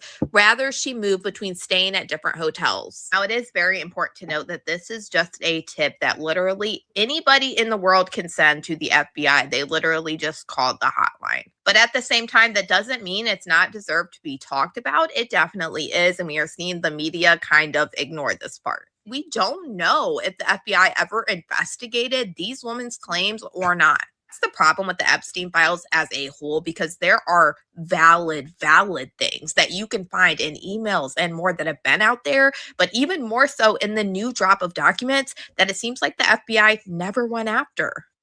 So it sounds like to me is that they flooded. They got flooded with a bunch of information. They don't know what's true and what's not. So we're just going to go over what we find. Let's go. Longtime executive assistants of Epstein's are basically affirming what Justin Bieber's been trying to tell us for so long. Listen carefully. Hey guys, it's Murad Ronali. Daily and consistent content. Do subscribe to the channel. It's just one click. Join Murad Nation. Daily videos. And let's get straight into this video. So, Jeffrey Epstein's guy's longtime executive assistant, his name is Leslie Groff, actually emailed Epstein's butler, whose name is Valsden Kotrin. And in this email, in my opinion, there is a direct relation and link to Bieber. He thanks Epstein's butler by thanking him for pizza and claiming it's yummy, yummy. This is a friendly reminder, guys, that Justin Bieber actually did a song like this, and the music video was entitled Yummy, and he kept on saying the words yummy, yummy continuously, and also was showing different forms of food. One of them was including pizza. So there is a direct relation here to what Bieber has been trying to tell us for quite a while. And if we watch old interviews of Bieber, we can clearly see that the man has been either influenced, used in some kind of way. And it's not odd upon me now that he's cut off all the people who basically helped build his career, whether it be Diddy, whether it be Usher, whether it be Scooter Braun, people and his old team all helped and influenced him. And there's been so many interviews that were very inappropriate with the way Justin Bieber was used. Starting to act different, huh? Nah. You ain't been calling me and hanging out the way we used to hang out. Well, I mean, you try to get in contact with me, through all my, You can tell that he was very young, the conversations were not needed, and you can tell that Bieber was visibly uncomfortable. Got me a Lamborghini. Yeah. Oh, well, that's nice. I haven't gotten it yet, though. Yeah, I know. When is that coming, that Lamborghini? We talked about this last He time. had the Lamborghini for a day or two, and he had access to the house, and he knows better than be talking about the things that he does with Big Brother Puff on national television. So in these emails, you can see, your pizza is yummy, yummy. That merci beaucoup. Thank you for the pizza today. Really good XO. So, these buzzwords seem to be used quite often in these emails, which kind of relate back to, theories, conspiracy theories, whatever you want to call it, back from 2016. Well, these files that have come out no longer make things look like conspiracy theories to me anymore. But I think the conversation always draws back to Justin Bieber because he was one of the male pop stars that was upcoming that seems to have been violated by so many people around him, disrespected, no such things as boundaries. And that is why the man has grown up in environments where he seems to relapse, where he seems to take substances, where he seems to be having this, kind of being mentally unwell or just being upset or isolating himself or, in positions where he just feels sad about his life because he's unfortunately developed so many relationships where people have abandoned him. Being that young and being in the industry and not knowing where to turn and everyone, telling me they love me and, just turn their back on you in a second.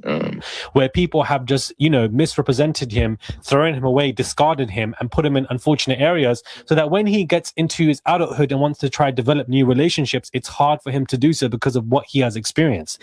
Bieber was trying to warn us that, look, I've been used by people, whether it's Diddy, whether it's Usher, whether it's anybody else that we don't know their names of, and it's got something to do with, yummy, yummy, and it's got something to do with a type of food called pizza, and how these are code words for more sinister depictions that unfortunately we can't even talk about on here because it's just simply that dark. Like, now I feel really bad for Bieber because, his song was called Yummy Yummy, and he was just trying to warn us of basically what happened to him. There was an interview about him and Billie Eilish, and he would basically say that he would try to protect her. Being that young and being in the industry and not knowing where to turn and everyone, telling me they love me and, just turn their back on you in a second. So if she ever needs me, I'm going to be here for her. But yeah, just protecting those moments because people take for granted encounters and I just want to protect her, I don't want her to go through anything I went through. I don't wish that upon anybody. Because of people in the industry and etc. And I feel like there are some people up and coming in the music industry who either have become conscious or either just have more protection, but Bieber basically didn't have any of this. And I think that there are some sick and twisted people, unfortunately, who wanted to use Bieber in so many ways. They ran through him financially, stole so much money from him, were intimate with him without his consent. This is what I believe as well. Did things to him at a very young age, probably overtly sexualized him when he was at a very young age. And he unfortunately can't really say much about it because perhaps it would also expose him, but also because these people are heavily tied to him. The money, the donors, everything is all tied. And that, if he would try and do something or say something, they would simply just eradicate him because they've done it to other people and they've done far less to eradicate other people. So Bieber probably knows all of this.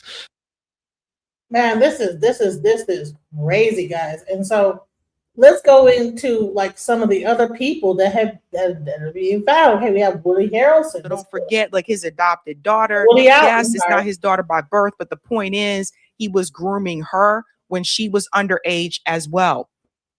Jeffrey Epstein traveled to Paris with Academy Award-winning American filmmaker Woody Allen for a pedo convention in March of 2012.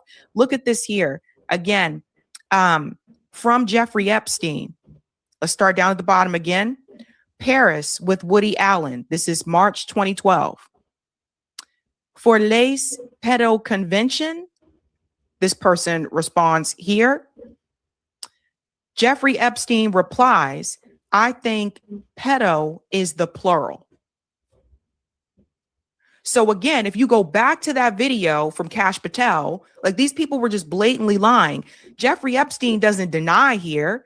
He doesn't say, no, what the hell are you talking about? Or absolutely not.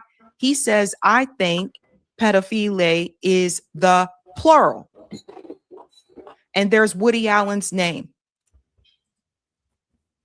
And Kash Patel and Pam Bondi, I don't know what Pam Bondi thinks she's doing. She doesn't need to applaud herself, because the reality is they knew this information was there the same way we are seeing it now. Remember, they saw this information before us, so they knew it was there. They have been lying and continue to lie. So no, Pam Bondi and Kash Patel, they don't get a pat on the back. They tried to cover up all of this stuff. And that includes Dan Bongino too, who resigned and is now gone back to podcasting and is sweating his face off during this announcement in the video that he made, because he knows he messed up. He knows that people see right through you now. Right?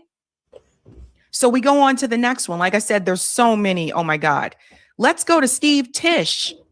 This is a big one that a lot of people You know how you know something is damning is when you have people coming into the chat personally making it about Donald Trump. We're past Donald Trump now. We're talking about other people in the Epstein. You're up here like, oh, it would have been weaponized against Donald Trump already. We've been past him in his aspect in the files. So stop it. Let's go. Are talking about this guy. Jeffrey Epstein scouted women for New York Giants co-owner Steve Tisch, emails show. I would even change the way they say this headline, because it was underage girls. Notice how they're trying to age them up. Everybody paying attention to that? So he's the co-owner. And let me just say this, because we're talking about like this guy saying, be clear, the claims are unfounded and false. They had a shred of credibility. They certainly would have been weaponized against Trump already. That is a logical fallacy. That just because these things are just being brought up now, that they could have been, if they were true, that they would have been weaponized. But they've been being hidden and being stopped. So let's not keep saying that. Let's go. Of the New York Giants, Steve Tisch. And you know who he's related to? His cousin is Jessica Tisch, the New York City Police Department commissioner. The Zionist, the woman who, basically was against Zoran's campaign, and then he gets in and he decided to keep her. That was one of the agreements or something that he made. Remember her? The woman that told the police to go after there and bash the pro-Palestinian protesters' heads in? That's his cousin.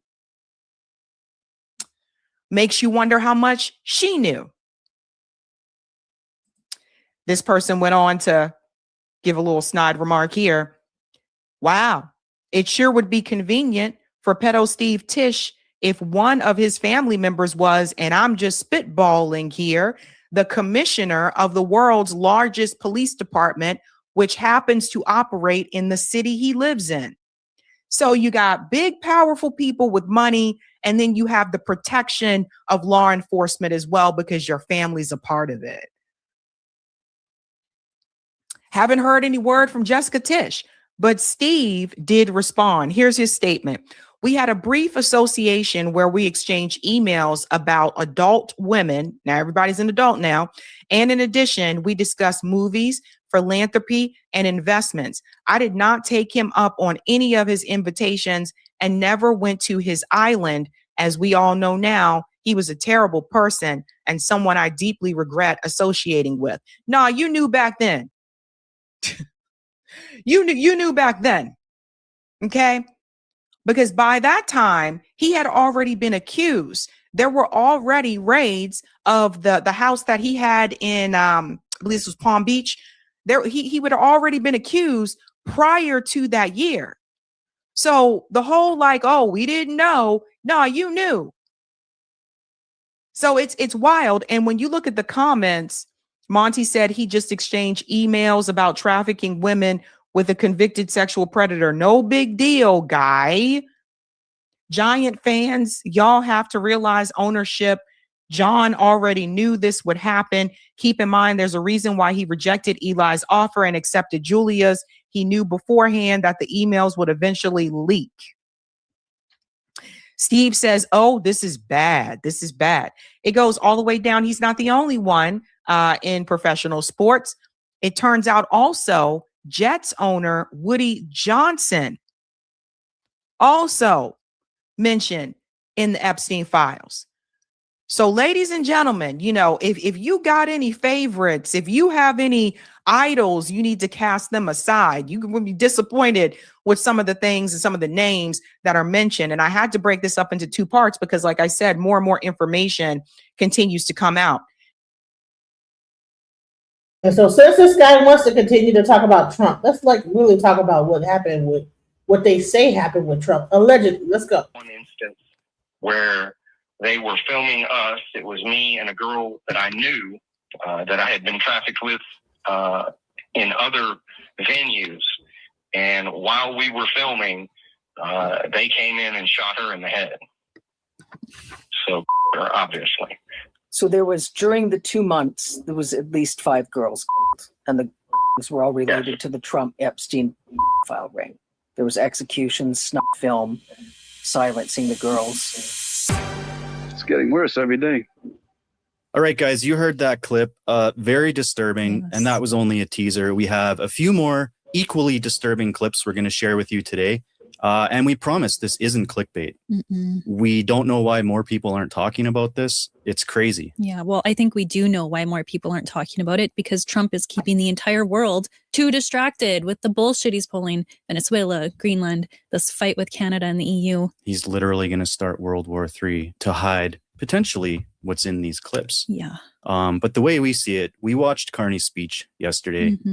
It was amazing. And he pretty much destroyed Trump as far as we're concerned. And we're hoping that if these clips circulate, and we know they will, we can finally put that last nail, or should I say tent peg, in the coffin. Confused? That'll make more sense shortly, trust me. I caught this on Reddit. I couldn't figure out who this lady is, but it made me want to go digging for more information. So I'll share this with you. That the Epstein files, it continues. It's even worse. I just spent hours listening to another testimony.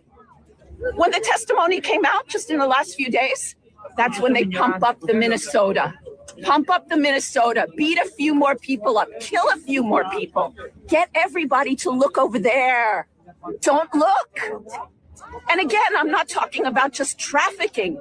I'm talking about outrageous films, murdering young, I would say children, youth. They're supposed to be graveyards filled with missing kids, and no one knew who they were. I know I sound like a crazy person, I know, but it's not. There is a testimony, Sasha Riley. I ask people to go and investigate and listen to it yourself. Intense. My heart is racing. Upload that to the Karen subreddit. All right, so what's going on here is there's a new Trump victim that has surfaced, and there are hours of testimonial of him talking in detail about sexual abuse, torture, murder, animal abuse, and tent pegs again. So if you're someone that's easily bothered by very disturbing things. Not even easily, guys. Like, it's hard to stomach this please, stuff. Please consider this a viewer discretion and maybe don't watch this one because it's very dark. And if you are sticking around, this is a good moment to please give us a like, give it a sub, leave a comment. And we want to give a big thank you and shout out to our members. I'm sorry we haven't been able to post very much in the last month, but we really appreciate your ongoing support to help us grow this channel and hopefully be pumping out more videos every week. Okay, so let's get into these clips. I think that's obviously why everyone's here. It makes the most sense if we pick back up from the clip that we teased in the opener, because that thing continues and it gets pretty dark. And make sure you guys stick around because you're definitely going to want to hear the clips after that as well, especially the tent peg story. It'll make your eyes water. During the 2 months, there was at least 5 girls killed, and the were all related to the Trump Epstein ring. There was executions, snuff film, silencing the girls. Now, at that brothel, I never saw anybody except this big-bellied hillbilly that ran it. Yeah. And then one other, I don't know what you call him, some mobster. That was the one that came in and shot the, kind of terrorized all of us, pointed at all of us, and then just shot kind of one girl at random. Okay, so a mobster. Yeah. And I had no idea who he was. Just some older guy, gray hair, pinky ring type person, Yeah. And when the two girls were after the filming, tell me again what the other individual said to you, that you're good, they won't kill you, boys are hard to find. I was working, maybe packing up stuff or cleaning, or I don't remember exactly what I was doing, but I remember that I want to say we were breaking down the stuff that they had used to film it. And when I heard the shot, I stopped working, and the guy was basically to the effect of, this doesn't concern you, just focus on what you're doing. So I kept doing whatever it was I was doing. And he said, boys are hard to find. You're good, boys are hard to find. He said, you're good. Girls are a dime a dozen, boys are hard to find. Something like that. That may not have been the exact words, but it was something to that effect. So if you're wondering who we were just listening to, it's from a Substack written by an independent journalist, Lisa Noel Valding, and it's called Outlaws of Chivalry. And she interviews an Iraq war veteran, Sasha Riley, about his experiences growing up being sold and abused in multiple sex trafficking rings. You guys aren't even going to believe his story. So Sasha's dad was a pilot who was allegedly involved in multiple sex trafficking rings beyond just the Trump Epstein one. Mm-hmm. He was like their off the books pilot who would move cargo for them, drugs, people, whatever. Children. Fill in the blanks. And he would sell his own son to these guys. They'd pay him and he'd say, take my kid for the weekend, do whatever you want with them. And this goes so far beyond what you think of with the Epstein files, how it's a lot of this like one-on-one interaction between abusers and victims. Sasha outlines like parties, sometimes weekend-long events where all kinds of high-profile people would get together and they would take part in watching this abuse live. Riley describes it as kind of a mutual blackmail. So these guys would all take part in the crimes together to ensure no one would ever say anything about it. And doesn't that make you wonder why Trump's trying so hard to keep all of these people under the Epstein files redacted? And obviously we can't talk about everything that is in this testimony. We really encourage you guys to go and check out the Substack and listen to the testimony yourself.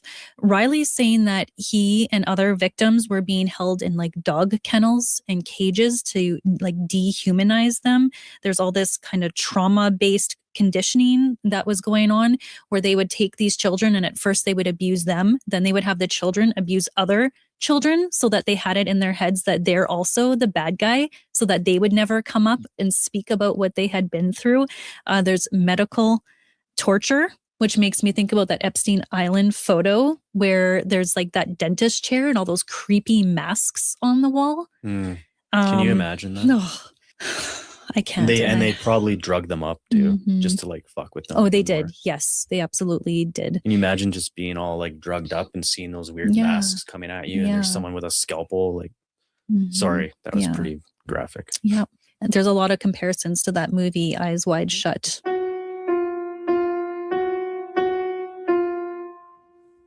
Please come forward.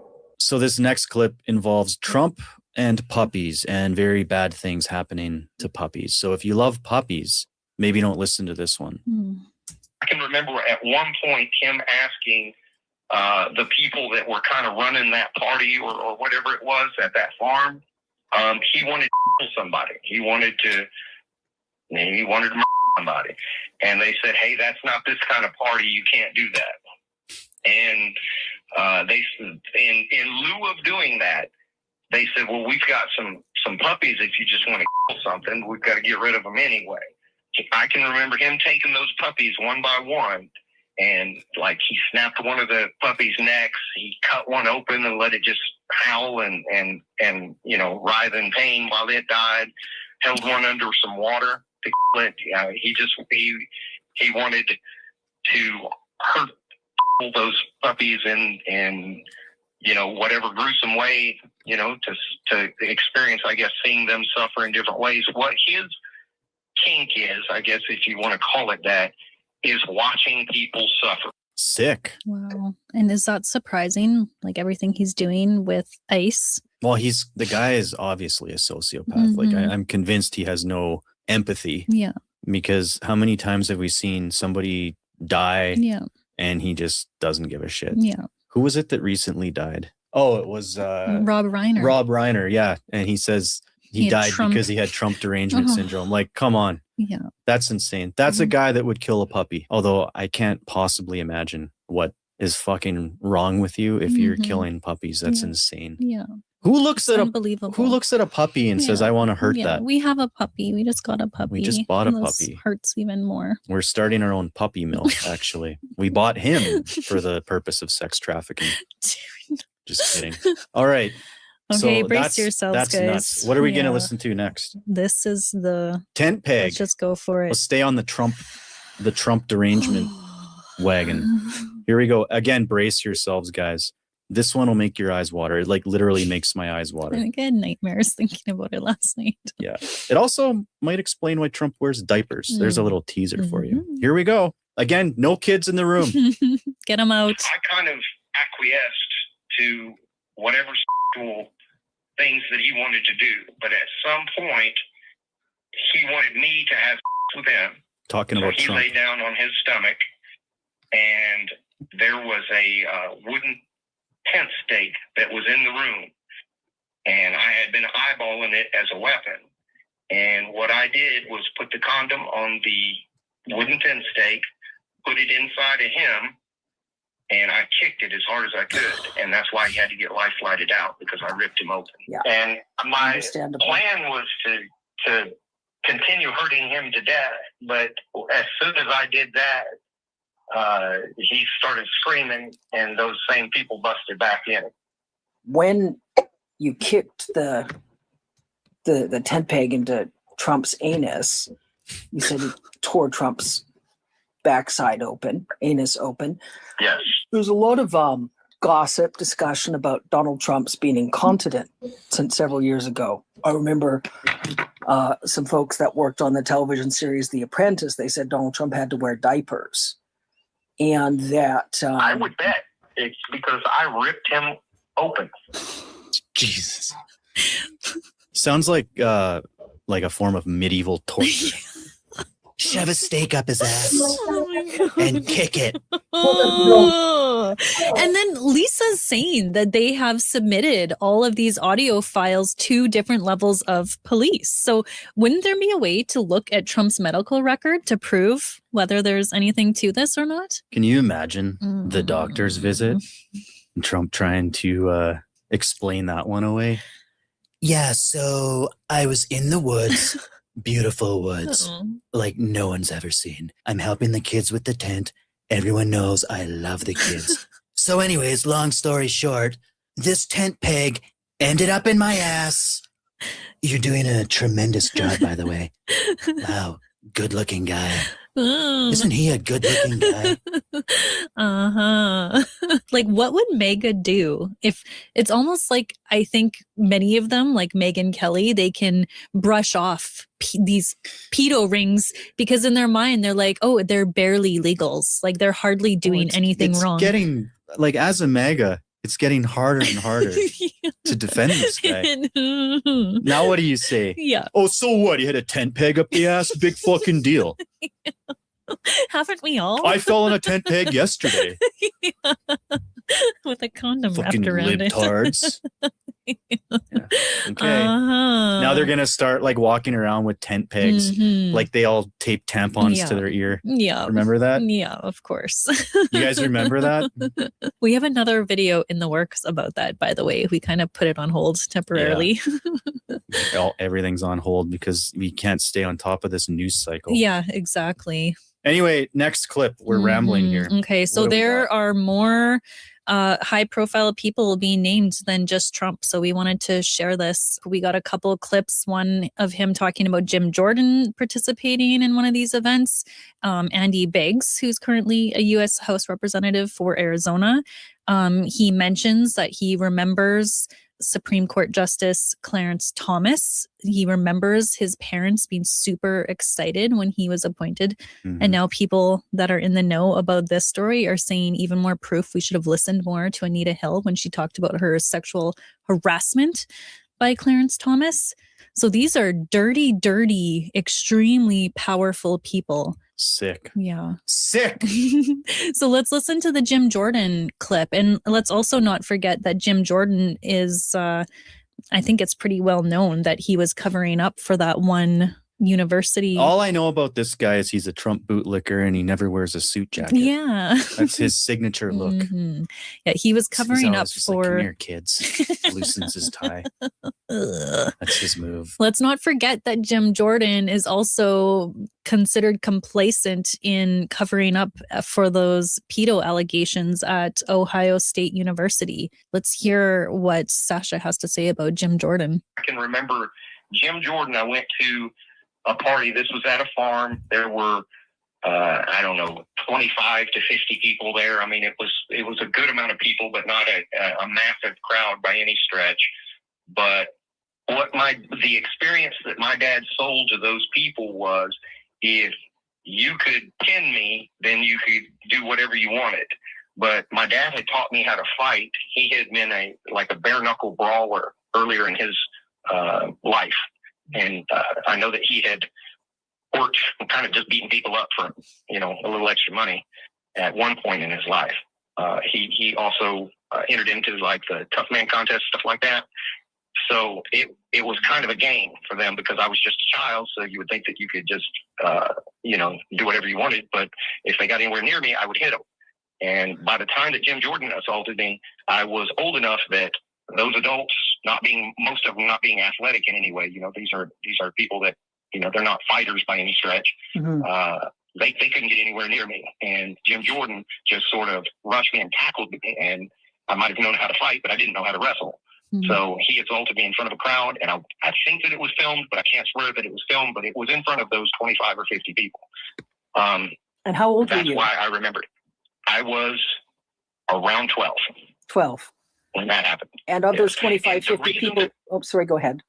The reason that I remember Jim Jordan is, first, he stood out because he wasn't that much. He's only like 7 or 8 years older than me. So at the time frame that I'm at 12, he is right around just graduating high school, maybe first year or two of college, right? So him being so much younger stood out. And then I remembered his jawline. He has a very pronounced jawline. I remembered his voice.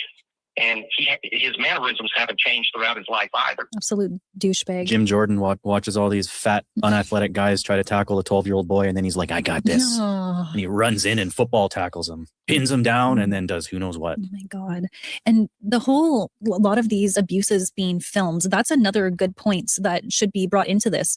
When he was serving in the military, apparently somebody got caught with a S film. And when the higher ups reviewed that film, they actually recognized Sasha as a young boy in these films. So there is evidence out in the world that we could track down and actually try to prove Sasha's story.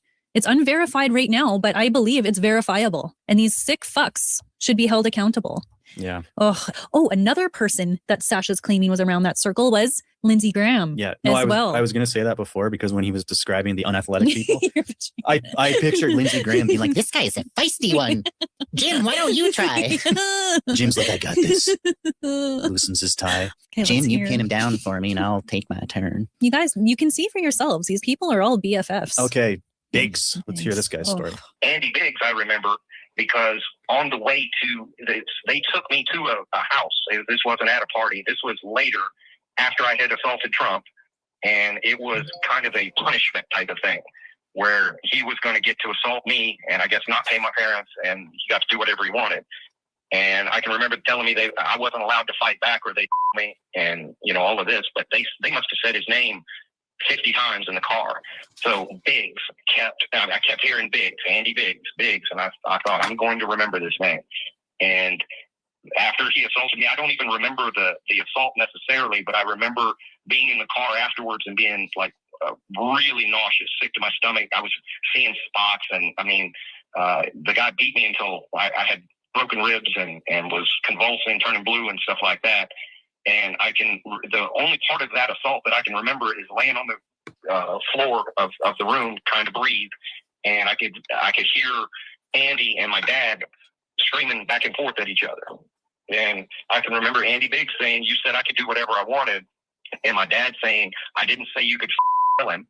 And you know, I think they may have actually thrown blows over it, but there was a heated argument and everything going on for an extended period of time. And then I can remember being in the car leaving and just having my eyes closed because my head was spinning and everything, and I was just trying to breathe, just in and out, you know.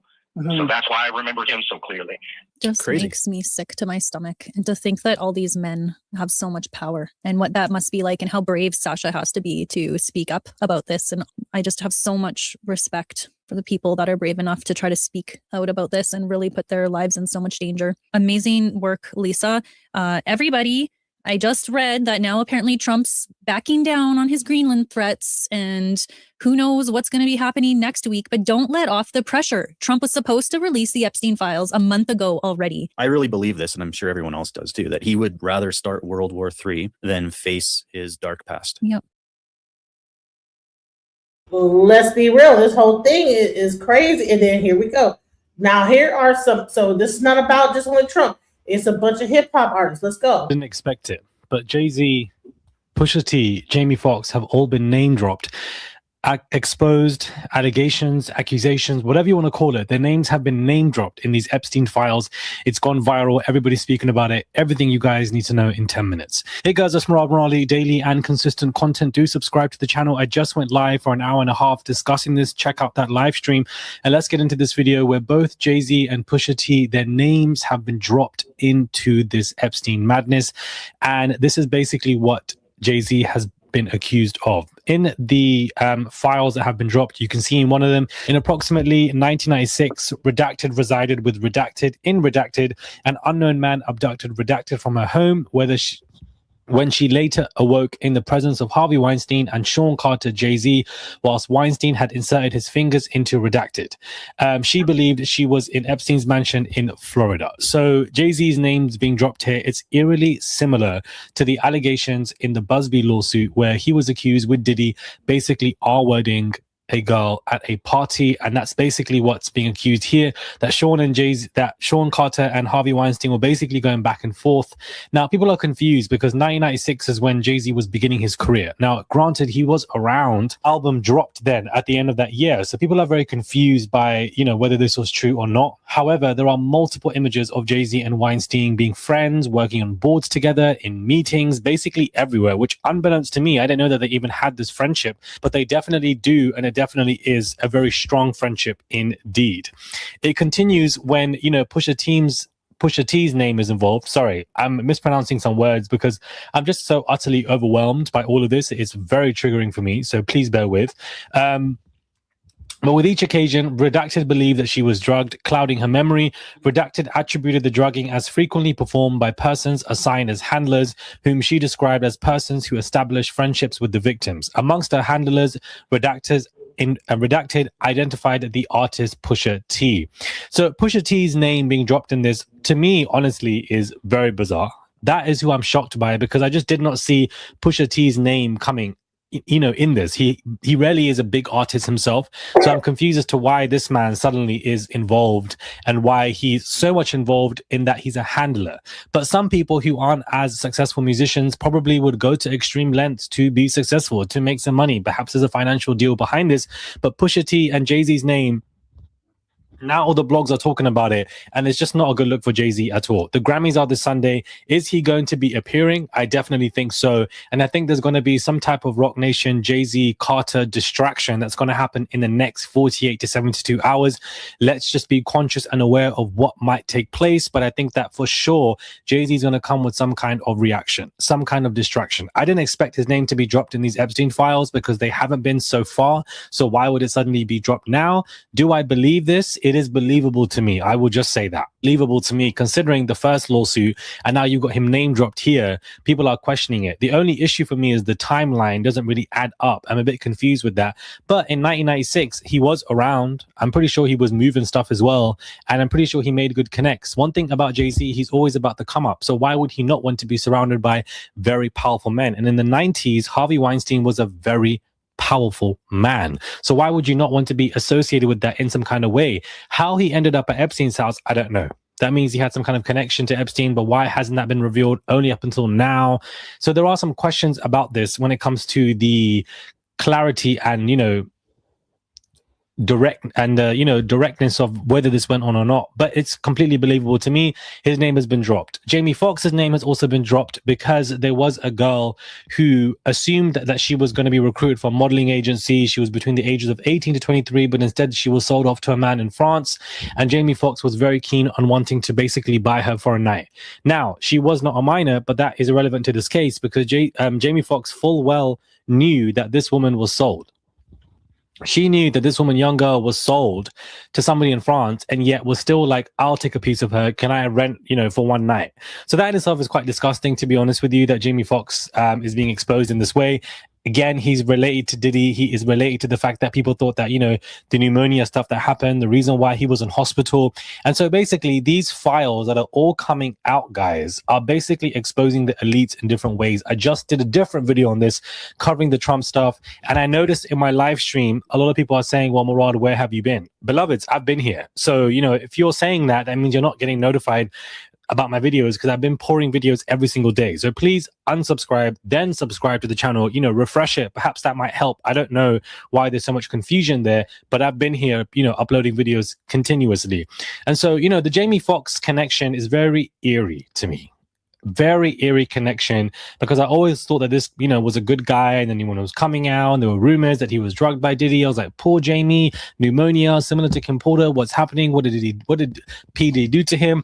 When at the end of the day, Jamie is probably just as evil as the rest of them. And that's what this is all exposing to us, that all of this, they're all just evil waste men. They're all, some of the stuff, guys, in these documents are actually insane that I really don't want to be saying on here. I mentioned it in my live here and there with some symbols, but it honestly is awful what is being mentioned. So sick and twisted. So many politicians and presidents basically being there, R-wording left, right, and center when it comes to people and, minors and violating them for sick games and sacrifices. All of this basically sounds like a conspiracy theory,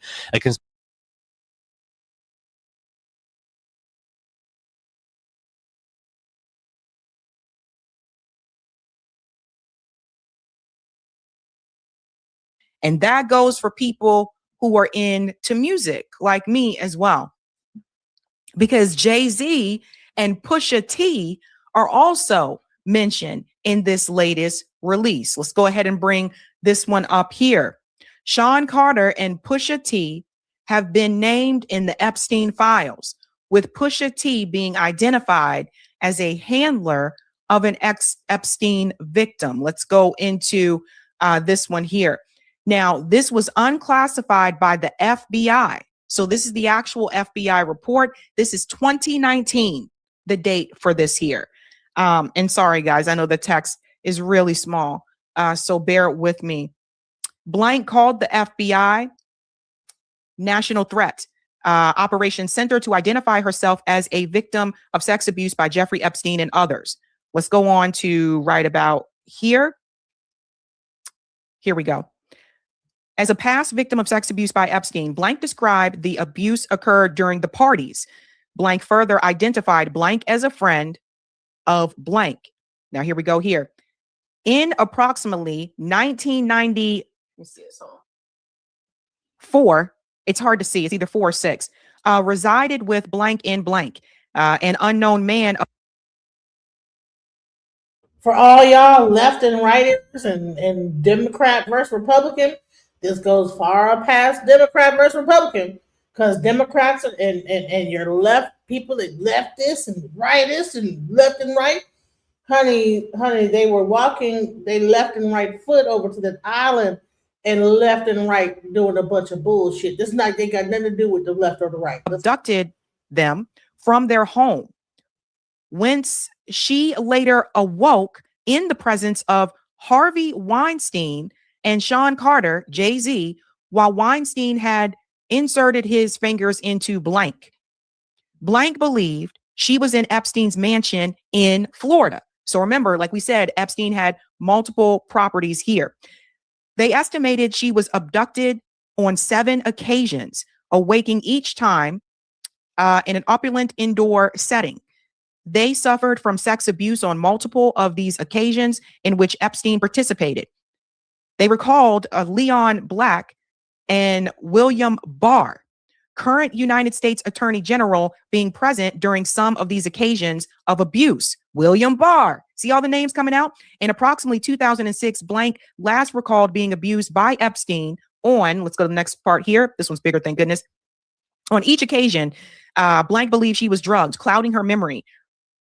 Blank attributed the drugging as frequently performed by persons assigned as handlers, whom she described as persons who established relationships with the victims. Among her handlers, Blank identified the artist Pusha T. In approximately 2007, Blank attended a party, blank, following invitation from an unknown man who approached her as she walked down the street. Weinstein and Pusha T also attended the party and drugged her before engaging in sexual abuse. Blank claimed to have additional information of other persons involved in the enterprise and information related to racketeering conducted in support of trafficking. Blank further believed she was under surveillance and stalked at the direction of the people involved in the sex abuse. Blank confirmed she was not diagnosed with any mental illness. Blank refused to provide her physical address, advising that she may. Y'all late. Go back and go rewind the tape back. We already talked about Trump. We're past Trump. We already showed what Trump did. Now we're on the other people.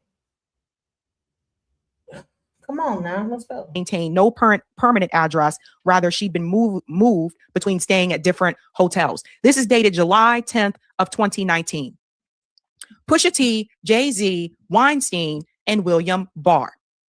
So like I said, any celebrities or that you have as heroes or idols, put that aside for a moment. Remember, you don't know these people. You don't know them. You may like their music, you may like their movies, but you don't know them. And someone finally said it. I shared this earlier today because this needed to be said. Jay-Z's pattern with teen girls needs to be talked about. Look at who he was around when they were minors. Jay-Z dated Foxy Brown when she was 15 and allegedly took her virginity. He was 23. She accidentally spilled that they slept together on the Wendy Williams radio show. I remember this. 2, Jay-Z was linked to Aaliyah when she was 15 to 17 years old. He was 26 to 28. Rumors flew, photos existed, but it stayed quiet. Same era R. Kelly married her at 15. And it was also alleged that Jay-Z was interested in Aaliyah before he was interested in Beyonce. And Aaliyah went on to die in a plane crash. Now, I'm not saying, but I'm just saying. Aaliyah was a brilliant artist. She had a phenomenal voice. And sometimes I often wonder, how far would Beyonce have gotten if Aaliyah were still alive? It makes you wonder. Let's go on here. Jay-Z met Beyonce when she was 16, pursued her hard, and started dating her when she was 18, 19. He was 30. He even said in old interviews, she will be mine, while she was underage. Jay-Z signed Rihanna at 16, flew her in and wouldn't let her leave the office until 3 a.m. until she signed the contract. Now, that's also stated to have been some type of PR stunt, just FYI, to hype up the album. But still, she was underage. He told her it's only 2 ways out of the room, through the window, which multiple stories up, or the signed contract. The point is this. Foxy Brown was underage. I mean, this wasn't private. This was very open and public. He met Beyonce when she was underage. Now, he said they started dating when she was 18. He was still older than her, right? So it's like he only went after women that were underage. Let's go on. Rihanna. I got to say something about the Rihanna situation. When Rihanna came to the United States to audition for Jay-Z, Rihanna came without her mother. The guys who were working I forget the two gentlemen's name, but the two guys that found her, they discovered her in Barbados. They brought her back with them. She came here without her mother, and she was underage. And she's sent into this room to audition for a bunch of grown men. Now, I would say that I don't know what mother would leave their. This happens a lot in Hollywood and in the music industry, where parents just allow their underage kid. Crazy. And let me tell you this. I have a daughter that's very, she has a lot of charisma. And when she was 5 years old, she did a commercial for the Boot Barn. Now, the first part of the commercial was filmed out with everybody. But then there was a part where it was a closed thing. But I was there the whole time. It was a closed set. But it was inside like something. But it's easy for that to have turned into something. And I swear to goodness, now that I know better and now I'm hearing all this stuff, I'm like, oh my God, something could have happened to my child. I had no idea. I just didn't think that something like this. And here's the thing. People, when they're thinking about the entertainment industry or whatever, and their child wants to be an actor or a singer or whatever, you're not thinking that, oh, okay, well, closed set, no big deal. I'm still outside the door, right? You're not thinking something could happen. Thank God it didn't, but you have to be very careful about this type of stuff. To just go off and live with someone else and all this other stuff. Hell to the no, that would never happen with me. I never understood that. You don't know these people. And Rihanna was still a child. So that was always weird to me too. Think about how fast Rihanna had to grow up. No parent, 16. It makes you wonder about what could have happened with Rihanna. And then here's Jay-Z with Aaliyah here. So these things need to be said. And this is something we have to acknowledge. And here's the other thing. You might they'll befriend you. Hey, she's safe with me. They'll befriend the parents and think that you'll think, oh, okay, well, you're just going to your uncle so-and-so's house, right? I'm sure that Justin Bieber's parents did not think they were giving him over to a fucking weirdo, I'm sure that, when P. Diddy came to the parents, he's like, yeah, we're going to do this, we're going to do that. I'm going to teach your child how to do this. He's going to be a star when he gets old. You know what I'm saying? And these kids be wanting to be a star. They be wanting to do this and wanting to do that. And then you as parents, you're trying to support your child. And so they get put into the wrong hands. Me, I'm like, okay, if you want to do this, I will be the one. I'll make the video. I'm not fixing to be like, oh, okay, go over here. No, honey, if I gotta to learn how to make videos, I'll make the video. I'm not gonna be the one handing you over to anybody. You're not fixing to be behind the scenes doing the goddamn thing. Because I'm not fixing to do nothing to you. So I know I'm not gonna do nothing to harm you. I'll be the one to create your videos and do everything. It'll be in-house, 100% family-owned business, and we just and I'll make sure you got your, I'm not fixing to give you over to nobody. But sometimes back in those times, there was no internet. People didn't have the means to say, you know what, I'll just go ahead and make your own, if you want to do a TV show, I'll make it myself. But honey, over here, up in my house, I'm not fixing to send you and let you be over there and be over. I barely let my child go over her friend's house, let alone P. Diddy come to me and say, well, just leave him with me for 6 months and I'm going to build him up. The hell no. I'll be worried every day. Stop. Knowledge as well in the Black community, because I see people trying to make excuses for this. Just because it's someone that is Black like us, that doesn't mean that what they're doing isn't wrong. So I push back on all of that. I don't care what color you are. This was wrong. Now, Kanye, a while back, kind of tried to sound the alarm about Jay-Z and Pusha T. Listen to this. If you take people like Jay-Z and fucking Pusha T, they made their living killing our people. So how the fuck they gonna stand up for our people? You know what I'm saying? But we forget that because we love Jay-Z's music so much. We love Pusha's music so much, right? But you think they would ever, Beyonce had the best for somebody else? Yeah. You know what I'm saying? You think they would ever tell the truth? No, if they told the truth, they didn't go to jail. You know what I'm saying? So you have liars. Man. Liars are now the face of our culture. Well, Kanye tried to warn people, right? And that's one of the reasons why the music industry has come so hard after him. We got to go on to Masha. Let's get to Masha.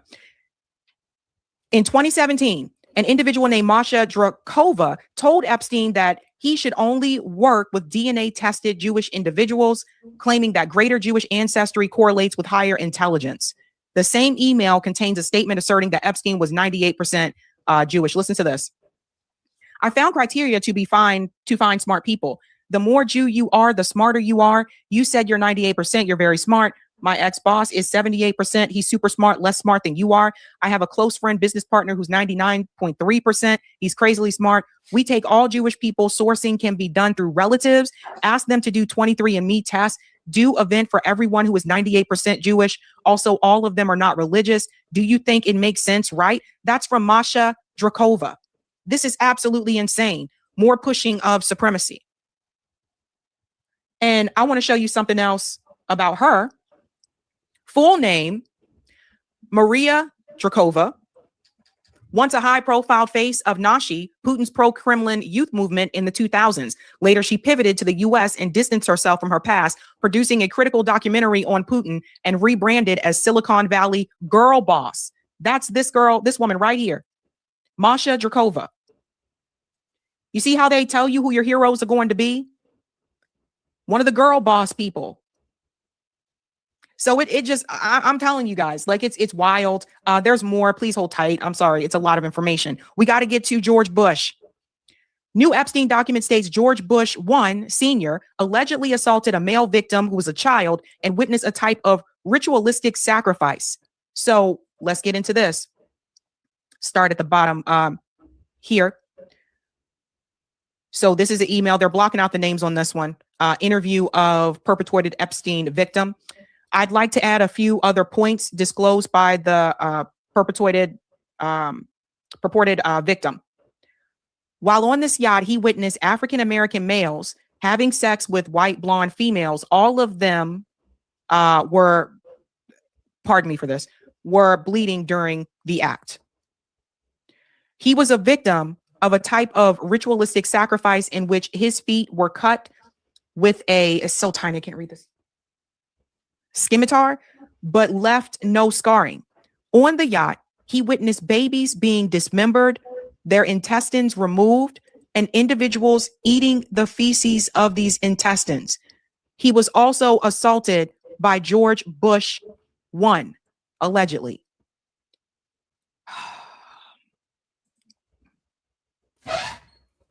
I hope you have a strong stomach here, ladies and gentlemen. A lot of this information is disgusting. And so I apologize for that. But this goes back to some of these rumors that we had heard years ago about these ritual sacrifices that involve children. But when people came forward with that information, they were called nuts and conspiracists. This is a male. Victim disclosed he was escorted to the FBI building by Michael Moore, who is the creator of True Pundit, described by multiple online sources as a conspiracy-driven news website that attempts to paint the FBI in a bad light. Dude, you don't have to have conspiracy to do that. The FBI does that on its own. Moore has a criminal record as a result of an FBI investigation. Let me know if you want to discuss the former FBI agent that called this into the head office. And then it says here, he has more to tell us too, he said. So I don't know if that could have been Sasha, but, you know, we talked about Sasha on the show as well, who was a male. And it brings me back to this video that was shown a long time ago.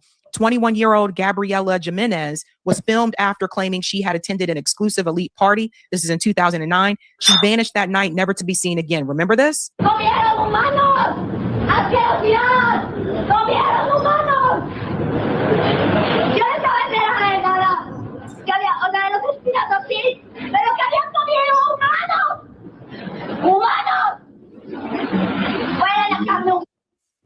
She said they were eating humans. They smelled like human flesh.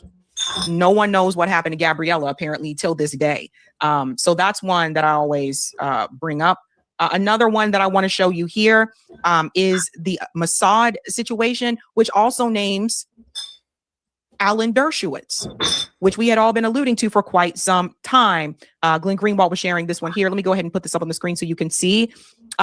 Jeffrey Epstein was represented by Dershowitz. CHS remember Dershowitz tell Alex Acosta, U.S. Attorney of Southern District of Florida at the time, that Epstein belonged to both U.S. and allied intelligence services. Both. CHS shared phone calls between Dershowitz and Epstein during which he or she took notes. After these calls, Mossad would then call Dershowitz to debrief.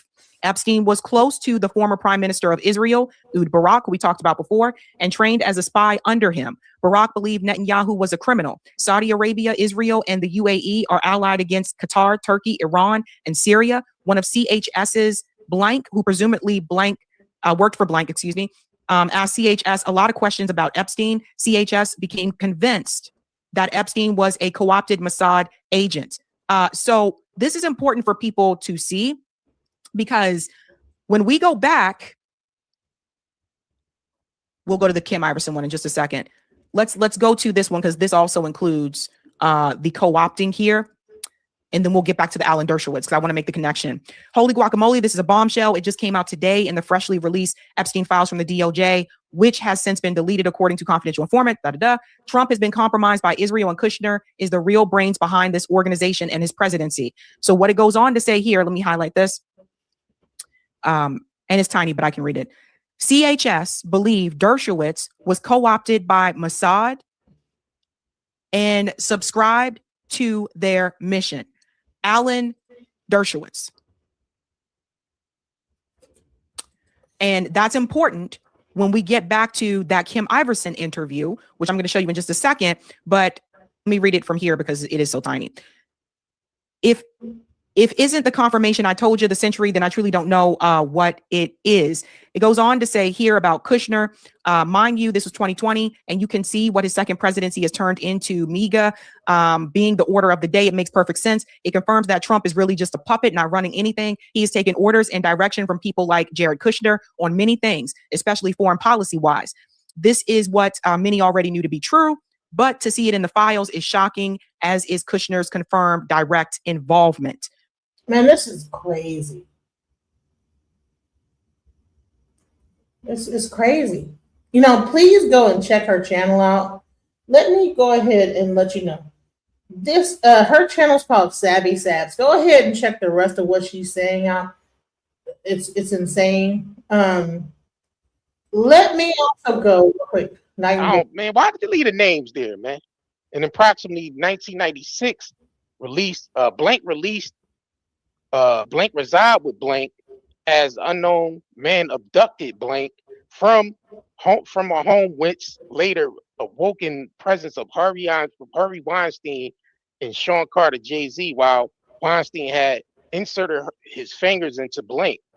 Blank believed she was at the Epstein mansions in Florida.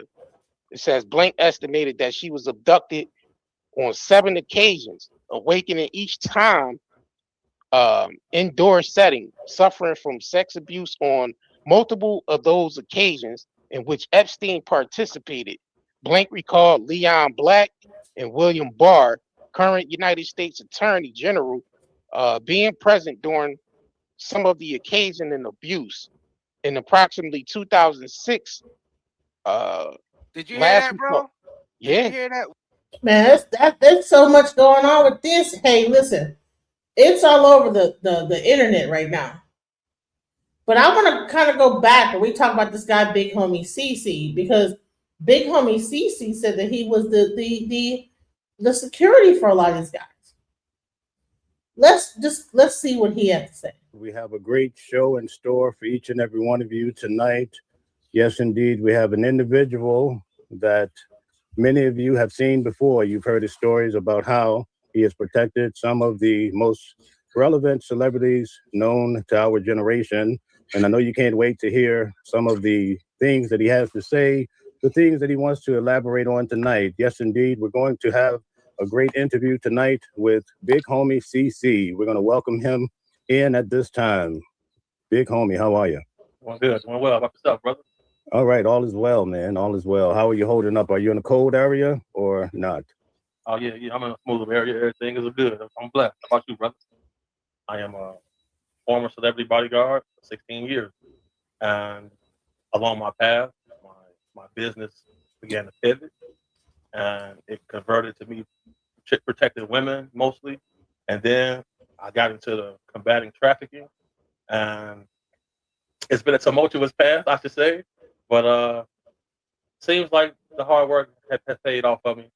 I got real popular over the last year when I came to the internet with my story, and people seem to be pretty enamored by the knowledge that I have. And you know, I'm in the streets with my community every day. I just fight evil, bro. You feel me? It's pretty much just like that. Whatever people call me to investigate, I go out in the field and investigate it. So whether it's paranormal stuff, whether it's trafficking, whether it's anything that people feel I need to be on top of, I'm on top of. Paul. That's all right. That's all right. Could you tell us what was it like to be a celebrity bodyguard? Well, nobody ever really asked me that question. So, most of the time, you're preparing to face battles for other people on their behalf. So, let's say I got a client who has an immediate threat against their life. If in my contractual parameters they have an imminent threat, that means they are susceptible to poisoning, sabotage, ambush, personal attacks. So let's say we go out to dinner at a restaurant. Let's say you order the lobster mac and cheese or something like that. I have to taste that mac and cheese first. So if he thinks he's about to get poisoned, I'm gonna be the one to get poisoned first. People oftentimes see me when I'm out in public. I have on black nitrile gloves. That's because I've been poisoned before. You feel me? So I know you touch the wrong door handle, open up somebody's car door, you're susceptible. Open up a door to somebody's house. Oftentimes I tell people, don't be that person that's rubbing their hands on the handrail and going up and down to a location. That's a ominous place where people apply poisons to as well, or they want to get a target. So it's pretty much trying to prevent things from happening, and you got to be able to foresee the future. Really, you got to pretty much be prepared to analyze every room you go in. You got to look both ways out of any door, whether it's your bedroom door going to the washroom, whether it's coming out the house, no matter where you are. You got to be cognizant of everything around. So it's just being in a constant state of heightened awareness. I would say. Wow. I went to Sean Diddy Combs' trial every day. I was in the main courtroom, and one of the individuals that came in to testify was Kid Cudi, and he testified how his car was blown up. So, in protecting these celebrities, I guess you would have to consider explosives and everything else, huh? Yeah, that is something that comes up from time to time. And usually, I used to work with a guy, his name was Milan. He was a bomb dog trainer. And doing some little training with him, I found out about those threats. You normally don't get explosives and stuff like that unless you're dealing with high levels of organized crime. Because, like, if you look through history, the mafia guys, from the Italians, the Sicilians, the Russians, Serbians, they've been known to use explosives, pipe bomb, car bomb, things along those lines. There are definitely avenues that you got to take to prevent for that. Now, if we take it on a client where that's a risk, then they have to pay extra so I can coordinate armored vehicles and I can coordinate all travel. Because, it takes 10, 15 seconds to type a pipe bomb underneath somebody's car. And then, if they got it to the point where you start the engine and that triggers the explosion, that's why you got to have armored vehicles, because the undercarriage of those vehicles are protected from that. So, yeah, that's a real thing. And it's, it's real strange how that just kind of got blown and swept under the rug in their trial. The guy Combs really got away with a lot, but, it comes with that territory. Once the guy Jeffries from Abercrombie, once he got arrested on his sex trafficking case, and they said he was not competent to stand trial, that means he's not going to talk. That means Combs is not going to have to talk. And he's going to get a slap in the wrist for suing the liquor company. That's what we're really laying off. Have you ever ran into Sean Diddy Combs in your career?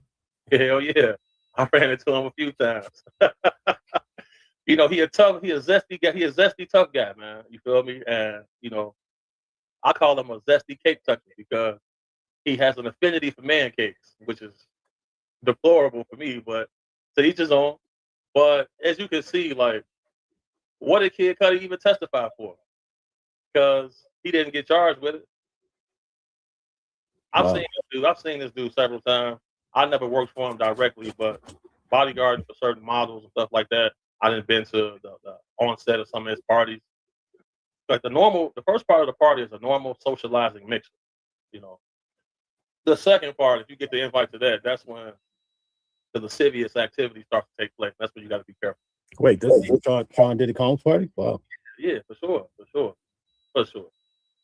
You know, half the videos you see of him online, he half naked, man. You feel me? Like half the videos, he half naked. You know, it's 2:00 in the afternoon and he in a towel. You feel me? Like, what's going on? Why you just in the towel? He always like that freaky ass dude. But it's just like, you'd be surprised how many men is cool with that. Wow. So let me ask you a question. In the trial for Sean Diddy Combs, one of the ladies testified that whenever they traveled overseas, her responsibility would be to gather everybody's passport because they didn't want, you know, someone getting their passport lost when they're trying to come back to the U.S. Was that a custom in the industry? No. Oh? No, man. Oh, boy. Like, you know, it's a video floating around that I have provided where you see the guy Combs collecting everybody's cell phone before they get on to the yacht. You know, if you have nothing to hide, why do you want to collect everybody's cell phone before they get on to a boat to go to a party? Like collecting people's passports.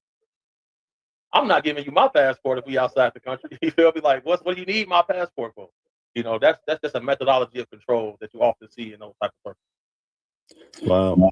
Now, under those circumstances, did you see a lot of fights at these parties, especially being a part of security? Were you know, in fear of your life or no? You don't see many fights at these type of events because most times it's invite only. And the people who are coming there know what they're showing up to do for the most part. You know, you may see fights outside at the entrance of people trying to get in and stuff like that, but you're not going to see many fights inside the event. No, not Okay. Now, I've always kind of liked following WAC 100. I see that you have quite the history with him. What could you tell us about that? Shout out to WAC. Yeah, I like WAC 100. When it comes to WAC, a lot of things is content for him. Like, he'll be talking shit to you on the internet and about you, but in the behind the scenes, he's putting deals together for you. He's setting it up for you to go on different platforms. Because, you know, when I first ran into him, I was pissed off. As soon as he see me, he said, calm down, CC, it's just for content. You getting too damn mad about this shit. We know Busta Rhymes gay, but you just can't be saying it. Whoa. What did you say, Busta Rhymes? That's what his exact words to me. That's what he said to me. So, you know, just shit like that. You feel me? Shout out to WAC, though. We was able to squash our differences. But the event where you guys, I think you met at perhaps Detroit, was that scheduled or you just happened to run into them? I think it was Detroit. Oh, I ran into him 2 times. I seen him at the Las Vegas Convention Center, and I seen him in California filming a reality TV show with 607 Ark and Blueface. Oh, okay. I'm talking about the first time. I forget the guy's name that's locked up. He locked up? One of the guys that was in WAC 100. He's locked up now? The dude, Loose Cannon. Yeah, there you go. Yeah, I was going to try to kill them boys when I seen them, but, you know, cooler heads prevailed. You feel me? Like, Loose Cannon's a sucker, though. He's a straight sucker. Really? Wow. He's a straight sucker and a pathological, complete liar. Straight liar. Everything he said was fake. So, you know, he off the internet now, though. All his videos gone. He off the internet. It's over with for him. He in the land of make believe now. Oh no. Yeah. Wow. So when you say you've been working to help save women from trafficking, could you tell us more about that? Yeah. Well, you know, 51% of women experience interrelationship violence. So that leads to a lot of people calling me for help. And once one lady knows she can trust you, like once one basketball wife knows she can trust you, then word is gonna spread. You know, girl, you can't buy him. He coming. He really did what he's supposed to do. But once them conversations spread around, then you know I kind of became a fixer for people for up until this day, basically. So it's a you know, trafficking is a multi-billion-dollar a year business, and the highest consumer of this is here in America. So you got to keep those statistics in mind because oftentimes, you know, this is far beyond just the typical pimp and hoe struggle. You know, what I combat is not that. You know, those people, every time you encounter them, they say they in the game, they playing the game. And that's an agreement people have made with each other.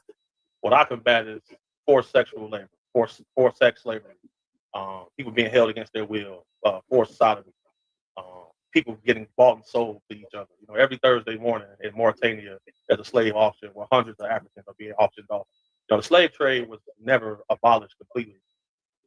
The Arab slave trade never came to an end. You know, it's still going on to this day. So, you know, that's the first group that ever even bought slaves from Africa, the Arabs. And, you know, common misconceptions is that the white man started slave trade. You know, a lot of those kings in Nigeria, they were selling slaves for a long time before the white man got there. I pretty much combat slavery. So that's really what it is. Sex trafficking is a form of slavery. What do you think about Candace Owens? She's basically trying to reveal how the Jews were the ones selling the slaves basically to the white man. When you ask that question, is that an open-ended question? Like, what do you really mean by that? I don't know. She's been basically trying to reveal this to the general public. She has a strong following, and I think people don't realize that perhaps Jews were actually selling black people. That's missing from the puzzle. It was okay. So I'll say this. All right, the Jews that are in Israel, the guy Benjamin Netanyahu, what's his real name? Tell us. Benjamin Milkowski. He changed his name to Netanyahu. All DNA services like 23andMe and MyHeritage are all banned in Israel. You know why they banned in Israel? Because if they did the DNA test, none of those people would be native to that land. And then come to find out that Judaism is something that anybody can convert to. So is being a Jew a nationality or is it a religion? A lot of questions that come with that entire group of people. And my other question is, why is it that every place they go, somebody chases them out of there? I implore everybody to go listen to Adolf Hitler's speech translated with AI.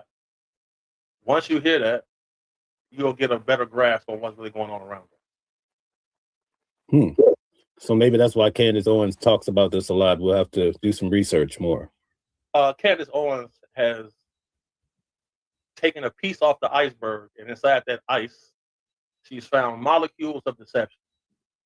And after the death of Charlie Kirk, she's putting insurance on herself now because she knows there's an imminent threat against her as well. Because it's no coincidence that Charlie Kirk's, some of his last messages that he ever sent, he said that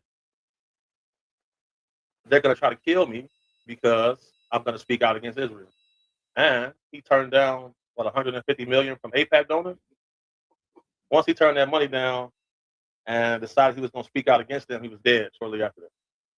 Well, do you believe that there could be a bigger machine behind his death, such as Candace Owens is saying, or do you think that's just a myth? No myth at all. There's no myth at all. Because, but I've shot people. I've been shot. The way his shirt was moving, I've never seen that.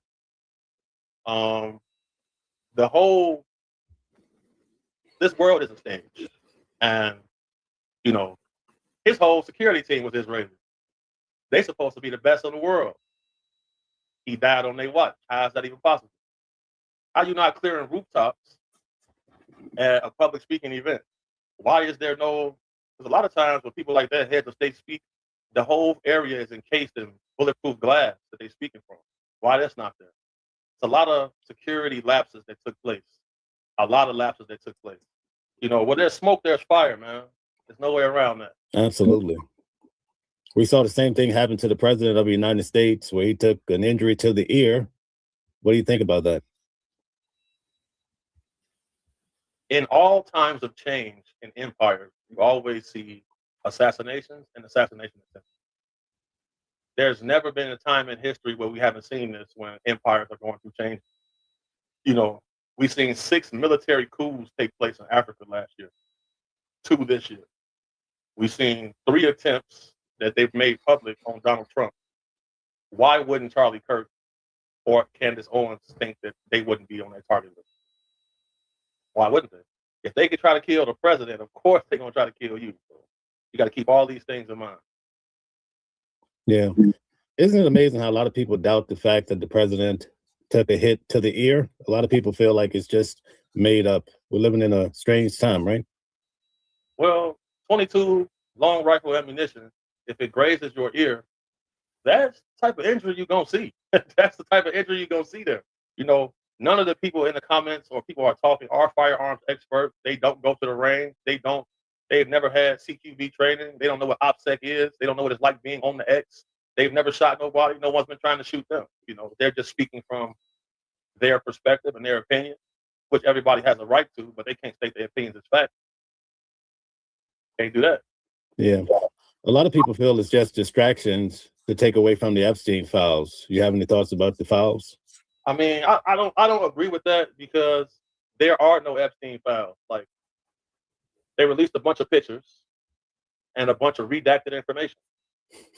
So, like, there is no Epstein files. Like, we seen them say there is no Epstein files. It was a Democrat hoax. And then we seen Trump say, we're releasing everything. They also said they're going to release all the files on Amelia Earhart and Martin Luther King and all of this. There's been nothing really, just redacted information.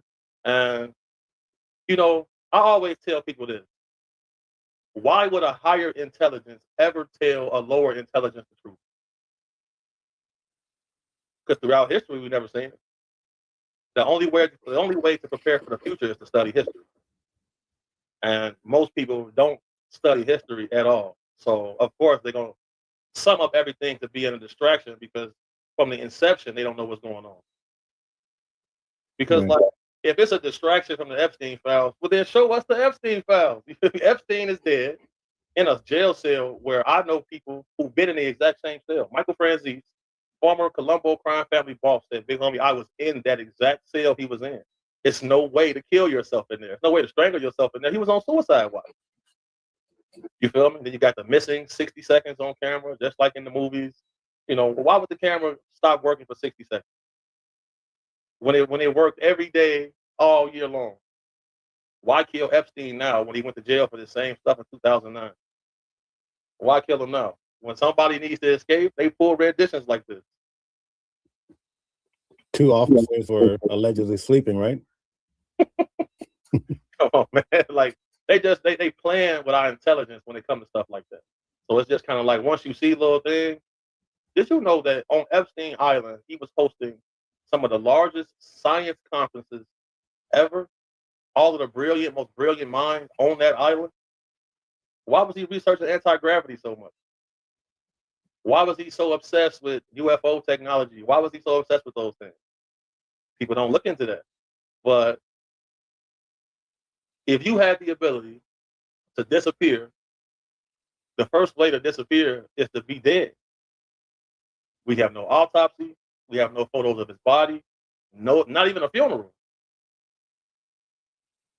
His family don't want to see him no more. Not even a funeral. Very interesting. You know, when Donald Trump first became president, he was on a mission to give us the answers about the UFOs.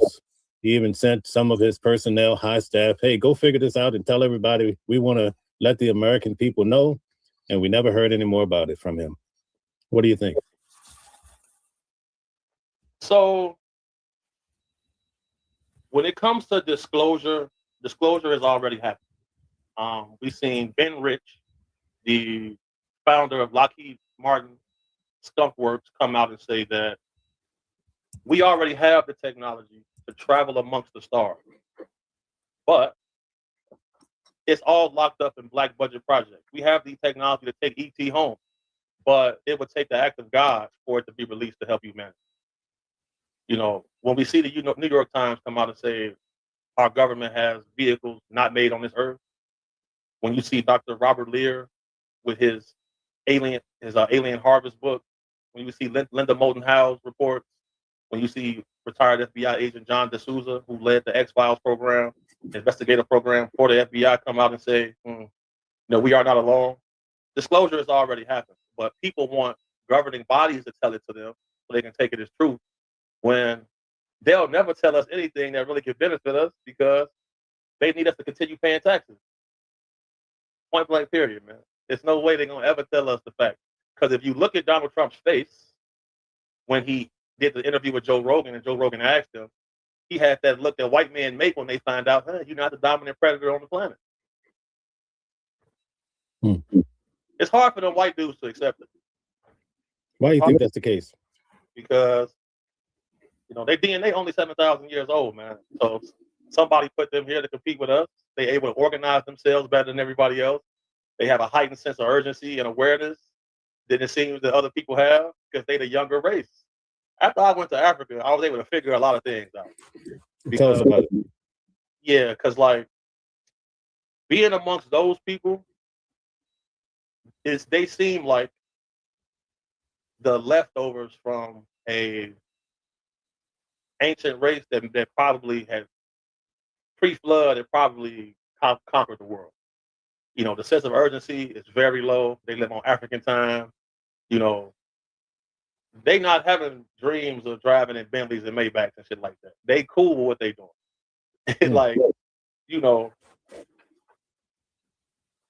Everything that's valuable is there. And all of the stuff that we take as make-believe, they take as facts. Because in Kenya, they teach the kids about Tartaria in school. Think about that. And nobody's in a rush to do anything over there. And you can kind of see, man, these are the people from the Bible. Because, they just seen the guy come out and tell the people, oh, yeah, God told me the world's going to end on the 25th. He got to build arks for a flood.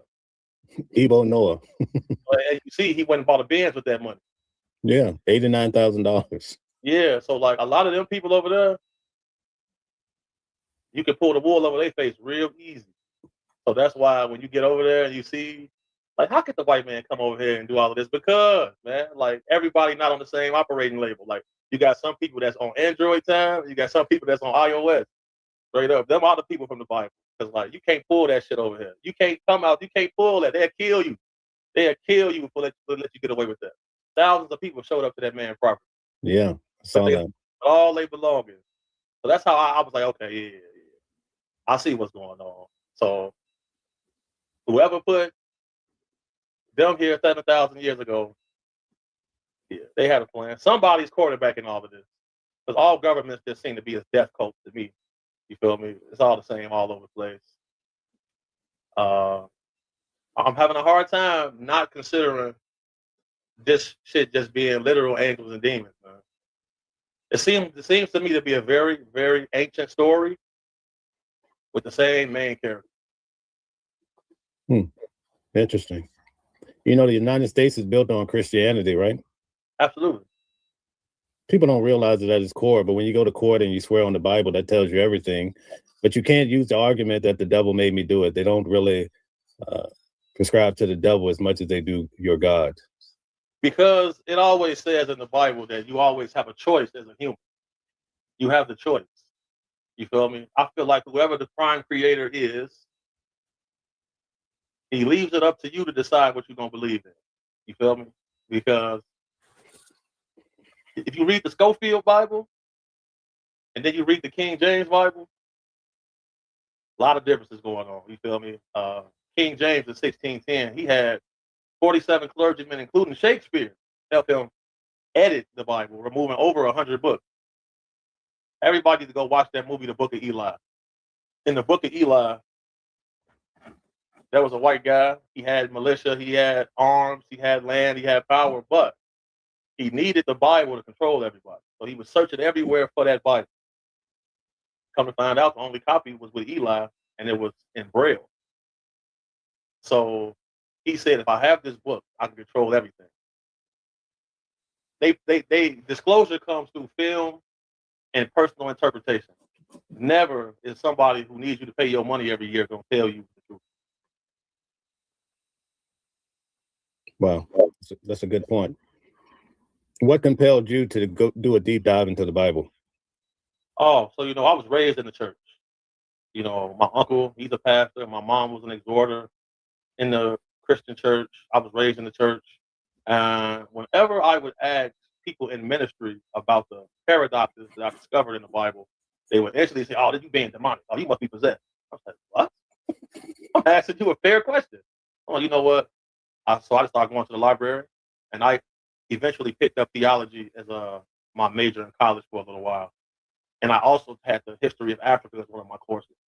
So as I studied in both of these classes and I did the comparison, I figured out what was happening. Because the Igbo have literature from, they say they was alive during the time of Adam. So it makes, I asked a preacher before, I say, well, what was happening in Asia during this time? And he didn't have no answers for me. You see what I'm saying? So you bring genetically modified Jesus to this place, and what did we do? Niggas killed them. That's what we good at. You know what I'm saying? We killed them. You know what I'm saying? So that's why, you know, when you look in our community, historically, black people have killed all their greats. Historic. And, you know, I think Jesus was an Ethiopian dude with a lot of skill. And the Bible says he had hair of bronze and skin. He had hair of wool and skin of bronze, right? So why go over there to Africa? They hard on each other, man. The way they treat each other is crazy. So everything pretty much makes sense. It all started to add up once I went over there and seen it for myself. You feel me? Because most of them countries are shitholes, indeed. You feel me? Like, I was in Nigeria. Like, Lagos is cool, but you got 92 million people with no access to electricity. And per capita, Nigeria has the highest IQ per person in the world. Country's a shithole, though. So once you realize, it's like, man, wait a second. The white man is not the enemy. It's not even enough of them. There's not even enough of them. They just know how to control the operation through propaganda, force, and incentive. You see, that's the difference between them and us that I've seen. Because a lot of people that come from African countries are so cocky, they don't like black Americans, but their homeland is trash. Trash. I don't care what nobody say, man. Shout out to Kenya. You feel me? I love Kenya. But Uganda, Nigeria, like, bro, them places terrible, bro. And then you just seen what happened with Anthony Joshua going over there to Nigeria. Bro, there are no infrastructure for highways. It ain't no traffic lines. There ain't no cameras out there. You can drive on either side of the road. On the expressway, you can be several times. I said, man, if I'm going to die out here, it's going to happen in traffic. I said this several times. But I've seen over 30 deaths just in traffic when I was there in Kenya alone. So I can only imagine how bad it is in Nigeria. Because, bro, at one point, bro, there's no speed limit. Ain't no such thing as a speeding ticket. I didn't see no cops with radar guns. You feel me? It's no state troopers patrolling no highways. But it's so dangerous. In one area, they said if your car gets stranded here, the mortality rate is very, very high because if the wild people, if the Pekot people see you, they finna kill you. But you got, oh yes, bro, there's so many groups out there that's completely operating with no oversight. Well, I was happy to get home, you know. I was happy to get home. You feel me? Like, it's a beautiful place. I got my house in Kenya, but I had to move someplace to where that fit my OPSEC, which is operational security, which fit those measurements. Because, man, it take them like 5 years to build a highway. Wow. So since we're talking about Africa, let's switch up a little bit, talk about the United States. What do you think about this whole FBA movement, Foundational Black Americans? Any thoughts? Foundational Black Americans. Well, soon as you see somebody come out and make it public, it's already doomed. You know, America has shown that they're going to put down anything that comes against that sovereignty. You know, look what happened with the NFAC with Grandmaster Jay. He was fine until he went public. Then the FBI infiltrated, and then he's gone to federal prison. So, you know, the need for acknowledgement that we have as a culture doesn't work well when you're trying to put together operations like that, because you either become like Jesse Jackson and Al Sharpton and you work with your enemy, or you get Juneteenth. That's it. If you want to do something like that, it's got to be a secret.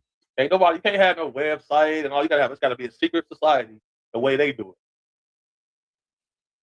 Straight up. Once you see that, They done made they announced that they coming out. See you later. Yeah. You get infiltrated. You getting infiltrated. There's no way around it. Because a lot of the guys are trying to get reparations. I don't think they're pushing it from a political standpoint, but a lot of guys are collecting money. We see a lot of that, but they're concerned because they're saying foundational Black Americans should be people with a lineage through slavery. It should not include individuals from Haiti, Jamaica, or from the islands. It should be someone with their ancestors came straight through slavery. Yeah, that was the whole purpose of it, like naturalization, births, and stuff like that. But like I said, why do we always need the exception and authority from all these other races? Because when we get the money, we keep it for certain groups and say fuck everybody else. You see what I'm saying? And yeah, everything that's valuable on the earth was taken by armed men who know how to coordinate themselves. Everything. Not a lot of success through peace, right? Say it again. There's not a lot of success through peace. There's no success through peace because we haven't even seen peace. And in the Bible it says Jesus won't return until it's been 1,000 years of peace. So everybody's preaching this end of times and all these doomsday scenarios. Well, if they going by the Bible, it said it won't be another flood. So why are people trying to build arcs and shit again? They just scamming, bro. They just scamming. And Africa, the land is scam. They scam each other. Okay. God bless America, man. Straight up. Yeah, absolutely. So let's get back to the celebrity deal of being part of the security. Do you have any stories you could share that would be interesting? Doing security? Yeah. Oh yeah. I got a lot. I got a lot of stories that's already out. You want me to say something I never said before? No, whatever you like. We want to hear it. Well, previously I had made comments about the guy Bobby Valentino, right? And then now you see him and Benzino is involved in a situation where Benzino's wife is pretty much caught him red-handed that him and Bobby Valentino had a sexual relationship allegedly. All other artists that everybody grew up on, especially in my generation, they tricked all the girls into liking gay dudes because all of the B2K, all of the boy bands, all zesty. All of these guys,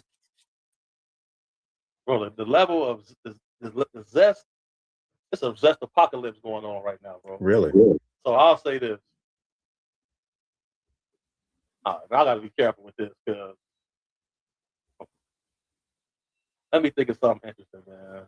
Because I don't want to get niggas in no trouble, man. People trying to sue a lot these days. So I'll say this. One time, I was with a lady named Nora Naughton. I was her security. We was down in St. Louis. And I remember when the girl Sydney Starr was accusing the rapper Chingy of dating her. All I'm going to say is, I spent time around Sydney Starr, and it's a lot of dudes in the industry who she had photos of in compromising positions. And I'll say that. That seems to be the going trend. That's the norm in the industry.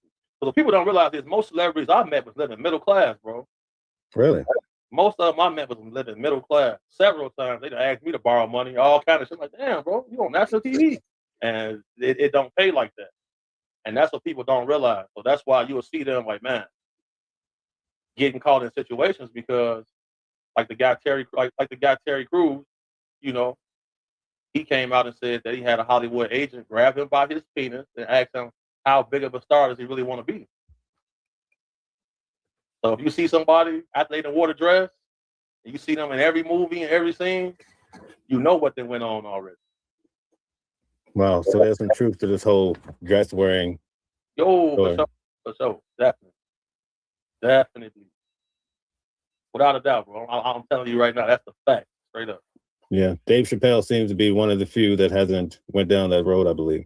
Dave Chappelle ran off when they offered him all that money. He got up out of here. He moved to Africa. He was gone for a little minute because they was making him an offer they thought he couldn't refuse. And usually, when you turn down those offers, bad things happen to you. Everybody could look up a situation with Eddie Murphy, when Eddie Murphy got pulled over and his passenger, which was a trans lady, got arrested. and it was headline news that he was in this car with this trans lady when she got arrested, who was a street sex worker. Shortly after that, she died under very, very strange circumstances. Wow. So whenever you see somebody dying in a bathtub or falling from a high window, foul play is guaranteed to be involved in Hollywood.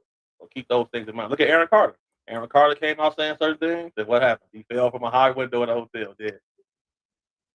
Yeah. It's odd that Whitney Houston and her daughter, died the same way. They both died the exact same way. And like I always say, where there's smoke, there's fire. There ain't no coincidence. Yeah.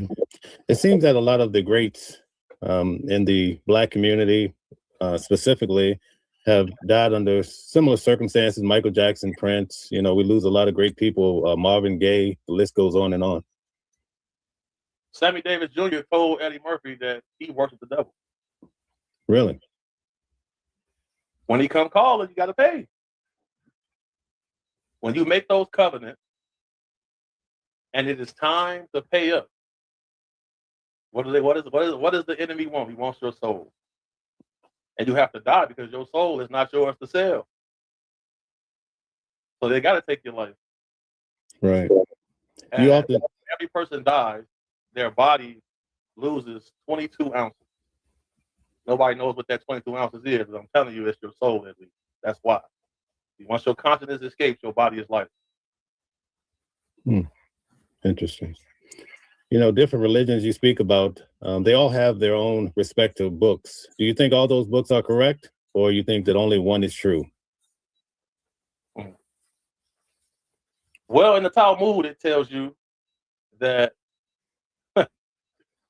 during the time when a boy is getting a circumcision, the rabbi has to put his mouth on the freshly circumcised penis and inhale the blood. So then you see in New York a lot of babies catching chlamydia and syphilis from the rabbi. You think that should be in the book? Wow, that's crazy, man. Right. 2 Peter in the Christian Bible tells you how to be a good slave. You think that should be in there? Yeah, I'm familiar with that. So, these books was written by men. Jesus never even seen the New Testament. So once I see a book written by God, then I'll say it's the truth. But everything is up for interpretation because there are some truths, but there's a lot of things that have been altered to benefit certain people during certain time periods on this planet.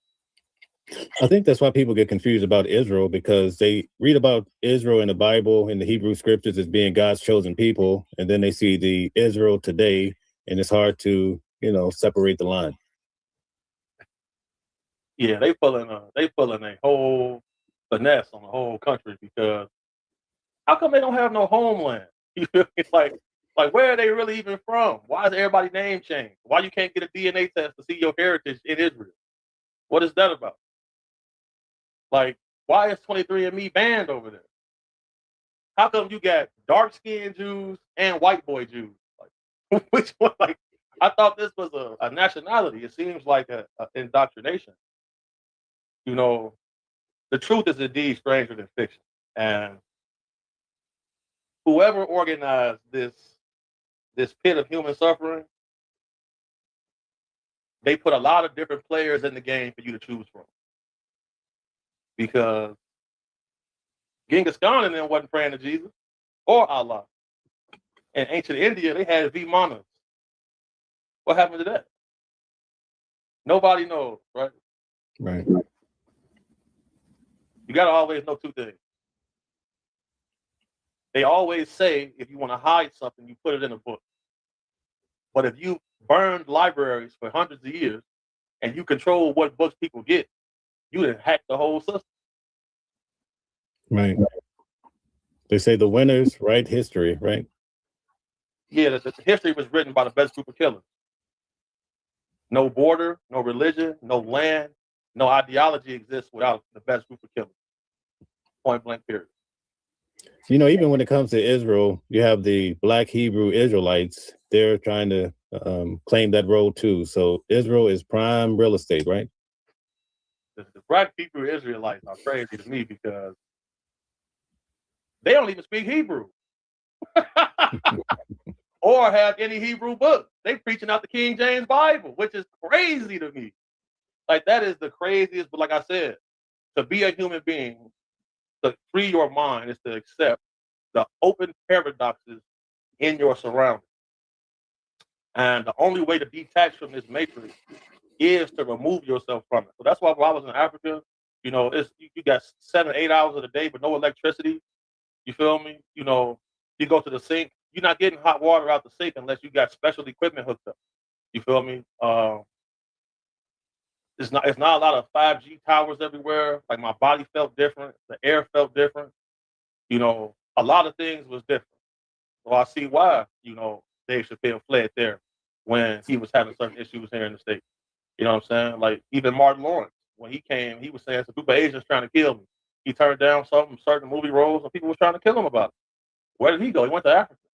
You know, I think it's definitely something special about the homeland, but they partake in a lot of spirituality, which could be conceived as dark magic. And they make covenants with different entities and species that, you know, here in America, we write off as make-believe, but over there it's very real. You know, they have laws against it. You know, when you see laws against using magic for financial gain, when you see laws against summoning jinn, when you see laws against interacting with the shaitan, when you see laws against hunting Sasquatch and Bigfoot, and it's illegal to hunt something called the Agagwe in Kenya. You know, they say those are the first humans. It's just, you realize that there are certain groups who have sequestered esoteric knowledge and they're using it for themselves. And they leave the masses stuck with a certain set of science when they're using all different types of sciences. And it all boils down to, I'll say, what would set a man on a crusade across the earth with the most elite group of murderers that he knows? Freedom. Point blank period. You know, when I see guys, Alexander the Great, Napoleon Bonaparte, why did they go everywhere searching with all them killers with them? Because they found out, wait a second, this was a scam. They lied right here. Also, somebody manufactured this too. We got to go investigate everything now. Hitler encountered somebody that was tall, blonde hair with blue eyes when Germans don't even look like that. You know, the real society introduced him to somebody. And, you know, why did Epstein have a temple to Moloch, the god of child sacrifice, on his island? Why did he have that there? Nobody investigated. What's outside that temple? An owl. What's outside the temple at Bohemian Grove? An owl. Everything that's valuable, you can track into some type of secret organization. And the very first secret organization, one of the very first, is the post office. So you got to look at all of the organizations where the person who's the leader of it can keep their job 40 and 50 years. Those are the places you got to investigate. Not nobody whose job is only could be there 4 years. Most presidents don't even have a need to know. They don't even get debriefed on all the things that's going on in the world. Yeah. Put that in perspective. Speaking of the post office, did you hear they're about to go bankrupt? Oh, yeah, they'll get a federal bailout. They just moving money around. They just moving money around, man. How can a federally backed service go bankrupt? How can a government be $32 trillion in debt when they print their own money? How? How is that possible? They print their own money, but it's a $32 trillion debt. Right on. So we're almost at that time. I don't like to keep you beyond the hour. It's been a great interview. Yes, sir. Yes, But sir. in conclusion, I just wanted to see if you had any words of encouragement you could give to those who've been listening intently. Oh, yeah, always. You know, first and foremost, thank you to everybody who supports. Thank you to Mel for having me on Watching the World. You know, it's always a pleasure. It's an honor. And I always want to tell people this: tough times do not last, but the people who can stand the test of time, they can last forever. Things may get dark, things may get grim, you may have bloody days, but as long as you are alive and free, you are capable of succeeding the very next day. Stay the course, don't quit. The truth is stranger than fiction, and question everything. Show love to people until you can, and be a blessing to somebody, for sure. Amen. Thank you so much for being on. We appreciate having you. I look forward to when you come to New York. Yes, sir. Yes, sir. That'll be awesome. And we'll look forward to having you back on the channel next week. And until then, be well. And thank you to everybody who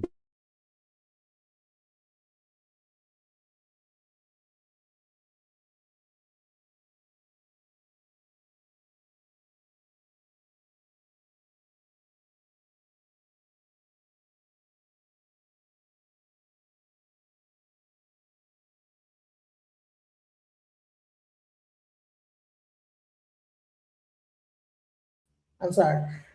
So at the end of the day, he talked about what he's seen. But I'm gonna just tell you this, all right? I was one of the first people that interviewed the DL Whisperer. Okay. The DL Whisperer is a person that he's been telling the truth about this DL like lifestyle that's been going on in the hip hop industry for the longest. I had an interview with him on my channel. If you guys go on my channel, go to my videos, you'll see the DL Whisperer. He just did a interview with Tasha K talking about a whole bunch of stuff. I'm gonna play a little bit of that. Please go and watch the full thing on Tasha K. But I want to play a little bit of it so you guys get to hear that. Like, listen, he shook things up when he did this interview. Let's go. You're a gay man. Okay, I'm sorry. But yeah, you're a gay man because at the end of the day, if we're going by sexuality, you're a gay man. If we're going by gender, I guess you can call yourself a woman. So they don't like that, I refer to them as gay men, but we have the same body parts. We have sex in the same hole. We have the same hormones. At 45, we're all going to go and get a doctor to stick a finger up our butt for a prostate exam. So we're all men. You're a gay man. You're just hyper feminine. Like, I'm feminine. Like, I don't ever deny that, but I'm not hyper feminine. There's never been a time where I wanted to be a woman, thought I was the woman. I don't think like metrosexual. Yeah. Well, I think metrosexual is still not the same. Like, trans women think that they're women. Like, they think that they're you. Oh, I mean, they can think that. But they really believe it. But they can think that. Yeah. But I mean, and there's science laws. is science, though. True, but there's laws that protect them. That's cool. I mean, we have laws, but laws could be undone. Yeah, that's what I'm working towards. So yeah. So you were actually trying to undo the laws when it comes to I want to lobby. people? Yes, I want to lobby. I want to grassroots. I want to raise money because. So you're trying to get into politics when it comes to this? And I didn't want to, but I don't really. I feel like I don't have a choice. I'm seeing that it's hurting more women than anything. It hurts women and children. That's why I'm like, when I started as the DL Whisperer, I was just being the DL Whisperer. The trans women, who do they always protect? DL men. DL men. I just was confused when it came to trans women because, a lot of times, and I don't like to call them women, I say trans people. Yeah. I'm not saying trans man, I'm not saying trans women, trans people. Yeah. So I was repeating what you were saying. So, because everybody has a right to be called what they want to be called, but you are a trans person. Yeah. So, but I notice a lot of times, like Young Buck, I have to speak on Young Buck in Young Buck's defense here because, even though there's been rumors circulating around his sexuality and things like that, Young Buck was never married. You know what I'm saying? From what I knew, he didn't have any commitment to any woman. And so there was a trans person that had set up like a camera in his room and you saw the trans person giving Buck head. But he said that I thought it was a woman that I was talking to. I did not think it was a man. And when I asked, could I penetrate? The person said the period was on. So of course they gave me head. Yeah. You know what I'm saying? So to hear that this was a actual man in a wig, he said he was floored. And so my thing is, it's like, if you want me to call you a woman, personally, why are you outing men? Right. So if you're outing a man for sleep, you're not outing a man for sleeping with a woman. You're outing a man for sleeping with a what? A man. Because they ultimately know, like, it's beneficial for men to dress up as women and cosplay as women. Like, it's financially beneficial. Even with... So it's a lifestyle. Yeah, it's a lifestyle. It's beneficial. So a lot of them, and I use the word transmaxer. Okay, what's that? I've never heard of that. Okay, so a transmaxer is a gay feminine man that couldn't make it as a man because let's just be very clear. These trans women be ugly as men. They be bad bodied as fuck. They be everything that nobody... Let's talk about the gay community. No fats, no films, no uglies. So a lot of these trans women are fat, film, and ugly. So, and that's why you hear them bring up, every time you get into an argument, they're going to bring up men. Oh, you're just mad because we get these. That's the only reason they transition, for money and for men. They transition to sell their bodies because when you have boobs and you have it, people are going to find that more entertaining for the people that love porn and people that love perverted things. So of course they're going to pay for it. I've never seen a trans woman give up the dick for free. So, they're going to make money. And then with the whole appearance, they get to kind of like trick people and kind of cosplay as women. So it's just beneficial to them ultimately. Like, they couldn't make it as me. You see me, I'm a gay man, proudly. Wow.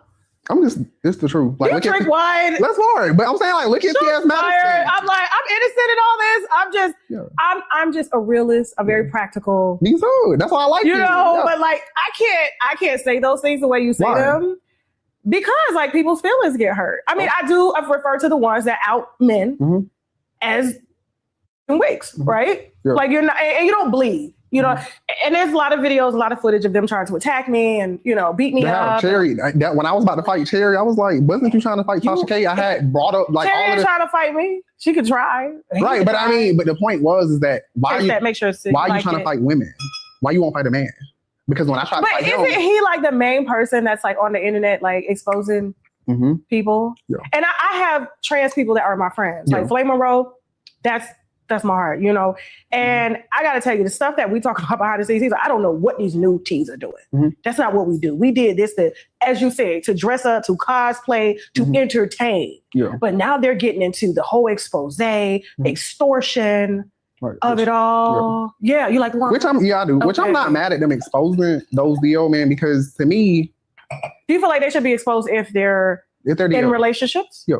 But if they're not in relationships and they don't sleep with women, and they don't try to be with women, should their sexuality be outed? No, that's a closeted man. That's the difference. DL and closeted are different. Oh. Okay, so let me break it down a little bit. Cheers. So, right. Okay, break it down. Because see, and a lot of people, this is why they hate my content, because a lot of men, as a gay man, you're gonna start in the closet. Like I always tell people, 2016 when Obama done what he did, that kind of opened up the landscape. What did Obama do? He signed a bunch of laws that allowed gay people to get married and, you know, some other stuff with gay rights. And I feel like that opened the door for people to be openly gay, because I was closeted until 2016 when I graduated high school. But you weren't DL. But I wasn't DL, because I've never been sexually into women. So I always knew that I was gay. And that's so you're talking about the ones that intentionally sleep with women. Right, that's DL. And then go off and sleep with a man. Right. But will try everything to hide it. Boom. I didn't even know there were two like definitions. Yeah, and I was closeted, whereas I just didn't want people to know. So when I started even dating DL men, because I was so unaware and oblivious, I didn't know that there was a difference. So when men were telling me that they're DL, I'm not equating that to I probably have a wife, probably have children. I'm just thinking he just doesn't tell people his sexuality. But that wasn't the case. That's what I'm saying. Like if you're not in that world, you won't know. Oh, they're gonna try to beat your ass. They already have. They're scared of me though. Look how big I am.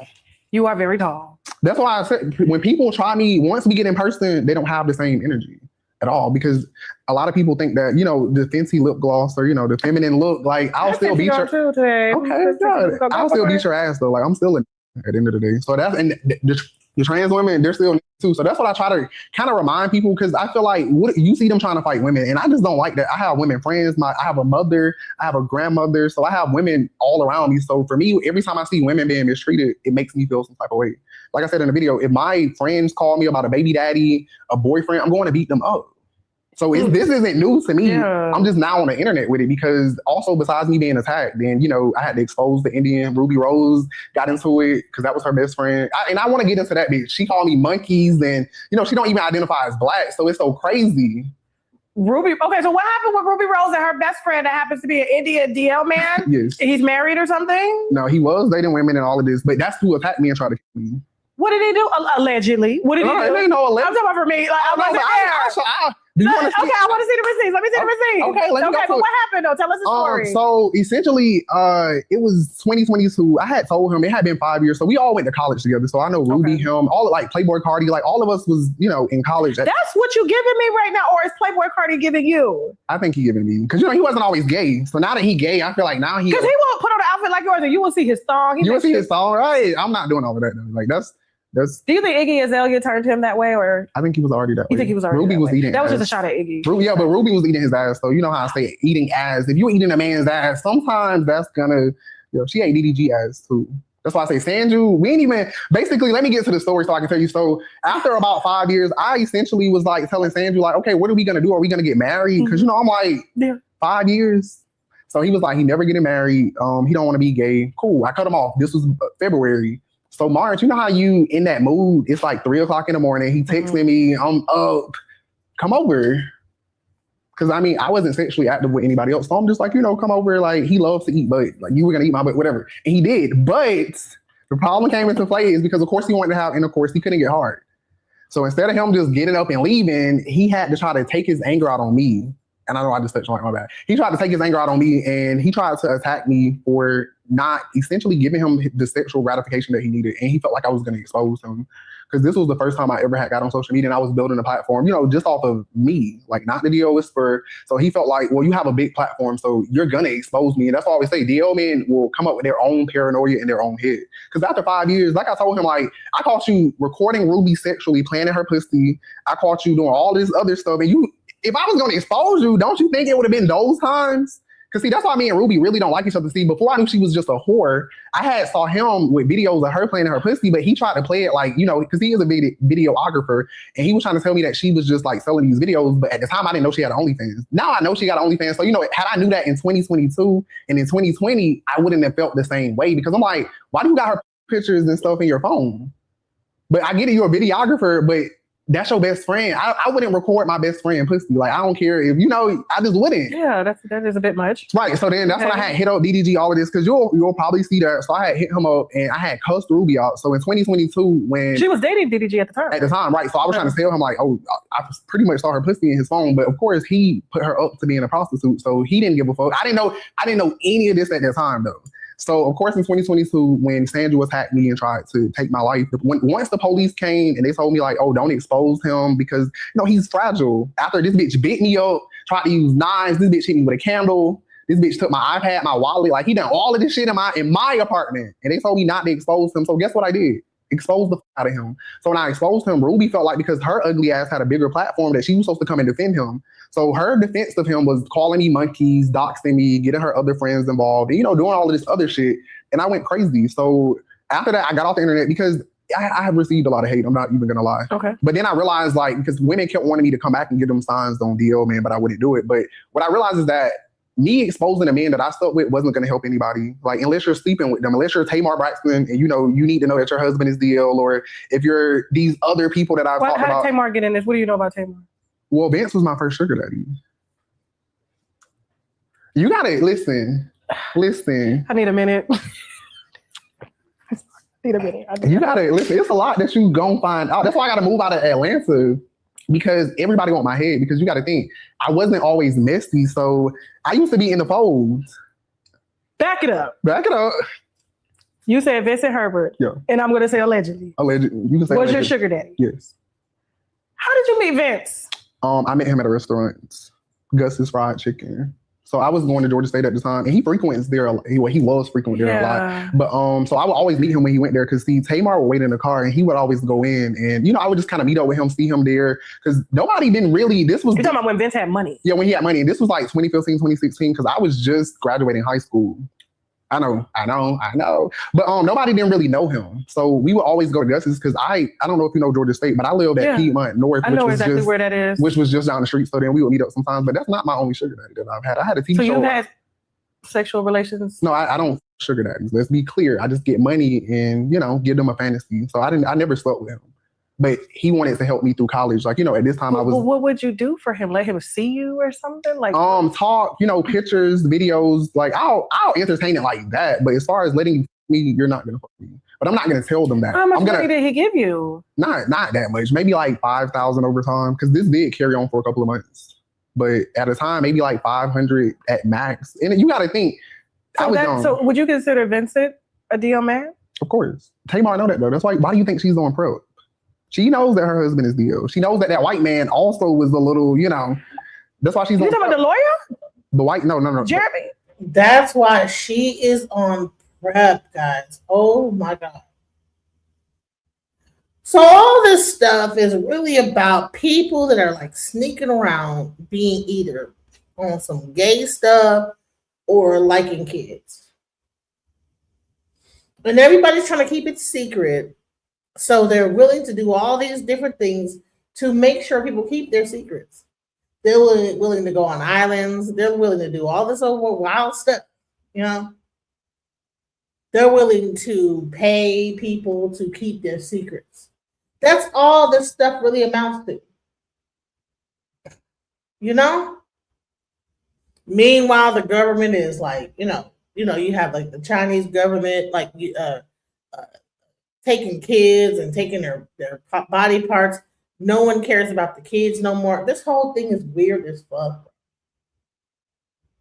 It's a lot of weird stuff going on here. And I, for one, listen, if you want to watch the full thing, I just want to play you a little bit of it. Go on Tasha K's page and watch it. Unwind with Tasha K. It's called Exclusive DL Whisperer Said Too Much. Now everybody's panicking. This is a crazy interview. is talking about people in the industry, people that were like the sugar that his sugar daddy. You would be surprised when you hear about the list of people that he's talking about. Shouts out to Tasha K for exposing that. But this whole thing, when it comes down to Epstein, when it comes down to all this stuff, shout out to Watching the World, aka Mel Smith, for even his information when he talked about. All this stuff is a bunch of weirdos, really. People that are uncomfortable with their whatever their like weird sexual fetishes. Whether it be children or be men, women, whatever it is. Whether it be like just offing somebody. They might have a snuff fetish. People are strange in this world.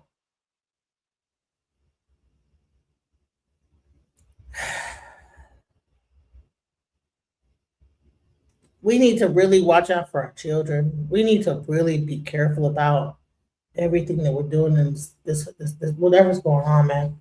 Our children are at risk. Everything's at risk, Everything's at risk when you think about this. I'm going to find one last thing to talk about this whole thing, because I think it's really interesting. Because it all like kind of feeds into this really weird thing.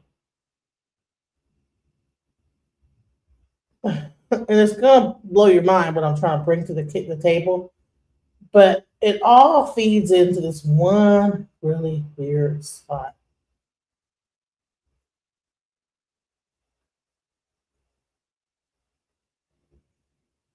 They say the future.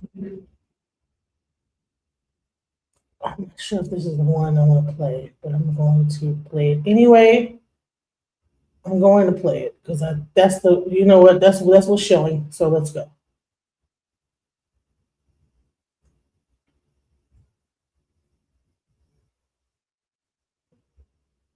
Can't be seen. But what if that's a lie? What if the government already looked? This is the story of Project Looking Glass, a top-secret technology said to allow the user to view future events, alternate timelines, and even the end of time itself. It's a theory so strange that it just might be hiding something real. The first whispers of Looking Glass emerged in classified military circles through men who claimed they didn't just study time. They saw it. One of them was Bill Wood, a former Navy SEAL and Black Ops insider. He said the device wasn't a telescope. It wasn't a computer. It was something alien. Recovered from underground installations like Area 51, this so-called Looking Glass device allegedly used highly charged magnetic rings and advanced optics, capable of bending consciousness through dimensions. According to the story, once it was activated, it could generate visions, not predictions, not guesses, visions of the future. Some claimed you could input a question and see the probable outcomes play out. Others said the device could sync with human intuition, showing the operator not just what may happen, but what must happen. The implications were terrifying.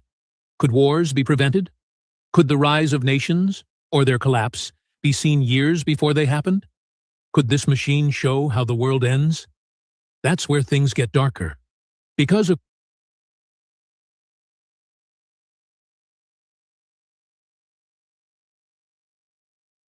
Today's video is not a reaction, and it's not an attack. It's an analysis. Recently, Candace Owens released an episode discussing Project Looking Glass, the Mandela Effect, CERN, and the idea that governments and institutions may be manipulating timelines, consciousness, or reality itself. These are serious claims, not because they are new, but because of how they are framed, why they resonate, and what they ask the audience to accept without verification. My goal here is simple: to slow the conversation down, separate documented history from speculation, and examine how narrative, belief, and distrust interact in moments of social and political uncertainty. You don't need to agree with Candace Owens to find this discussion useful, and you don't need to dismiss her outright either. But careful thinking matters, especially now. Let's begin by clearly outlining what is actually being argued. In the episode, several interconnected ideas appear repeatedly. First, Project Looking Glass is presented as a secret government program capable of viewing or navigating future timelines. Second, there is the claim that around the years 2012 to 2016, something fundamentally changed, that multiple timelines converged, or that humanity entered a new reality. Third, consciousness itself is described not just as perception, but as a force capable of influencing reality, even overpowering technological or governmental control systems. And finally, institutions such as governments, media, scientific organizations, and even particle physics research are framed as part of a broader, coordinated effort to suppress or distort truth. It's deep, guys. I know it sounds crazy. This is one of the people that actually saw the technology. Let's go. The caveats that I do have some personal information that I did get personally involved in was some information that had to do with the Stargates and Looking Glass, and more specifically, the 2012 problem with those projects. I guess, popular opinion of what's out there right now is that the project was shut down because there was a problem when we approached 2012. I've heard it described a number of ways, but to my knowledge, the problem is that the timelines converge on that point in time. And when you know enough about the Stargate projects and the Looking Glass project to know that how string theory works and how the possibility of possibilities works and how making one choice over here doesn't necessarily mean that the other choice couldn't exist at the same time. But once you get your brain wrapped around this subject, you find out that at the end of 2012, in an easy way to put it, the choices that we make become less and less consequential to the future. And eventually we're pushed into this bottleneck of time, no matter which choice we make. And that's important to the people that had access to Looking Glass because they would use Looking Glass knowing the choices that they would make and the future would pop up. And so, here's the thing, is everybody wants to make Candace Owens seem like she's crazy. But she was talking about this. She actually talked about this on her show when it came down to Charlie Kirk. Let's go. All right, you got everyone in the chat right now saying, yup, it had a cornucopia. I knew you guys were my people. I want to start by saying that the way that I feel, the way that I think a lot of you feel, the vibes that are surrounding us right now is that the deep state is in some sort of a panic, right? We've acknowledged that over and over again on the show. Something doesn't feel quite right. It feels almost like we are at the beginning of the end of a long satanic run. That's why, just so you guys know, despite the obviously sobering reality that the world is run by these people, I'm pretty optimistic every day. I can't explain it. I don't know why. Things are obviously coming apart, but things have to come apart before they can be put back together. And they're just getting sloppy. And if I could put it into a sentence, I would say that it's almost as if our awareness is the threat, right? Awareness, just our being conscious of what they are doing, somehow spells their doom, which is bringing me to wanting to discuss today, as I promised you, the CIA's Looking Glass project. Now, we briefly touched upon this at the end of last episode. Obviously, I'm a conspiracy girly, and I'm thrilled that we get to dive a little bit deeper on this topic for those of you that don't know. The first thing that I want to remind you guys is exactly what I said at the top of the show. It is an absolute fact that Charlie Kirk thought that he was a time traveler. He told me he was a time traveler repeatedly. I showed you guys that text message exchange. I said to him in response that I didn't feel the same way and that I thought I was from another planet, that I was an alien my entire life. Just do not get it here. This planet is ghetto. That's how I feel. I don't understand it. The rules don't make sense. I think that's also why I like cats so much. I feel that they can relate to that. They think humanity is ghetto. They don't want to be around us. They don't like us. They know it's ghetto. It is ghetto here, right? Well, another bizarre fact is that back when Charlie and I were running around, we met in 2017, top of 2018. So I would say, obviously, Turning Point was an organization, but it wasn't the organization. It wasn't this behemoth of an organization that it became. No, he had no real degree of fame. I think that's fair. But he was required to have security on him at all times. That was orchestrated. His security, Schaefer Security, was orchestrated by Bill Montgomery. He has since passed, the late Bill Montgomery, and he was from the military. He founded Turning Point USA with Charlie. Charlie wanted to go to West Point, and then instead started Turning Point USA when he was 18 years old. Thinking about that, the security, him texting saying, "I'm not allowed to go anywhere. I feel so important," I think was the exact message. That to me is objectively weird in retrospect. Wasn't weird at the time, it's weird now. And it makes me think that Charlie may have been marked since he was a child. We've discussed these GATE programs that they have in school. And I just think on the basis of what he told me, that when he was really young, they wanted to drug him, but his mother said no, and he was really grateful for that. And instead, they decided that they could send him to this X-Men school. That's the best way I can describe it. I would certainly, by the way, for you internet sleuths, I'd like to find out which school Charlie had to attend. So he was pulled out of the regular school he was attending, and he had to go to some special school for the gifted, like he was an X-Man. And I am of the opinion, it's an opinion, I'm allowed to have it, it's obviously not a fact, but I am of the opinion, based on the discussions I had with him, that he's been monitored since. That his test scores, whatever the score, every test they probably did on him, he was off the charts, and they wanted to make sure that he was being watched. That's my theory in general on all kids that are in extraordinary and GATE type programs. Maybe we should be training our kids to get like an 85% on the test. At most, before the government agents are going to swoop in and go, who is this genius child, And a lot of weird things used to happen to Charlie. He would go on runs. I think I told you guys this after sundown. And when he was running, street lights would go out. It was like he was a burst of energy, like he was a lightning bolt or something. So to slow this down for you, there are just in general, all of these inexplicable experiences that we have in life. And they try to make it weird for us to discuss them. Like just even being philosophical and thinking about these things for a long time, they don't want that. Deja vu is probably chief among them. We all have experienced deja vu. We are certain something happened, that we already did that, but it didn't actually happen. You're like, but I feel like it did. Oof, I just got a bad case of deja vu. Well, guess what? There's no official expert explanation for that. Sleep paralysis, for those of us who suffer that, I had some terrifying experiences before I knew what it was. They don't really give us a full explanation for that.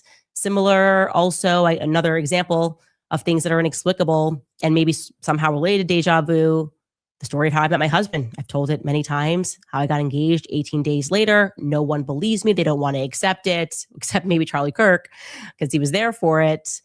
But I already knew George. That's how I describe it. I saw his face. I know that doesn't make sense, but it happened that way. I looked at my husband's face and I already knew him. It was like a sigh of relief. And there's other explicable events and things like Charlie telling me that he was going to die young.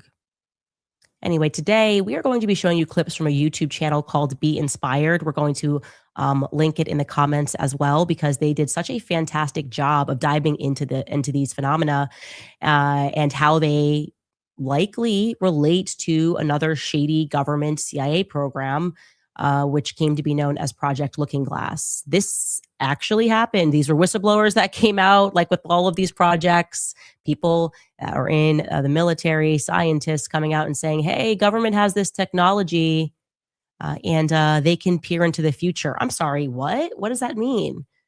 Anyways, the narrator of this channel, who I could not find his name to save my life because there's multiple people that work this channel, but he begins by taking us back to the Y2K scare. You guys remember that. Of course, you remember the Y2K Y2K scare. I was actually scared. I was young. I was like, oh my gosh, I just don't want to die like this. I don't want to die just because it's midnight and it's the year 2000 and they were just kind of pumping all this fear into us. Anyway, let's jump right into this clip. Let's start with Y2K. In the final months of 1999, there was a global concern that computer systems would fail when the date switched to the year 2000. All the software used only 2 digits to record years, so 2 nils might be read as 1900, potentially disrupting banks, credit cards, and ATMs may cease to function. Power grids, airlines, airplanes, and trains may come to a halt. Governments and corporations spent over $300 billion updating systems. It was one of the largest coordinated tech efforts in history. People stocked food, withdrew cash, and prepared for the worst. But when midnight came, almost nothing happened. The systems held, the world moved on. Still, that global moment left an imprint. Some view it as a psychological turning point, the end of the analog age and the quiet beginning of a fully digital world. From that point on, life accelerated. Culture, communication, and consciousness shifted onto screens, fast, constant, and increasingly disconnected from physical time. Some researchers believe Y2K wasn't about a bug at all, but a kind of global psychological reset, a ritual of fear, distraction, and silence. The code may not have crashed, but something else may have been triggered. Our perception of time and reality. After something strange started happening online, people began noticing memories that didn't match reality. The most famous? The Berenstain Bears. Millions remember it as Berenstain with an E, but every book says Berenstain with an A, and that's just the beginning. If you're running a simulation and you go back and you change some variables and you rerun the simulation, lots of little things could be different along the way, right? You have many different possible paths. The glitches in the matrix. Exactly. You're now on this timeline, but you remember, you have like a deja vu, or you have like a weird memory. Movie quotes, logos, product names, all different than we remember. Entire groups of people swearing something changed with no explanation. It became known as the Mandela effect, named after people who remembered Nelson Mandela dying in prison years before he actually did. What could cause something like this? Are you familiar with the Mandela effect? Yeah, of course. Millions of people remember certain events that never happened. And so how do you explain that? As we go through our conscious progression, as we raise consciousness, the way we perceive the world, and therefore all that will exist in our world, will morph to that new resonance as a sympathetic resonance. So certain aspects of the old world will just no longer exist. And so we can still have a phantom memory of those experiences, whether it's like Jiffy peanut butter or Luke, I am your father, which he never said that, right? All these things like that literally just like fall out of your new frequency. Because everything in your world around you, including time itself, is retrocausal. The world around you that is no longer fitting your frequency will disintegrate and dissolve. Okay, so I'm not trying to start a world war in the comment section today, but Pikachu had black at the end of his tail. Obviously, I don't know when they hit delete on that button, but he definitely had black at the end of his tail.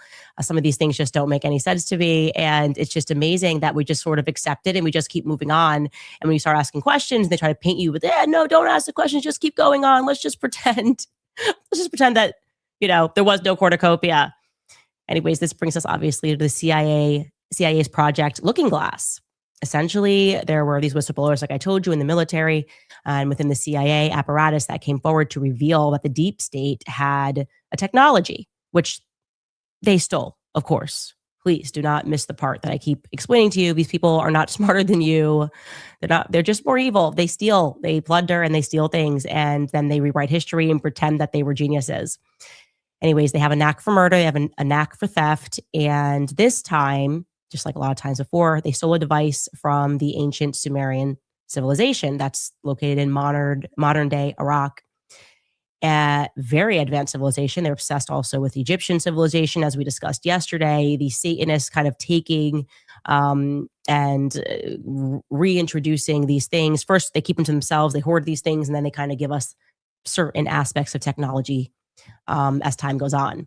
So they steal this piece of technology and they incorporate it into a computer. And suddenly they're apparently able to predict future outcomes.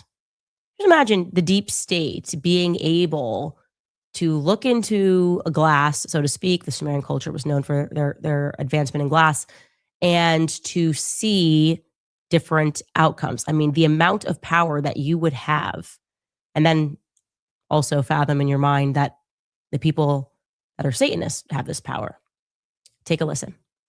This is where things take a turn, because according to Bill Wood, a former Navy SEAL with high-level clearance, the US military once had access to a device called Project Looking Glass, a technology that could supposedly view potential future timelines. The project was shut down because there was a problem when we approached 2012. The timelines converge on that point in time. When you know how string theory works and how the possibility of possibilities works, and how making one choice over here doesn't necessarily mean that the other choice couldn't exist at the same time. But once you get your brain wrapped around this subject, you find out that at the end of 2012, in an easy way to put it, the choices that we make become less and less consequential to the future. And eventually we're pushed into this bottleneck of time, no matter which choice we make. Okay, so is that certainly 2012 in your understanding? It's well coincides with December 21st, 2012. So at that point, all possibilities lead to the same Timelines. Rubicon. All possible timelines lead to the same basic set of history in the future. And after that, they shut it all down. Now ask yourself, why would a system like that be buried, and what exactly did they see? Because this isn't just about false memories or tech. It might explain why everything since 1999 feels frozen and artificial, like we're on rails in a version of reality that wasn't meant to last this long. And if you think that's wild, wait until you hear what else Looking Glass may have revealed. So what exactly did they see with Looking Glass? According to multiple whistleblowers, including Bill Wood and other interviewed by Project Camelot, every time they ran the device, no matter what variables they changed, all future timelines converged to a single fixed point. That point, somewhere between 2012 and 2016.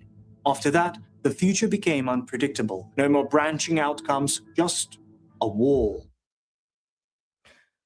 So it's super interesting that they couldn't see beyond 2012, or rather they could see beyond 2012, but maybe things became inevitable. That was backed up, by the way, by a lot of different things. Mayan civilization, the calendar, remember that whole scare? Why doesn't the calendar go beyond? So you arrive at this point and you wonder, what is this, right? Suddenly these people who are evil are no longer allowed or able to control outcomes, essentially, or perhaps, so maybe they did see something beyond 2012. But no matter what they did, they couldn't change the outcome of that thing that they saw beyond 2012. So it wasn't so much the future couldn't be predicted, but rather that they couldn't change it, like something was coming. That's how it kind of feels to me when I just examine everything that's going on. There is this panic, like evil is panicking right now, and they're making a lot of mistakes because they're no longer in control.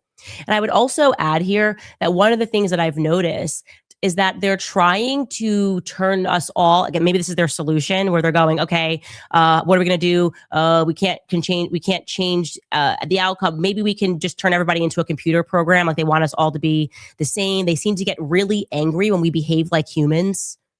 Like that's one of the things they're trying to triumph is our humanity. We talked about this a lot with the Charlie Kirk story, the reaction, how we felt icky, but they were like, what's wrong with you? How dare you feel icky? How dare you not like this? Don't you know this is what he would want? It's like their inability to defeat our humanity is angering to them. Now, something that was crucial, which was revealed about Project Looking Glass, was that the people who were in the room while this device was being operated, their conscious thoughts impacted the device, okay? So just imagine this. What they were thinking in the moment was changing future outcomes. Thoughts influenced future outcomes. That piece is super relevant to what we're going to discuss. And obviously that's pretty reminiscent of one of the themes of The Matrix. I just am going to assume everybody's seen that movie. If not, you should watch it because it was way ahead of its time. And he is going to connect that dot here. Take a listen. So what exactly did Project Looking Glass revealed, and why was it quietly shut down? The people involved began noticing something strange. No matter what variables they used, the results kept showing the same future, a point where all possible timelines seemed to merge. That moment, somewhere between 2012 and 2016. After that, everything became unclear, like the future couldn't be read anymore. This brings us back to 1999.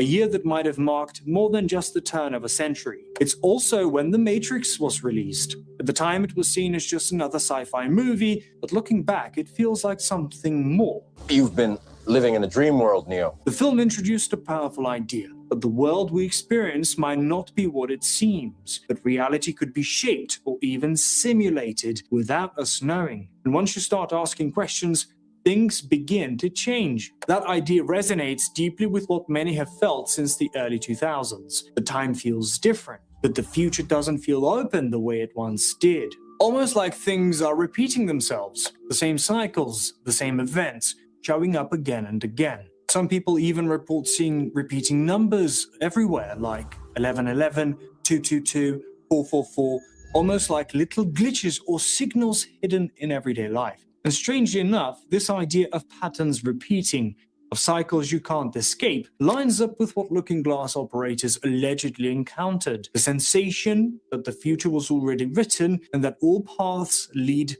the same outcome. Fast forward to 2012, some whistleblowers claim that a confidential briefing took place where certain agencies acknowledged the shift, a kind of convergence in human potential. This document, released by the CIA, explores consciousness as something that can move through time, even outside of the physical world. It discusses remote viewing, timelines, and the nature of reality itself. Now, connect that to The Matrix, and the overlap becomes hard to ignore. Maybe it wasn't just a movie. Maybe it was the first time the system gave us a glimpse behind the curtain. And if that's the case, what else have we been shown without realizing it? Okay, a lot to unpack there. First, I'm going to say, just regarding the movie The Matrix, you should look into how even the script for The Matrix was stolen, allegedly. But to bring this back to my earlier point about all of these things that are happening or have happened that are seemingly inexplicable, it just lives inside of me that Charlie Kirk knew he was going to die. How? How was he so certain that he was going to die young? How is that possible? How was he even able to describe it as this tragic event? How did he know? How was he certain, by the way, as he said in those messages, that from the moment he signed onto the dotted line to begin Turning Point USA, he knew he was going to die. He knew his death was going to be related to Turning Point USA. That's not a coincidence, okay? It is completely absurd to have people, well, I don't know, maybe just a coincidence. No, that's not a coincidence at all. Why did he know that I was going to defend him? Also, why did Charlie think he was a time traveler? He said, as I showed you in earlier messages, that he was a time traveler and he had to find me. Is that just something people are saying to their homies in text messages? And again, not anything that I would have placed so much emphasis on back when he was saying it, but it came to fruition. The other parts, he did die young. Why did he think that him dying young was necessary in order to change things? He did die young. It is related to Turning Point USA. In some way or another, at the very least, we can all agree it's related to him speaking at a campus event for Turning Point USA. I'm totally occupied by this. I tell you, I read these messages and I'm going, what is this? What is reality, actually? And Charlie died. Yes, like I said, it was related to this organization. And I think we would all agree that his death and the manner that they did it changed the world in ways that I don't think we can fully realize, or certainly not in a way that I can articulate. You just cannot pretend that all of this is one big unhappy coincidence. It's, you know what? People are making Candace out to look like she's crazy. But the more I'm thinking about it, he told her that he was a time traveler. Why would he say that? Unless either he was crazy or she imagined he said this. And she's crazy, right? Either way, whatever's going on is weird, right? So either she imagined that he said that he was a time traveler and that he was going to die a certain way, or he said this to her and it came true. And let me tell you something. I'm not like I am a conspiracy theorist, but this level, because I'll say this. Like I explained the other day how like I came upon this book called "Behold the Pale Horse," and you know what? That is the conspiracy theorist manual. Okay, but there's no way that I sit on. I'm coming out of basic training on my way to tech school, sit next to a person. They give me a book called "Behold the Pale Horse." Just give it to me. The guy talks to me for a second and he's like, yeah, you ever heard of this? You never heard of this? You never heard of that? No. I'm like fresh out of like basic training. On my way to tech school. What? What's going on? What? Right? And then I'm reading this book. What is this? Right? I think he gave me 2 books. He had the New World Order book and it was the New World Order book by, I'm not sure who wrote that book, and then the Pale Horse. He gave me both those books. He just gave it to me for no reason. Just gave it. He could have gave it to anybody. Why did he sit next to me and give it to me? And why did I read this thing at the back? It scared the shit out of me. And so I don't think it's far-fetched what she's saying. I don't think she's crazy. I don't think he was crazy. I think there's something to it. Sorry. You're on a page with a Looney Tune. Entirely plausible, I think plausible, that they knew something about Charlie. And that's why they had him marked and had him monitored and had him likely followed since he was young. And maybe they thought, like the agents think, that if they swarmed him and they stayed with him and they pretended to be his friend, that ultimately they could control Charlie and perhaps change an outcome. They could literally change an outcome related to Charlie. So when for the first time in his life, because I do believe he was managed, I mean, I've already said I was handled. I didn't recognize that I had agents. And for the first time in his life, Charlie peeks his head up and starts to push back in a meaningful way. They couldn't stop him from becoming bigger. That seemed to be inevitable. But they panicked. They seem to have panicked, right? I mean, this is just starting to happen within a year when Charlie's going like, hey, man, I don't actually think this. I don't actually believe this. And then he goes, you know what? Take the money. Take the money out of the organization.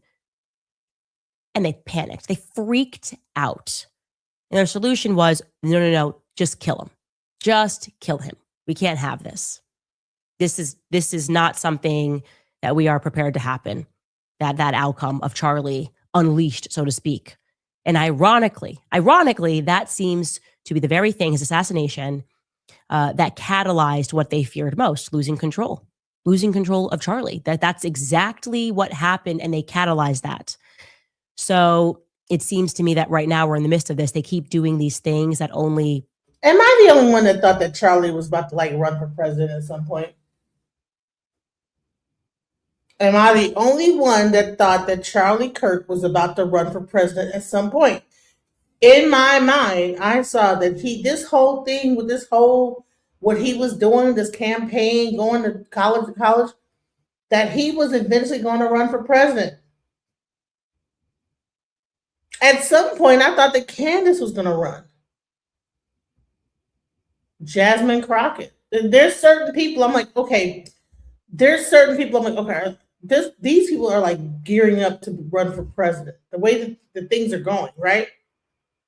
But Charlie Kirk, I did think that he was fixing to run for president.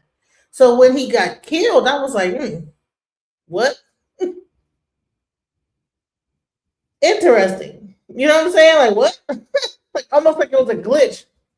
Because I was like, no, he's surely fixing to run for president. In my mind, all the things he was doing and building up towards and everything he was doing, I knew in my mind he's going to run for president. This whole thing, what he's saying about Black people, it's only to build up to a run for president. So when he got killed, I was like, what?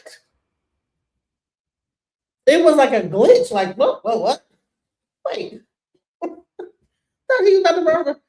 But I'm telling you, I was like, in whatever timeline, and maybe I skipped track. Listen, There was a time when Candace Owens was going to run for president. She can't do it now. Right now, I think that it might be Jasmine Crockett. She's going to do it after a certain amount of time, but things keep skipping. Things are skipping. The veil is so thin. Whatever's being happening is like the moment you think you got to figure it out, it just skips. It's weird. I can't describe it, but there's something going on because you can you can see when a person's being primed for presidency. Same thing with Barack Obama. You can see when he is being primed for it. I can see when Charlie Kirk was. Interesting. Gone. What happened with that? I don't know. Like, did they flip a switch and change the narrative? But I'm gonna tell you what, like, even when we talk about the Mandela effect, it's so many different effects. Where's your heart? Because I remember we put our hand over our heart with our right hand. Honey, they say that sucker's in the middle of your chest. I'm like, since when? I might be from a whole different timeline because the heart was like slightly to the right, to the left, right? That's why when you take your hand, you put it over your chest for the Pledge of Allegiance. That's where your heart is. That's why you could do that. You don't put your heart in the center. You don't put your hand. You put your hand to slightly to the left because that's where your heart is. But I'm telling you, there's something going on that's different. Things are changing rapidly, but it's okay. You don't have to believe me. I'm telling you, I'm not from this timeline.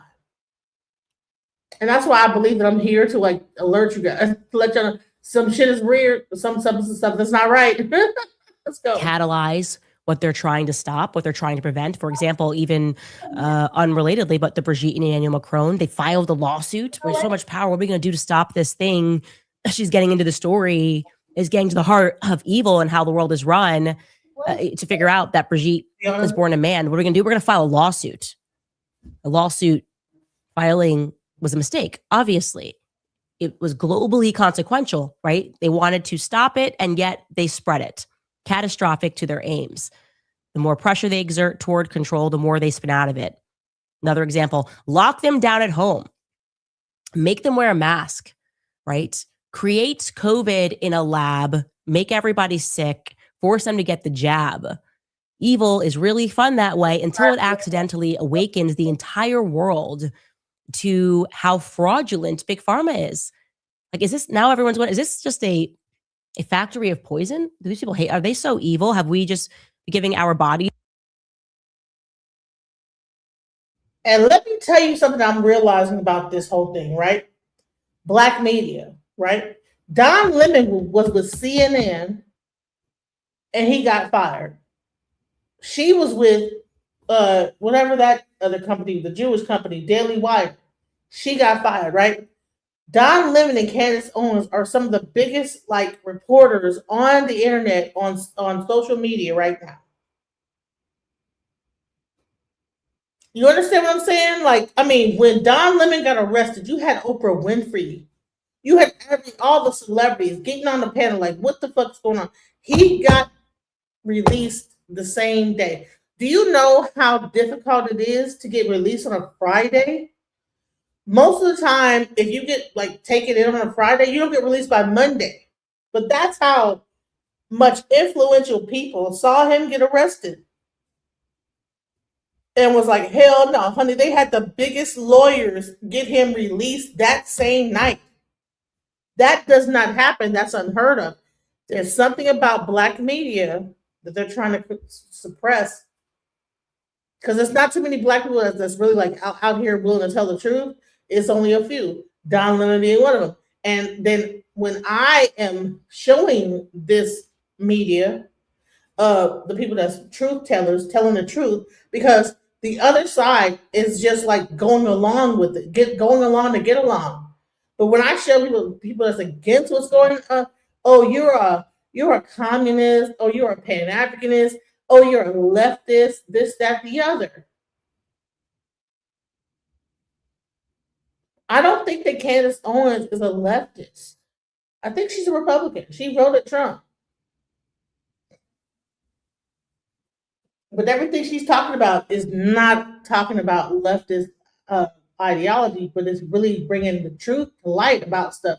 And I think that really what's going to happen is you're going to see more African American or whatever you want to call her, FBA, whatever you want to call us, journalists being the ones that are the truth tellers. Because the other side probably could get like very easily manipulated into like not telling the truth. And the ones that do, I shouts out to you. But this whole thing about like, you know, white nationalism and, you know, the left versus the right that tries to marginalize each other to make it so that everything is about the woke and stuff like that. First of all, woke is a black term, has nothing to do whatever you guys colonize it to be. Let's finish. Let's go on. You know, he's over to quote unquote science. Now going back to Looking Glass and them shutting down this project and not being able to edit. So now she's a leftist. She's a leftist now because now she has changed her mind. Now she's far left. Come on now, you guys. That is what's wrong with our people. Black people do not need to be choosing a side of left or right. We need to be up the middle, just like the real bird is. We do not, as Black people, need to be choosing a side, Republican or Democrat, because both of those people, if you actually like, listen, absolute power,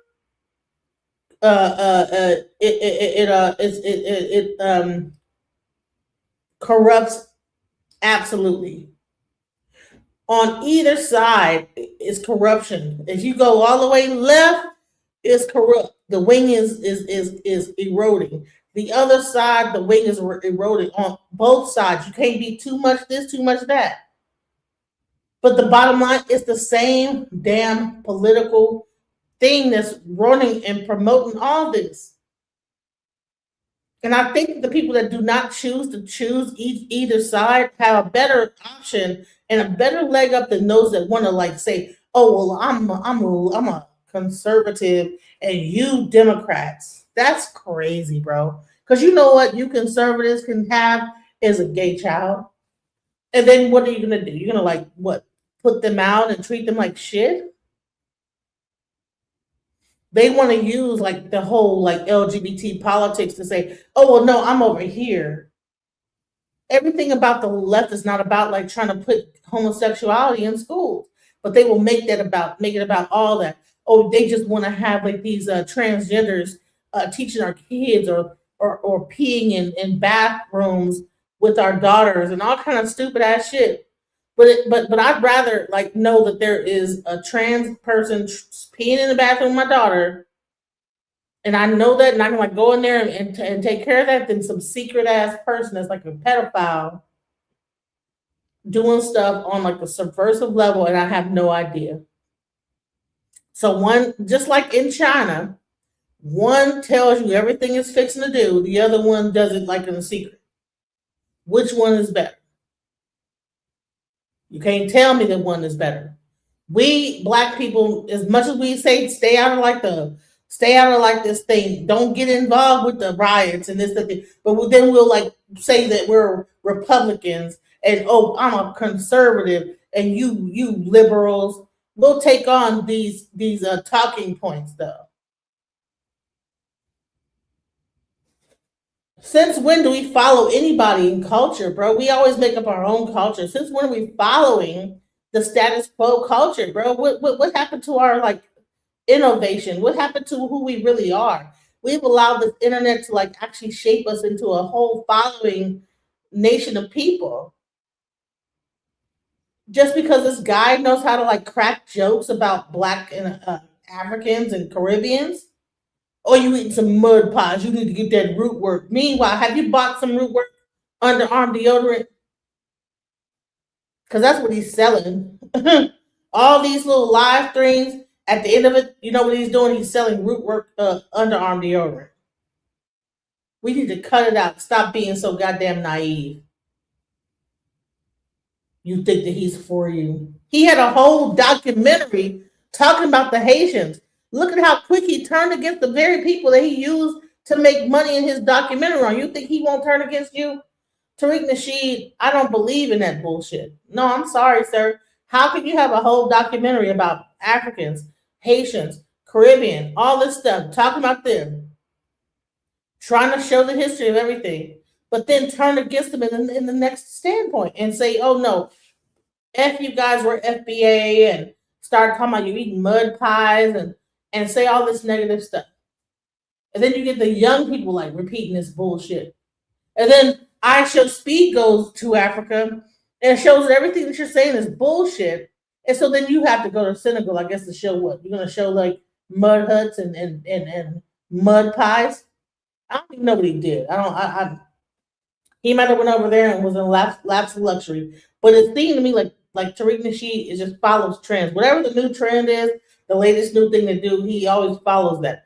Because how is he going to Africa once I Show Speed go to Africa? Now he got to go to Africa and like one up him for the FBA movement and say, yeah, you know, everything in Africa's cool and everything, but you know what, America's better because you know what, whatever he going, I don't even know. I talked about it yesterday, how they were trying to like create smart cities. They're trying to create a grid around certain cities so that people cannot leave that place without somebody knowing that you left or you come in. That is weird. Why would someone need to know your every move? These flock cameras, right? That can tell, okay, you know what? It's New Year's Eve. I shoot outside my window to say Happy New Year's. Guess what? Flock camera picks it up because they're connected to your little door camera. Next thing you know, it sends a video immediately to the police. The police show up at your door. You were not allowed to like shoot up your gun. Well, guess what? You go to jail. This is the type of technology that is about to like hit everybody. Hit our people, period.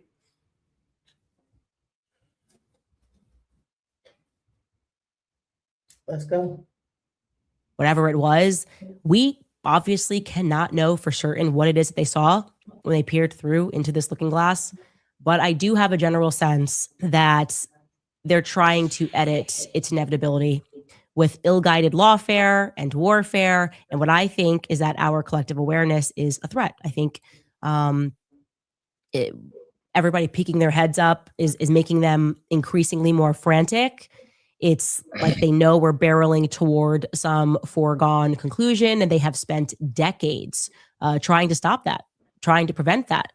And when I think about what it is, right, I just consider their general obsessions and their general triggers. They are positively obsessed with the Antichrist. I mean, like people like Peter Thiel, he's like going around giving interviews, asking about the Antichrist. That's kind of the entire drift, by the way, of the AI world. When I say I look at these people, I don't like their eyes. Something disturbs me. They mock that, take me out of a clip. Oh my gosh, I don't care. I have spiritual discernment. Something about the entire AI movement feels wrong. And come on, what am I wrong? Am I wrong? Sam Altman, all of them.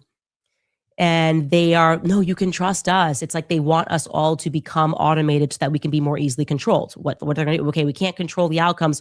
Let's just control where we're at. Let's control every single person in the world and make everything AI so that if we want to, they won't discover history. We can just delete files entirely. Nobody will be reading books anymore. The kids will be stupid.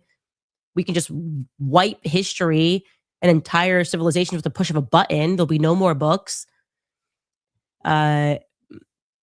And maybe I could say this is 1A, but they also seem to be similarly obsessed with trying to make everyone turn against Christ. I mean, that push over the last couple of years, Christ is king, is hateful. You shouldn't even be saying that. Why? That's a weird triggering that no one expected. No one should say that. It's anti-Semitic, whatever. Producing reports about Christ is king. Is that not just a waste of money? Here's the thing for you Christians, okay? For you Christians that believe like that follow Joe Rogan, okay? This is what Joe Rogan had to say about who's Jesus. That's the real one. And one of the weirder ones that people think this is a stupid take, but I don't care. Jesus was born out of a virgin mother. What's more virgin than a computer?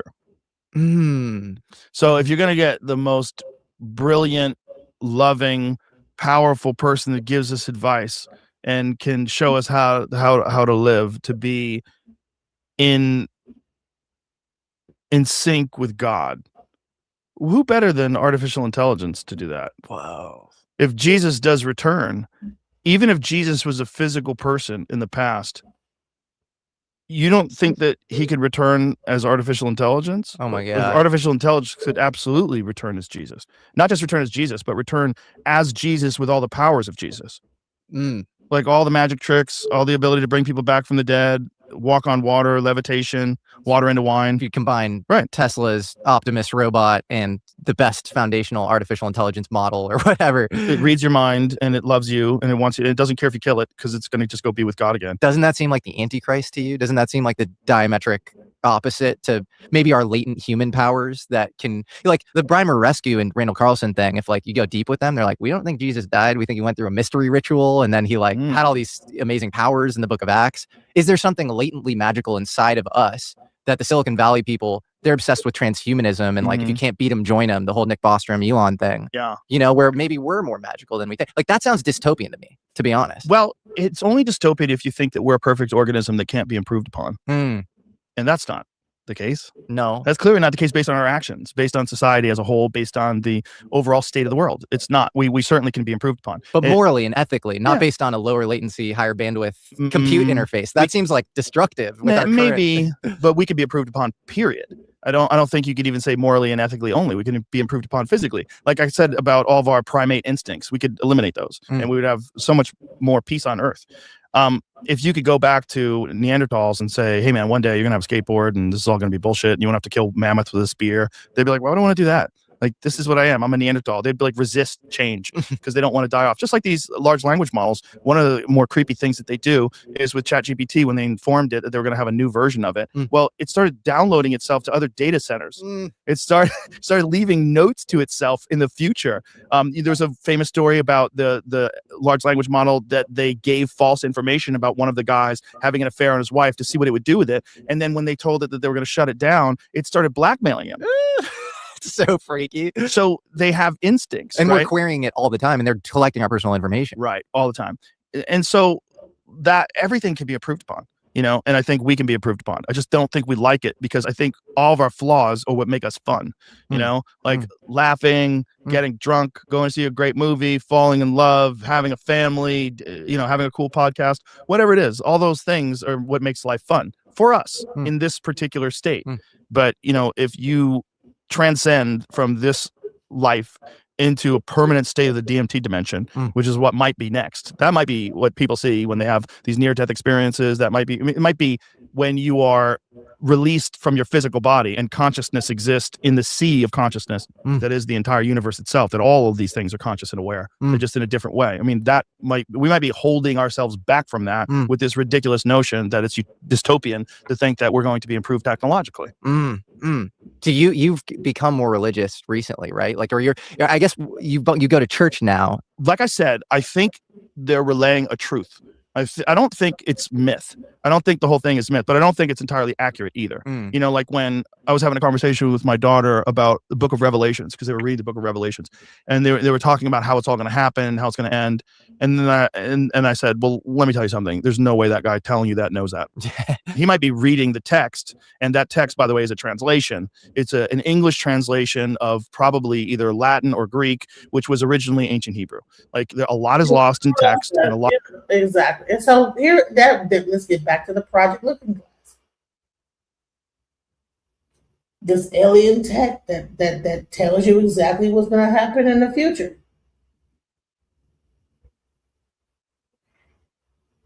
Let's go. Why did they do that? Let me just revisit that. Why did they do that? They produced a report and brought in doctors to assert why Christ is King is wrong. That's weird, guys. And that's a triggering, by the way, that has been going on for a long time. It's the very reason they set about removing the Bible from the classroom, creating Hollywood in general, which was supposed to mirror Babylonian culture, training us to worship stars. They wanted to establish this neo-paganism. They also wanted to make it so that future generations would think atheism was cool. That was by and large successful. It was a period of time where I thought that atheism was cool. But why? And by the way, atheism is the fastest growing thing is non-believers. This push. Well, think the obvious answer is because they are certain, actually, that God is real. That's what they're fighting. They're fighting God at all times. They know he's real. And that should be refreshing to you. Like, God's obviously real, or would they be spending all this time trying to... To me, it seems like they're not even from this earth. People that are like at the top that are putting this whole thing together, they're not, I don't know where they come from, but they're not human.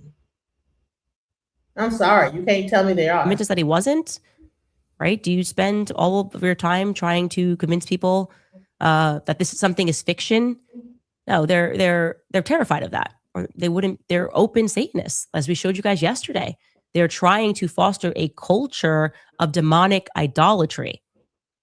Think about this. I lost a job in part for saying that pornography is a spiritual weapon against men, and that we needed to look into the history of pornography.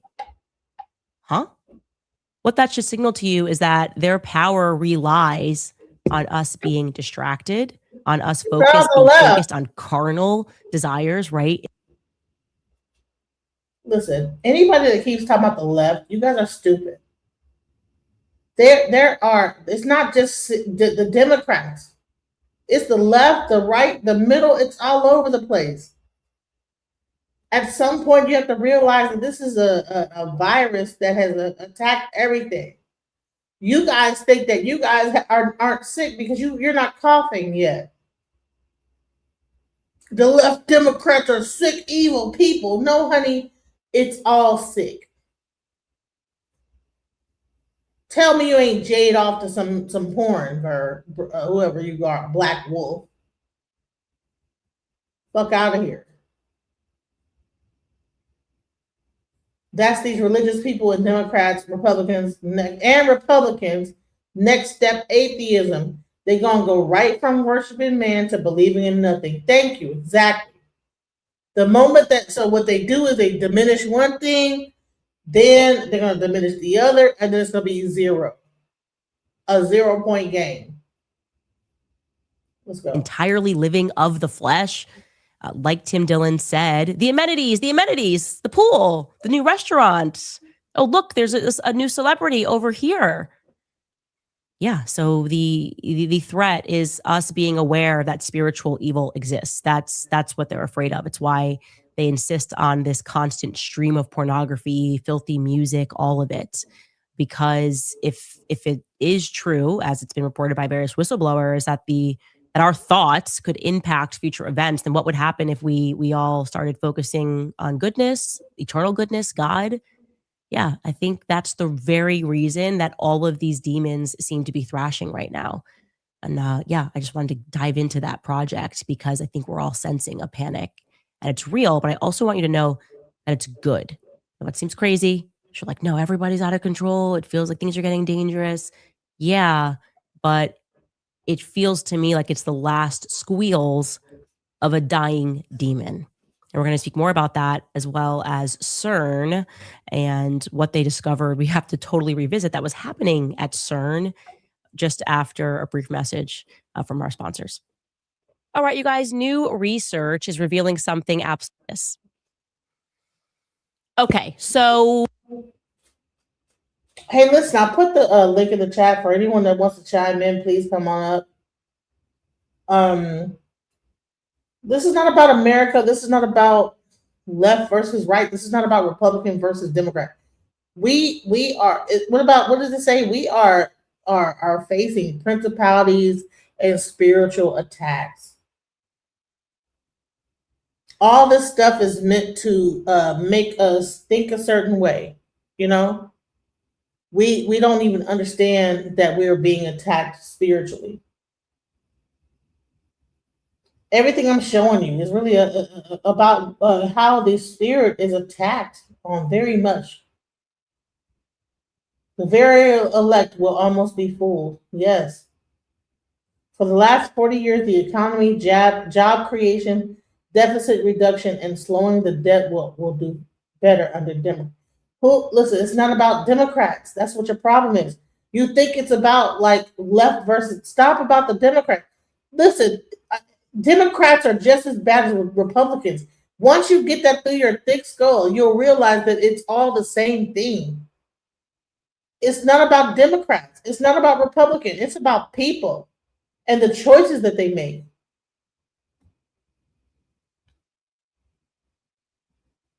I'm not a Democrat. I'm not a Republican. I am a person, and I just don't believe in any of that shit. I think it's all bullshit. I think they put that in your mind to think you have some sort of a choice. It's a lie. You're being lied to. Oh, you go to the voting polls and you hit a button and you think that you have a choice. All this stuff is rigged already. Period. They know the outcome before it ever happens. They know who's going to get to a certain level, a certain point, all this stuff. How is it that if this thing was not rigged, why is it that the majority of like presidents are related to the royal family in some way? Or related to each other in some way? That tells me right there there's something amiss. There's no coincidence that everybody's related and well, this person has a third cousin that's George Bush, but I'm like President Obama, and I'm a whole black person.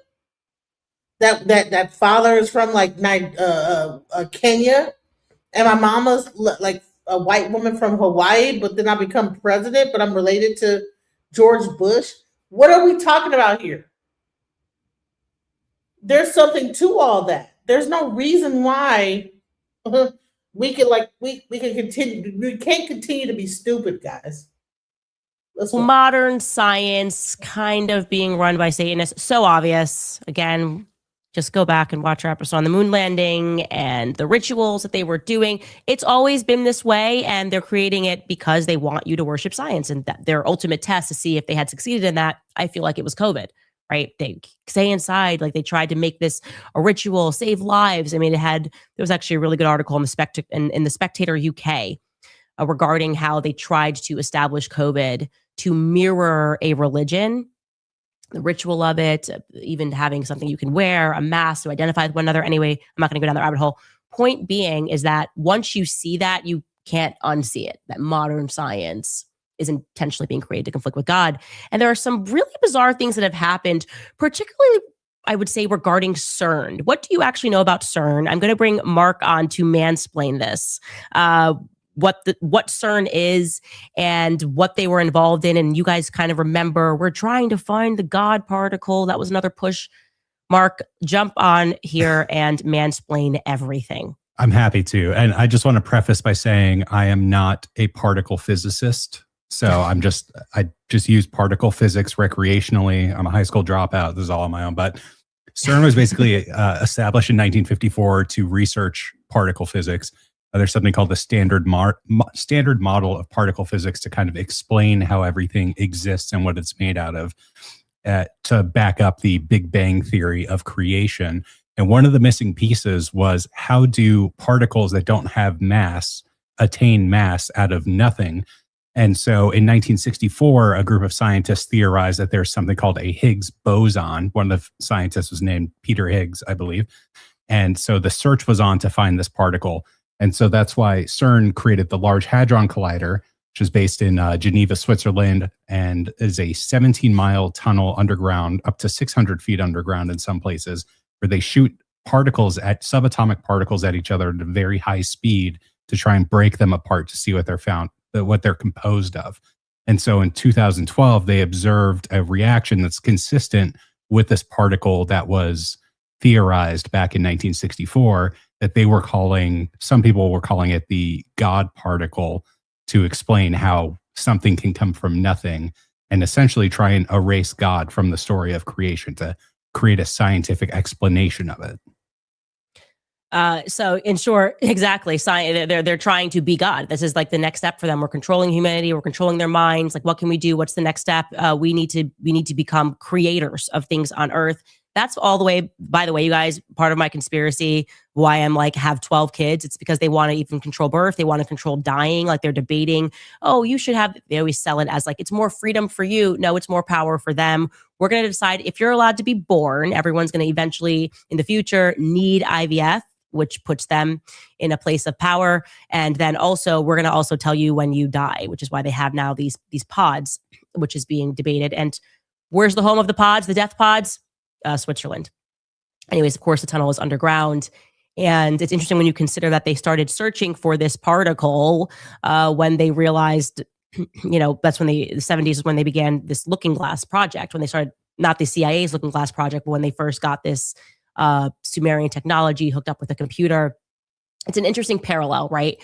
And I also wanted to tell you guys a little bit more about what happened with CERN, which I've always wondered about. It was a big WTF moment with these elites, and you might recall this happening in 2016, but maybe you weren't awake yet. They quite literally got caught, and I think it was some worker that was walking around doing this nighttime ritual satanic ceremony gathered around the statue of Shiva. Interesting for those of you that are following our Becoming Brigitte series. In season 2, I went into Dionysus, the god of Amiens, which was from that town where weird things happen, and that's where both Brigitte and Emmanuel are from. Well, Shiva in the Hindu faith, if you look it up, this would be the nearest equivalent. Dionysus being like god of wine and revelry. Shiva would be the equivalent here. Anyway, they got caught literally in the middle of a satanic human sacrifice ritual. And I'm just going to read you this article verbatim because otherwise you won't believe me. Okay. This took place. CERN discovers satanic human sacrifice taking place at the Large Hadron Collider grounds. Okay.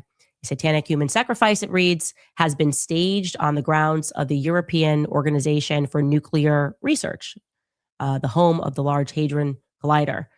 The footage shows which I'm going to show you guys, a cloaked group wearing long flowing black robes. One of them has on hiking boots underneath. They're seen walking around before a woman moves onto the floor and then is stabbed.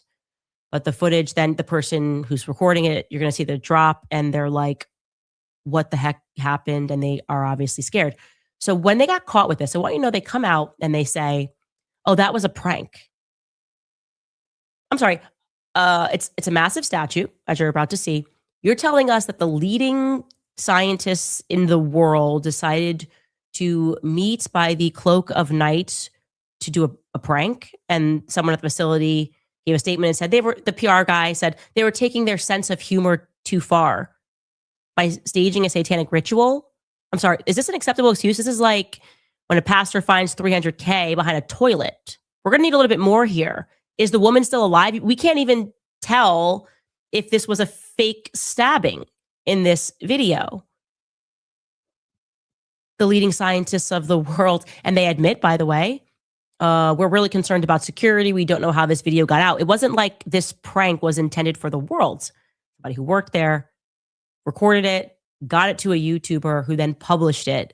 And their response was to say, that was a prank. Don't ask any more questions. Let's move on. And the media just backed him up. It was a prank. Yeah. So we're going to take a look at this ceremony, which again is taking place under a Hindu deity. And the spokesperson. I'm going to say this. Okay. If there was a ceremony underneath the statue, I don't know what God they worship or anything like this. And if they really did a sacrifice to that God, but we're about to see it. But I'm going to say this. People do a lot of weird things when they believe in weird things. Let's go. Confirmed. It's real. And this person had no permission to record it. And there was obviously, therefore, had no permission to have it published. Take a look at this. And I'm going to have to talk through it in case some people are listening on audio. But you really should try to tap in and watch this on video as well. Okay. So it's a massive, massive statue. That's just to start. Are we bringing this in as a part of the prank? I don't know. There is a woman. There's a bunch of people that are in black robes. And some of them have hoods up. And then there's a woman that's wearing all white in the center of it. And they are now encircling this woman. And she's like laying flat on the floor as somebody is circling around her. I think he might be holding some fire. And then it looks like she gets stabbed. I'd like to know where that woman is today. If this was a prank, you then hear heavy breathing and you hear a guy saying F, F, F, F. Doesn't seem like it was a prank to him. He didn't think it was a prank. And we just moved on. We just absolutely moved on from that, which is incredible. It's incredible to consider that as a society, we have been so distracted that we were like, oh yeah, I guess that's fine. It was just a prank or whatever.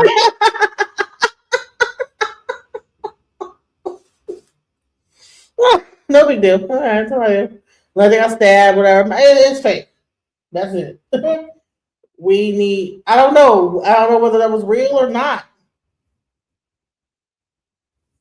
But why would they do that? Why would they stage something like that? What would be the reason? What's the purpose?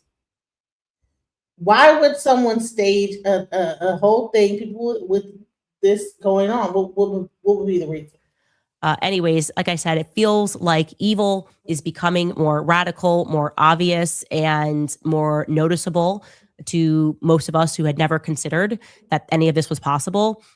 And a part of that is just recognizing how fake the media is. And this brings me to Daily Wire, Unhinged. I don't even know what to say. They have dropped another video that kind of, if I'm being honest, feels like a laced threat.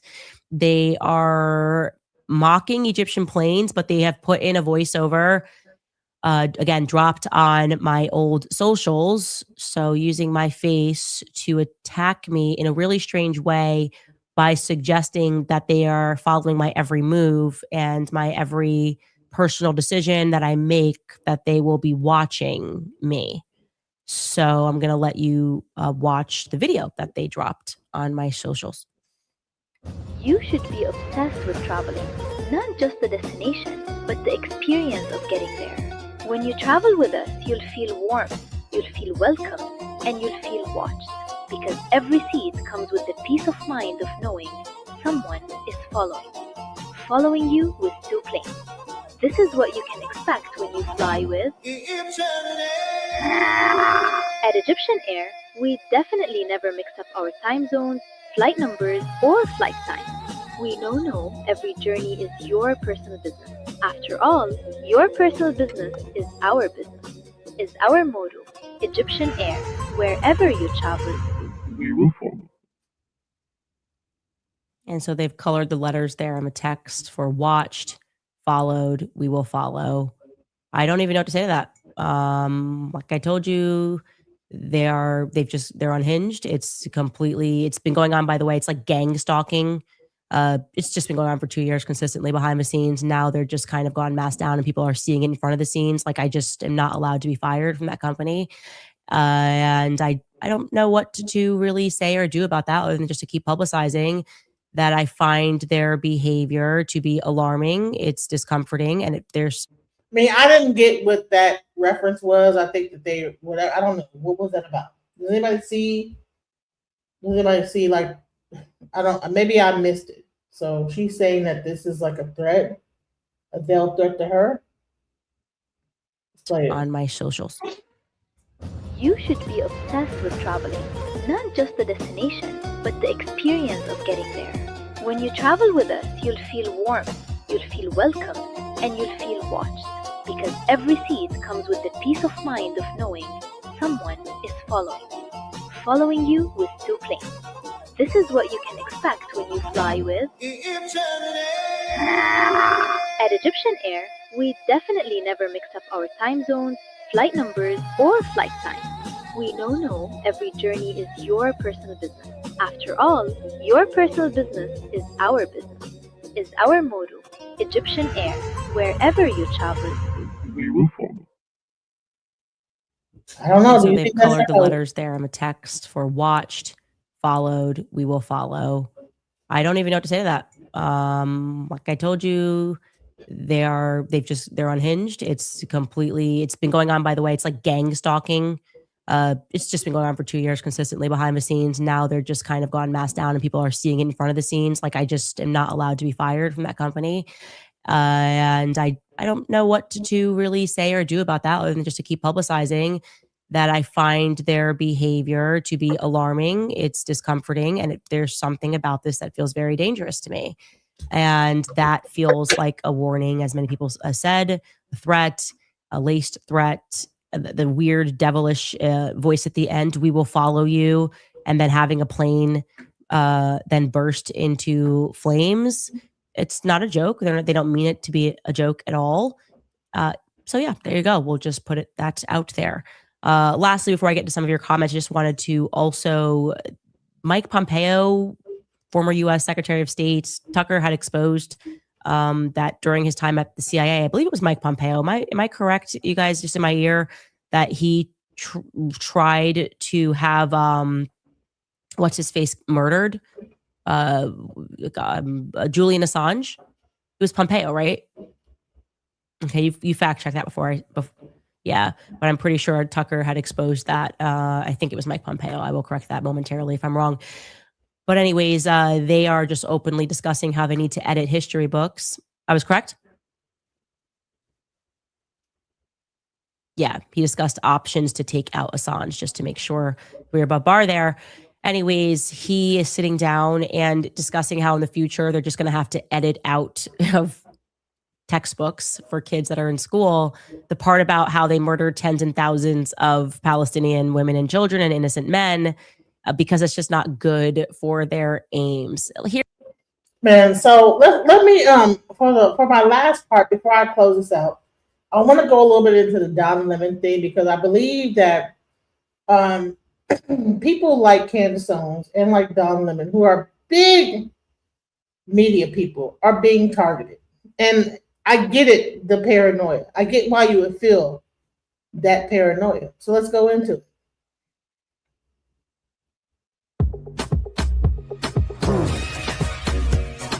At 5, except it's Lemon Live at 5 Pacific Coast time. Pacific time. Thank you so much for joining this evening on a Friday. Sorry, I'm 3 hours late for the 5 o'clock show, but you know, I had some things that I had to do today. But in all seriousness, I am fine. I am doing well, and I appreciate all of your love and your support. I really do, more than anything. As a matter of fact, I want to tell you guys, like, I ran into Lemonhead today. There was a gentleman who's a Lemonhead in the courtroom this evening with a Don Lemon Show hat on. You know, the light blue hat, and he made sure that I saw him and he waved. And so I have a lot of folks to thank, and in no particular order. But the mayor of Los Angeles was there, Karen Bass. I think it was fantastic. By the way, I don't know anything. Like, I have not seen the news. I haven't seen anything. I did not know. I've been getting feedback from everyone about. Now let me tell you this. I had people in the background let me know Don Lemon's going to be arrested. You know, based on the NPM 13 or whatever the law is, Donald Trump just put into effect. He's going to get arrested. It's really based on this NPM. You know, I think it's called the NPM. NPM. Maybe no. It's like some law. NSM. Maybe it's the NSM law. I don't know. Whatever it is. Is it NSM? NSMP7. The Countering Domestic Terrorism. So what someone said to me was that the reason why Don Lemon got arrested was because of this. I can't. Okay, let me find another website. I'm not going to do I'm not going to join the website. Hold on, let's see. The NSPM7. It seeks to use domestic terrorism to target nonprofits and activists. Now, the thing is that this is not what they used to arrest Don Lemon. What they did was they had to go into different laws, like that had to do with like abortion and different other federal laws that had already been passed to be able to arrest him. So when I actually said, well, this is not based on the NSPM. This is based on them using. I wasn't able to continue my sentence, and and then I got cut off. And I said, listen, if you're not gonna listen to me, I'm not going to continue the conversation. I hung up the phone. So people are really for this. There's people that are really like seething at the mouth for all these laws that Trump is trying to put in place. They love to hear about people losing their rights. Oh, gotta be careful. This is like a whole thing. Trump has put up this NSPM, and you better be careful. You'll be considered a terrorist. Better watch out. This is the type of like feedback I've been getting. And so when Don Lemon did what he did, went into the thing, it was almost like they were like, see, he's about to get arrested. So when he got arrested, they couldn't wait to tell me, well, yeah, see, I told you it was about the NSPM. All right, so he was not considered an NSPM terrorist. This whole thing was framed under like two different laws that was not NSPM. But I still got like a whole mental people sending me stuff behind the scenes. This is NSPM, whatever. No, if this was NSPM, they would be able to get them off of NSPM alone. Why would they have to go into abortion clinic thing? Oh, okay, well, if you are abortion, like a law that is, this is people using a lawyer that knows how to find a legal status and being able to use that. And if NSPM was a thing that existed right now, then that would be the thing. They didn't do that. They got him on two different charges. NSPM was not one of them. See what I'm saying? But yes, it is. No, it's not. Now, unless NSPM is a way that they can like put for the reason of NSPM, then they like find fake charges to put you up against. Oh, well, guess based on the abortion clinic law, then we can whatever. Then if that's what you're saying, okay, fine. But people are saying that this is under NSPM. It's not. On top of that, in addition, so you hear about Nicki Minaj, right? Oh, she got her green card. No, she did not get her green card. She didn't get her gold card. She just had they didn't give her real gold card. They just gave her a replica of what that would be. That's not 100% set in stone. She can't go to anywhere. I don't even think those cards are even made yet for the public to even be able to have. They just gave her like a memento of having a gold card. That's another thing. So a lot of times that people, I'll be saying one thing on the channel, people want to go in the back chat and start showing me other stuff. It's like, well, okay, I don't know why people do this. Like they want to prove me wrong. So I get like a lot of some people have my number. I don't know where they got my number from. It's really weird. But they will sit up here and send me stuff all day. Back to back emails, text messages about this, that, the other. I'm like, bro, when I'm not doing this, I'm not thinking about this. I'm not sitting up here unless I'm doing information, trying to put together my show. I'm not overly consumed about the information, the show I did yesterday. Once it's done, it's over with. I'm not over here oh my God, still thinking about this. When I get done with this show, I'm not going to be up here belly aching about the show anymore. Once it's done, it's done. I said what I had to say. I left it on the floor. That's it. That's over with. I can't just keep this with me all day. I have an 8-year-old child and an 18-year-old child. Hopefully, she'll be able to have her little prom soon, coming up in June. Hopefully, my 8-year-old, she's doing her little theater stuff. I'm not over here the moment I do a show up here still ruminating about what the last show was.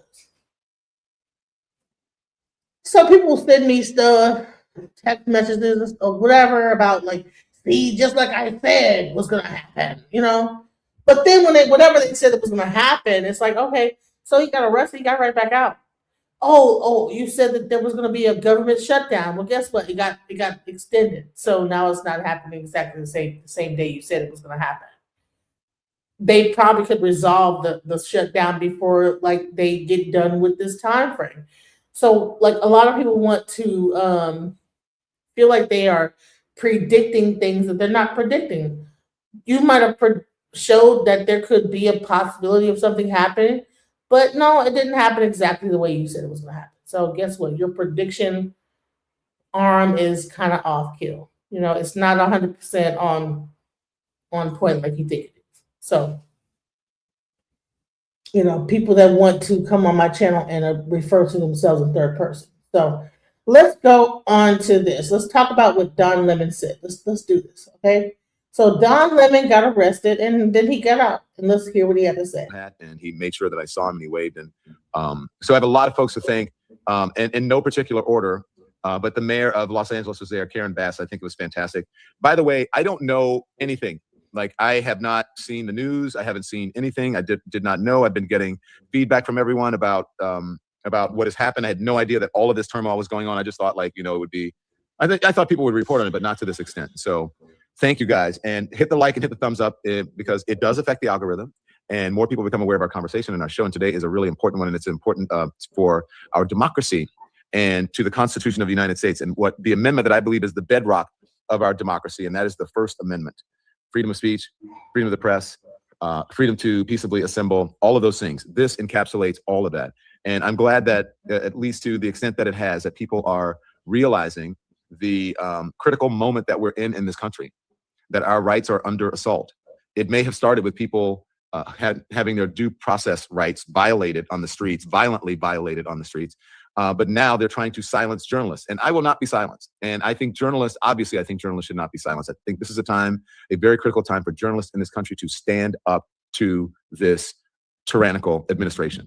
And look, journalists are going to be, I believe they can be the folks that save us. I actually believe that artists will be the people that save us as well. And that's why I'm here in Los Angeles, is to cover the artists who are exercising their freedom of expression rights and creating fantastic music.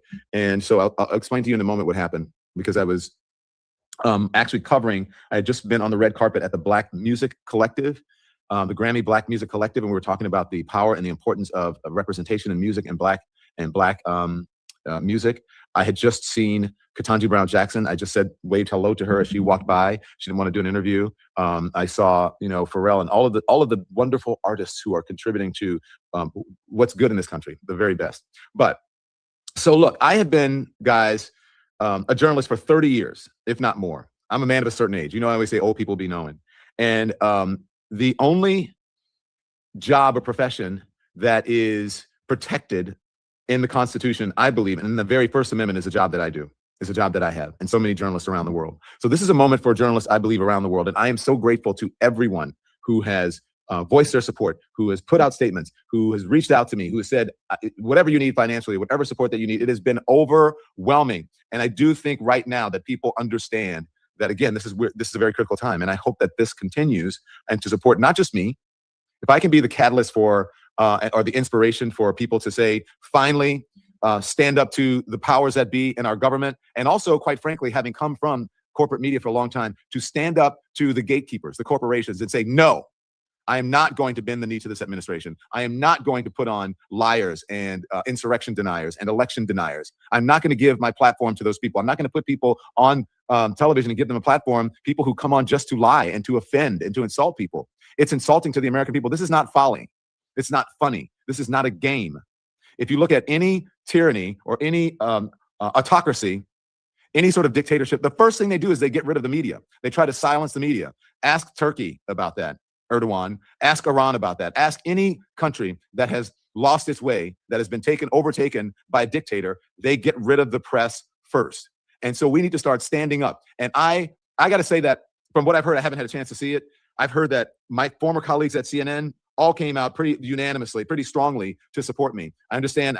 I believe that CNN released a statement. I've heard that CNN released a statement. Thank you very much. I have no animus for CNN. I have no animus for anyone, but I tell the truth as about what I see. And I think it's time for all journalists to stand up for each other. So I appreciate that. And look, at CNN, I worked with the best journalists in the world. So I wish them nothing but the best. But I believe those journalists as well need to stand up to the corporation. They need to tell Warner Brothers Discovery, stop playing and get your hands out of the newsroom. CBS needs to tell Paramount and David Ellison and whatever, get out of our newsroom, get out of our journalism. Barry Weiss, take your hands off of it. Let the journalists be the journalists. All of them. That goes for every single corporate entity that owns a journalistic organization. Let the journalists be the journalists, because they are going to save our democracy if you just let them do it. The way to stand up to a bully, to a tyrant, is not to bend the knee. It's not to acquiesce. It is to metaphorically punch them right in the nose. And you need to introduce not only Donald Trump and the folks who work for him and his administration, but the corporate overlords and the gatekeepers. You need to introduce them to the word no.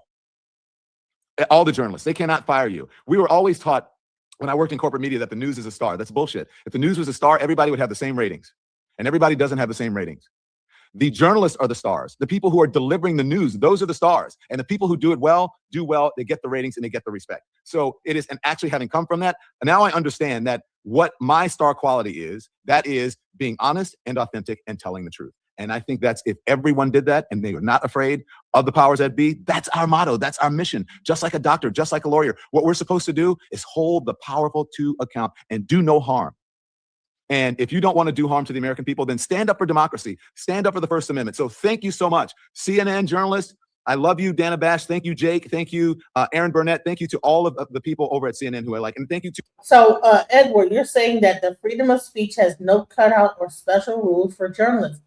Well, according to the Constitution, isn't it like freedom of the speech and freedom of the press? So that means it does have a special thing for journalists. You invaded a church, unlawful, and interrupted their service. Okay.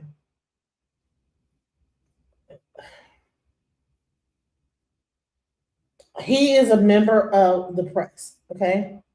Period. He didn't interrupt the service. Whoever the protesters were interrupting the service, he just covered it. Half of y'all ain't even been to church in Lord knows how long. When's the last time you've been to church, sir? Stop it. To the management and to, who I worked with forever for putting out a statement. And thank you to the folks on MSNBC. Thank you to Scott Galloway and to everyone. I got a funny note from Anthony Scaramucci just a moment ago. And he said, we were on your show today, but you weren't there. You must have been busy. So I appreciate that humor, Anthony. But for so many people who have come on, look, I just want to tell you that, I also want to thank all of the folks who are, the foreign journalists who are in war zones, just everyone. Thank you so much. I mean, my heart is, I am overwhelmed. I haven't had a chance to read, but a few texts from folks. I just got off the phone with my mom for the first time, and she was worried, and my nieces and my family in Louisiana. And look, I got to thank some people who came to my rescue, and that's my husband, who had my back and who made sure that all of this was that it was handled properly and that my rights were not violated. I want to thank one of my dearest friends in the world and my agent, Jay Souris, who is there. And so Jay, I love you. Thank you. And honey, half of y'all like talking about church, like y'all so much church into church, ain't even been to church in Lord knows how long, and don't go to church unless it's Easter. Stop it. Like y'all just so church-like. Jay's wife, who just cooked me lunch because I haven't eaten for a while. And I want to thank, look, there's so many people. I don't even know how many people. And I don't want to leave anybody out. I'm not trying to leave anybody out. My attorney, Abby Lowell, is amazing, who put out this wonderful statement for me. Allison Gallus, who's my PR person, who put out this wonderful statement and created a war room for me and a council and a board of directors, so to speak, a board of advisors for me. So thank you, Allison. And thank you, Jeff Zucker, for saying that you've never been prouder of me. High praise from you, my friend. Thank you. And Monique, I can't thank you enough for being on the air. I don't know how long you've been on. I heard there were so many people. I heard that was Monique, I think Charles Coleman, and just a whole host of others. Everyone who has reached out. Let me see, Tim. And thank you to the social team, Chris. And by the way, I had just left one of the guys on the social team. We had gone to the Black Music Collective to do the red carpet, to talk to people about the importance of music and the arts in this time that we're in. And then we went to the Spotify to see the new artists who are coming up. And I was so proud of them because they are creating a space in this world. And I got to talk to them and a lot of it. I just want to make real quick. What is the First Amendment? Okay, because people, he violated the First Amendment. Okay, the First Amendment of the U.S. Constitution protects fundamental rights, including freedom of religion, speech, press, assembly, and the right to petition the government. So that means that people have the right to assemble. They have the right to freedom of speech and freedom of religion. Welcome to America. So the bottom line is that if they came into the church, they assembled, and then they began to speak, that freedom is protected underneath the First Amendment. And just like they have their freedom of speech, then that pastor could have said, you know what? I'm going to turn my mic up and I'm going to have my freedom of speech. People have the freedom to assemble, okay? So it does not mean that because it doesn't say the freedom to assemble only if you believe in what the church is saying. Well, guess what? The freedom of assembly can cover if you're a believer in that thing or not. If they don't believe in what the pastor's doing, they have the right to assemble. But somehow now we have a thing to where certain places are. But here's the thing. Why is everybody getting so out of control mad about people going into a church and assembling and having a problem with the pastor that they think is an ICE agent? But no one is saying nothing about the ICE agents going into a hospital and ripping people from getting treatment at a hospital, bro. Taking people that are in about to get picked up by ambulance, just crazy stuff. Do you know that people have been at the hospital and then ICE show up and then take them out the hospital? Now that might not be a constitutional right, but I mean, where's the humanity in that? So the right to assemble in a church is more important than a person that's going to get medical care. And the right for an officer to come in there and cut that care and say, stop this, you're going with me because you're a illegal immigrant or whatever the hell. That's the part that's crazy to me. We care more about the ability to go to a church and pray more than a person getting actual care from in a hospital. That an ICE agent should be able to run up in there and just grab you up out of there. What about the freedom to education? An ICE agent can just come into a school and grab a little young person out of school. Go into a high school and just grab people out of high school.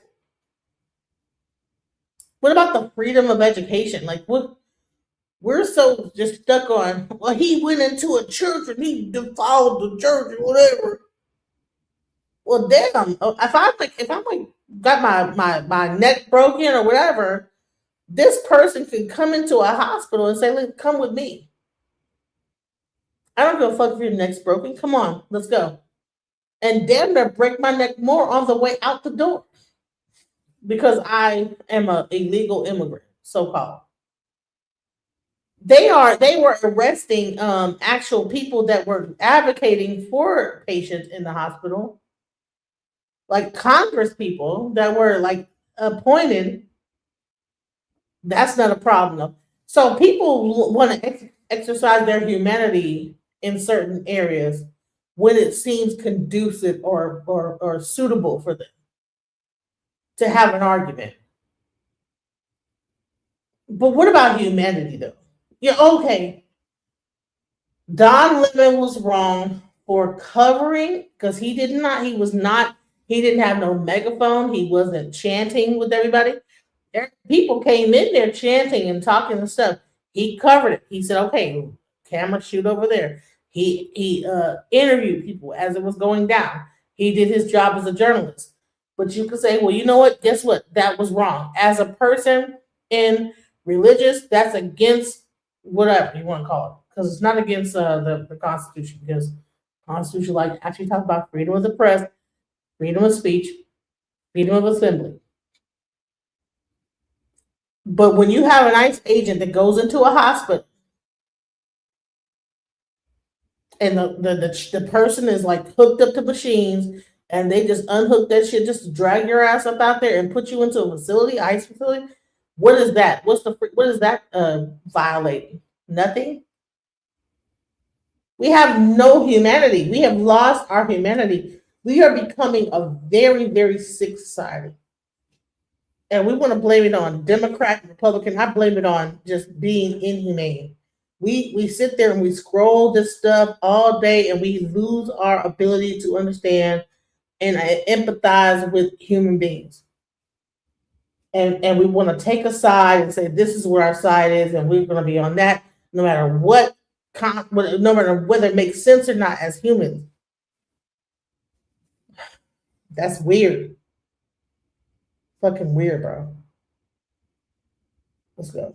Influences a lot of young people, and that's where our future is. So I'm out here not just going to parties to party. I'm out here interviewing people and doing the work as a journalist. That's why I'm here. I'm here to do the Grammy red carpet. That's why I came in. It's disrespectful. What don't you? Do you know how many people lose their life over somebody feeling like disrespectful?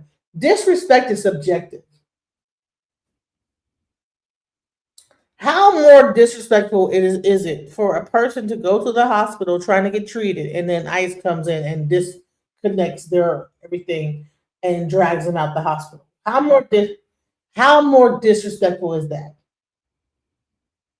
So that's what has happened. You know, even I think for like kids, I think there was like a kid that was like sick or whatever, took all the like things out of her and then took her out the hospital, like really crazy stuff. Okay, outside the church, not barging the church. Okay.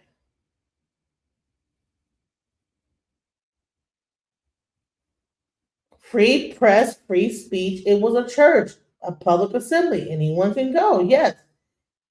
You understand what I'm saying? People want to make it like the church is like something different.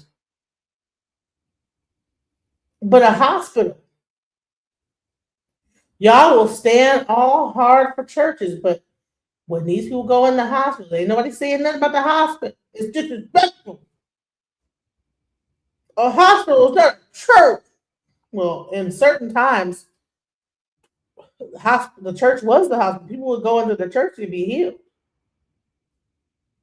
What don't you understand? What don't you understand?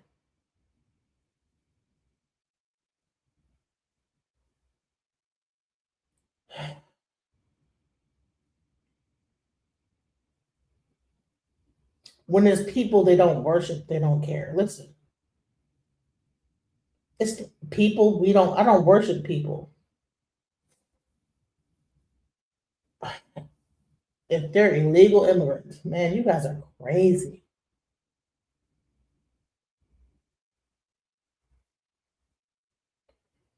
You guys worship the Democrats. Wow. Congress reps are not often appointed, they're elected. No sympathy. Wow. That's why I don't have sympathy for whatever is going on that y'all are talking about. Because I'm like, bro, y'all think that it's cool, like, to be able to like drag people out of hospitals, but because someone came into your precious church, and these people in these churches could be some of the most demonic that you would ever run across, stealing money out of the community and everything. But you know, okay. People are going in the hospitals and dragging people out of like getting care from doctors. You guys are weird. I don't care. Not to, be at fancy parties or whatever, but to celebrate the First Amendment, the freedom of expression. So we'll see. Am I going to do? People have been asking me am I still going to do the red carpet? I don't know. I'll see. If we can celebrate and promote the First Amendment, then I'll do it. Otherwise, I'm not going to do it. And I also want to thank my team. Last but not least, I saved the best for last. Well, not quite. So I did thank my husband, but I just want to thank my team who are just amazing. Thank you, Nikki and Peter and Andy. The best team in streaming. When we started the show, most of us, they hadn't. I think Peter and I were used to doing live because we came from cable news.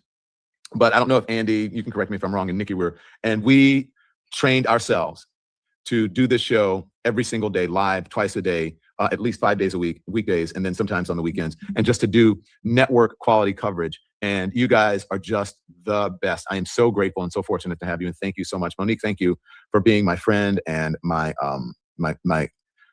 confidant and someone I can call on and talk to when I'm in need. Thank you, my former executive producer, Maria Spinella, who reached out so many people. And then my friends, my very dear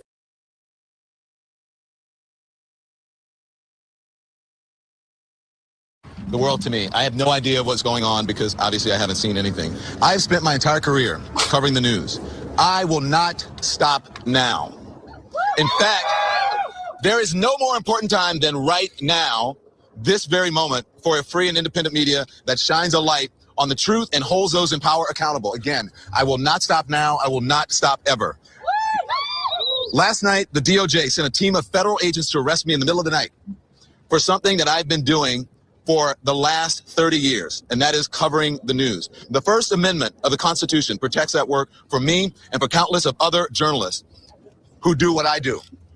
I stand with all of them, and I will not be silenced. I look forward to my day in court. Thank you all. And I reiterate those words. I look forward to my day in court, and I look forward to proving my innocence. I believe in my innocence, and I believe in our right, again, to a very free and viable First Amendment. And look, just to all of the reporters who have been targeted and who have gone through this before, I support you, and I thank you for your support. Like my colleague over at the Washington Post, whose home was raided and devices were confiscated. We need to stand up for all journalists. So I stand with you, and I humbly bow, and I am grateful for all of your support. Okay. Let me just clarify this for you guys. When you don't have journalists, when you don't have people that are willing to tell the truth, that are willing to like give you the information, you're in the dark. When you push towards left versus right, when you say, well, MSN, that's a leftist platform, you have nothing. You're pushing towards like almost a media that's just programmable.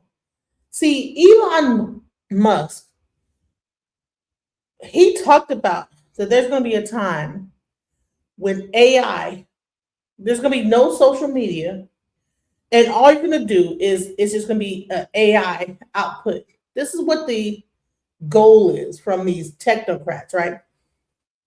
Social media will be gone, and AI will just give you your information as you ask for it.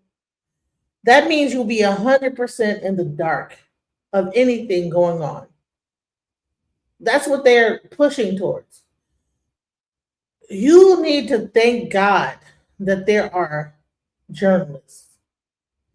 Because what that could do is give you something to fight against, object against, right? Oh, okay. I don't like Don Lemon. He's gay. He's a fruity tooty, whatever.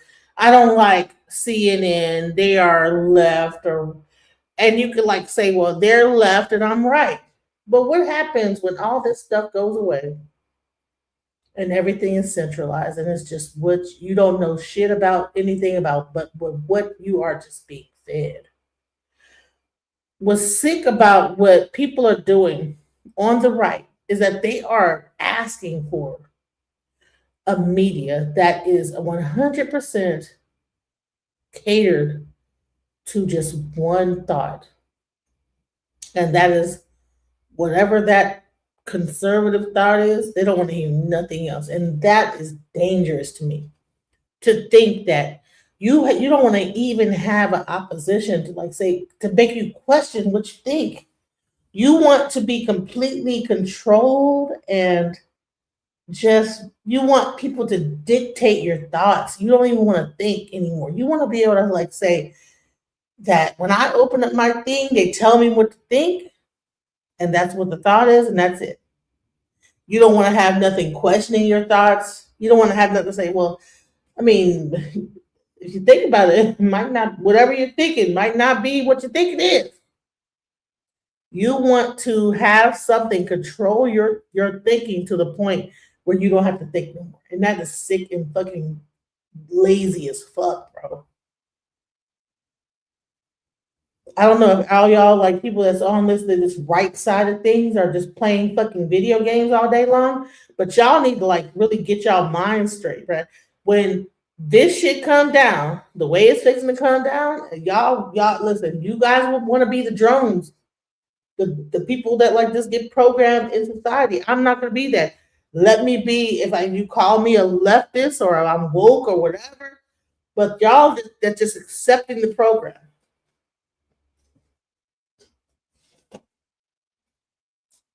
That's sad to me. And more Black people are doing it. We never was the person that accepted the program. We always were the one thinking outside the box. What is happening to our people? Are we really like we've allowed this whole like mindset of FBA and whatever to like get us to like, oh, well, Black people used to be Republicans. Well, that Republican that we used to be is not the same Republican that's happening right now.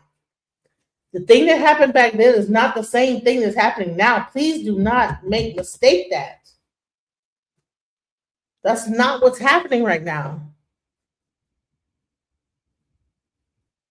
I just showed you a whole nation of people in China where the president can pretty much outwardly say, listen, we are harvesting organs.